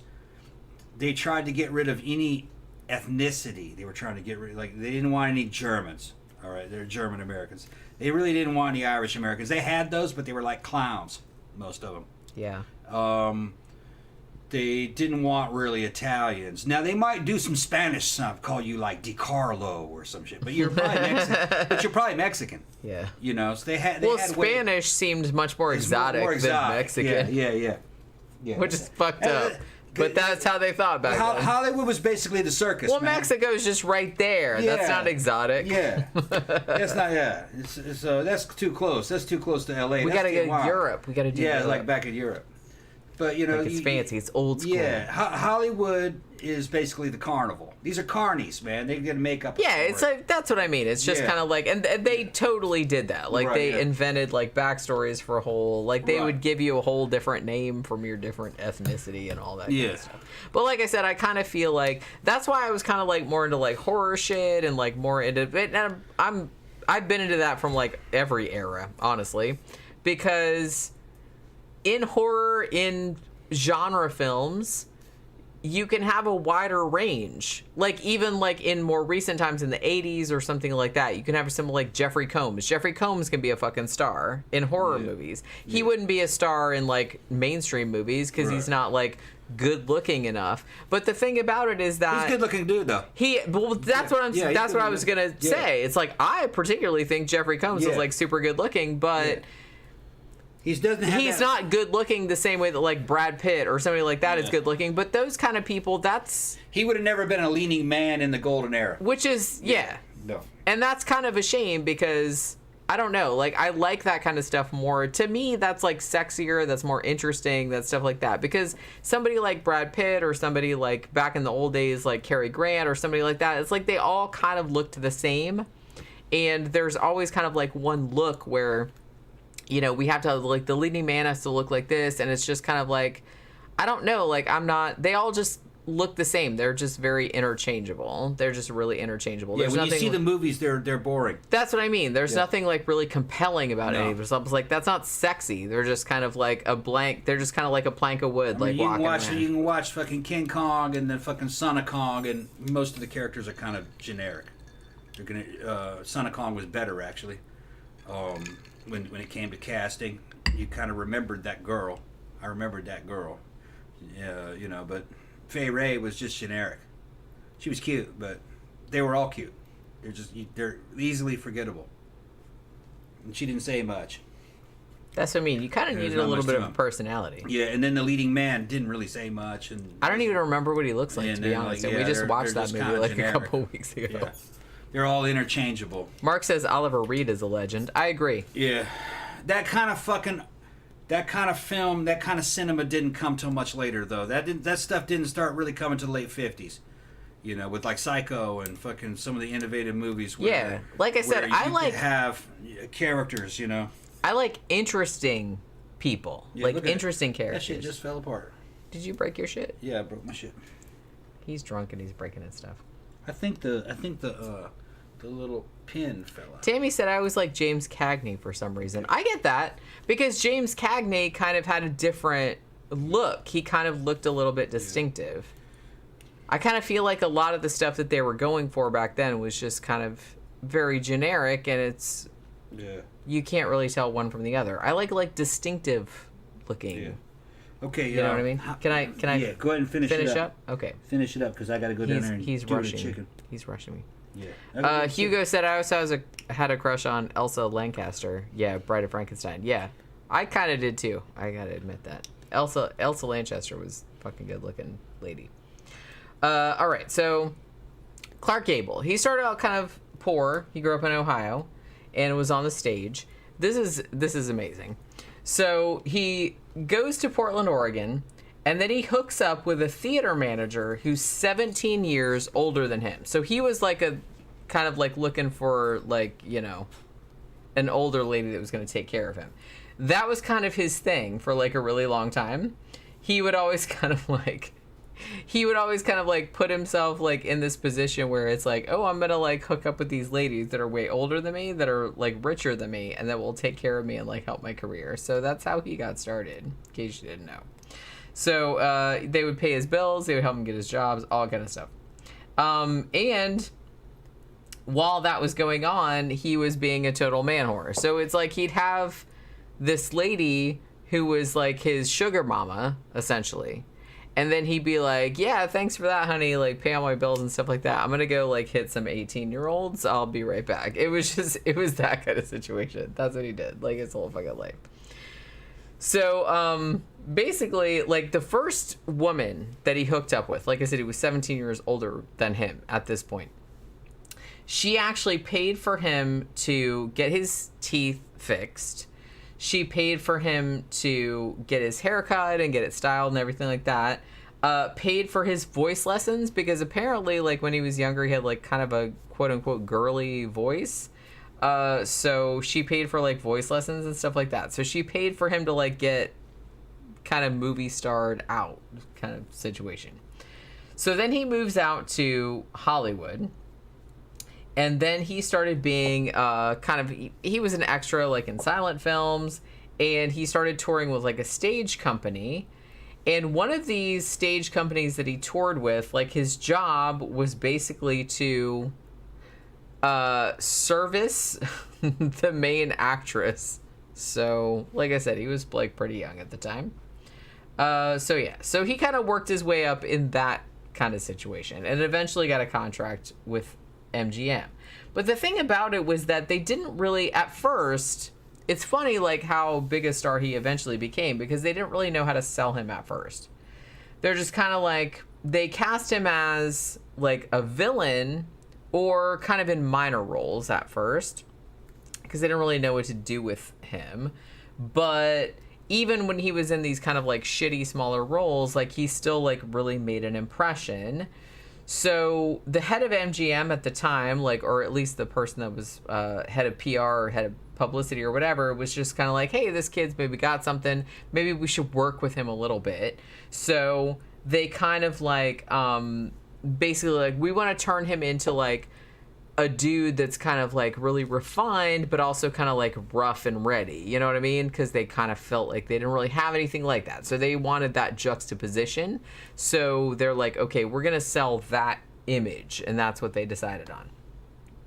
So basically that's what they did. They kind of sold him as, like, yeah, he's wearing, like, a tuxedo and shit like that, but he's also, like, kind of dirty and he's kind of, like, fucking rough, and you know what I mean? So, and I feel like there wasn't really a lot of that, like, at the time that he came out, because at the time I kind of feel like a lot of the, you know, leading men were kind of more European style, were, like, you know, I don't know, not as rugged. So he was kind of more rugged, but also, like, kind of refined, and I think, like, people really responded to that.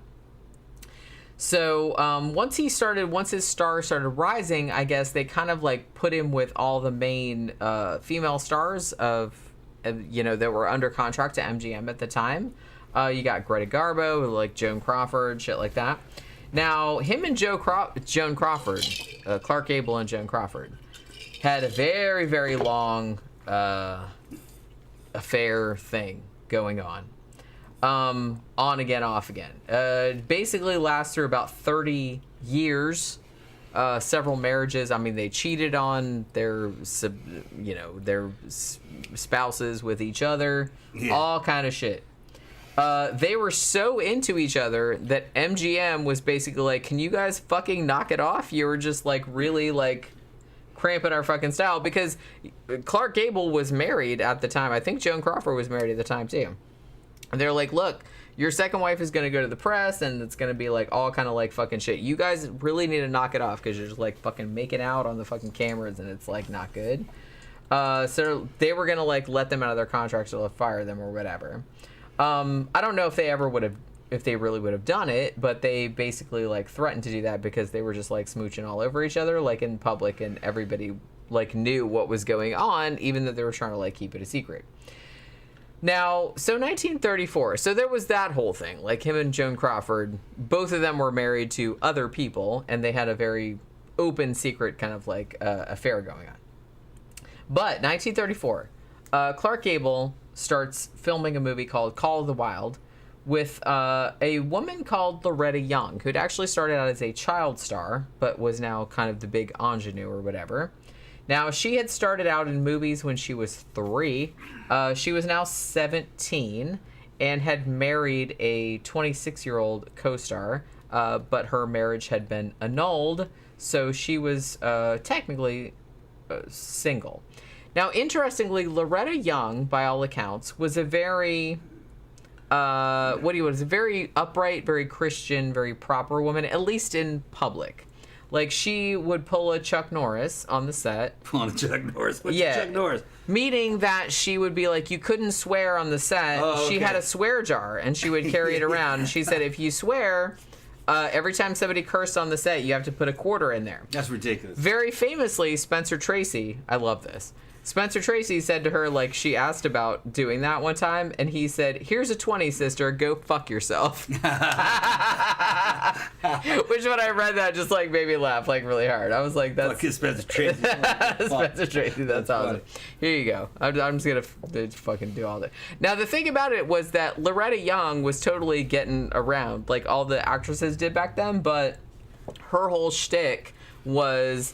I'm like the virginal Christian, like upright kind of, and that was she's her. putting out. Well, that was her image, Yeah. and so that's what she was trying, and she like milked the shit out of that. You know what I mean? So that's kind of what she was doing.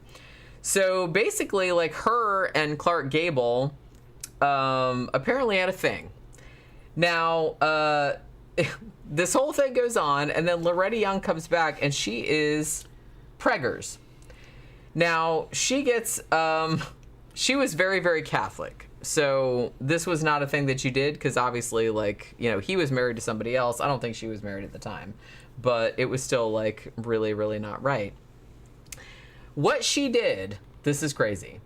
So she hides the pregnancy the whole time. Then she's, like, when she starts looking like she's pregnant, she goes on vacation, like, to England. And then she says, I have some kind of like medical condition and I can't come back right now. It's like she tries to keep it on the DL. And then she kind of like comes back to her mom's house in Venice, California, and then gives birth at her mom's house.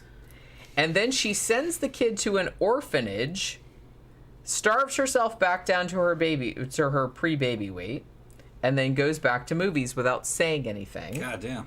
19 months after that, she says to a very famous columnist, like a gossip columnist, Luella Parsons at the time, I'm going to adopt some babies And she adopted from her an kid. orphanage. And she adopted her own kid back. Look at this kid that I found. It looks just like me. And she adopted it. Fucking hypocrite. That's fucking funny. That fucking blew my mind. I was like, oh my God. The fucking balls on somebody to do that. Yeah. And basically, like... At least she took her kid back. She did, yeah. Some bitches would just say, "Oh, fuck that." I mean, the fucking hoops you had to jump through, man. It's like it nowadays you just like have the kid and nobody would question it, but back then she had to go through all these fucking machinations, and it's just like, so her kids are basically like, it's my dad, Clark Gable, because they had the ears. Yeah. They're like, Mom, and she basically denied it. They denied it. Yeah. And they only found out that Clark Gable was their dad when like some like kid in school like said, "Oh, your mom like fucked Clark Gable or whatever," and it's like, but they had those big fucking ears, so they like suspected it the whole time. It's like, holy shit. So basically, yeah.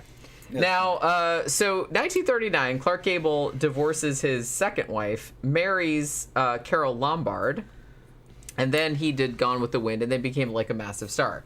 Now, the thing about it was that when he married Carol Lombard, he seems to have, like, I don't know if he still, like, fucked around on her or not, because I kind of feel like he fucked around on everybody. But it does seem like he finally, like, kind of settled down a little bit, you know, because she was kind of, like, his equal in a lot of ways. And the thing about it was MGM, like, sold them as, like, a very loving couple, and they're, like, equals and everything like that. But 1942, I think we brought this up on another show. Carol Lombard, she was coming back from a war bond promotional tour, and she got killed in a plane crash. And Clark Gable was absolutely fucking devastated and became like kind of an alcoholic after that. And he actually like enrolled in the Air Force, and he did like he flew actual combat missions like later on, like in the Second World War. So that's the thing. So I mean, Clark Gable, you know, yeah, he was a man whore, he was a drunk, he was a lot of things, but honestly it seemed like he got away with a lot more than other people got away with. You know what I mean? He was another global fucking star. He was known all over the world. That's the thing. And it's just kind of like, I don't know. I kind of feel like he did like some shit, and he was, like I said, he was kind of a whore, but he kind of got away with it. They did kind of try to cover that stuff up, but they couldn't exactly. Honestly, I'm kind of more floored by Loretta Young's thing about it's like, I'm gonna have the baby like in secret and then go back and then like drop it off in an orphanage and then like pretend and then say that 18 months later she must have told him, says, look, hold this one, I'm gonna come back for it. Let's keep this one on layaway. Yeah she had to have told them, because if not they just would have I'm keeping the baby on layaway. Well, she had to have arranged it like that, or I mean, I'm sure. Yeah, or somebody would have adopted it. How fucking weird, though. Just hold this. Just hang on to it. Yeah. I'm coming back for it. I promise. I mean, well, imagine what that orphanage could have done with Jesus Christ. With the Loretta Young fan. Look, you like Loretta Young? This is her kid. Yeah, 200,000. Oh my God. Yeah, imagine that. Oh my God, I can't imagine. That's so fucking weird. Like I said, it's like nowadays, like no one would blink an eye. It's like, yeah, you got pregnant by this celebrity or whatever. Yeah, I'm gonna have the kid and blah blah blah. Like you wouldn't have to go through this whole rigmarole. Yeah. And like the fact that she did that and had to like hide the pregnancy, hide the birth. Yeah. Then she had to like take all this weight off like super quick. Yeah.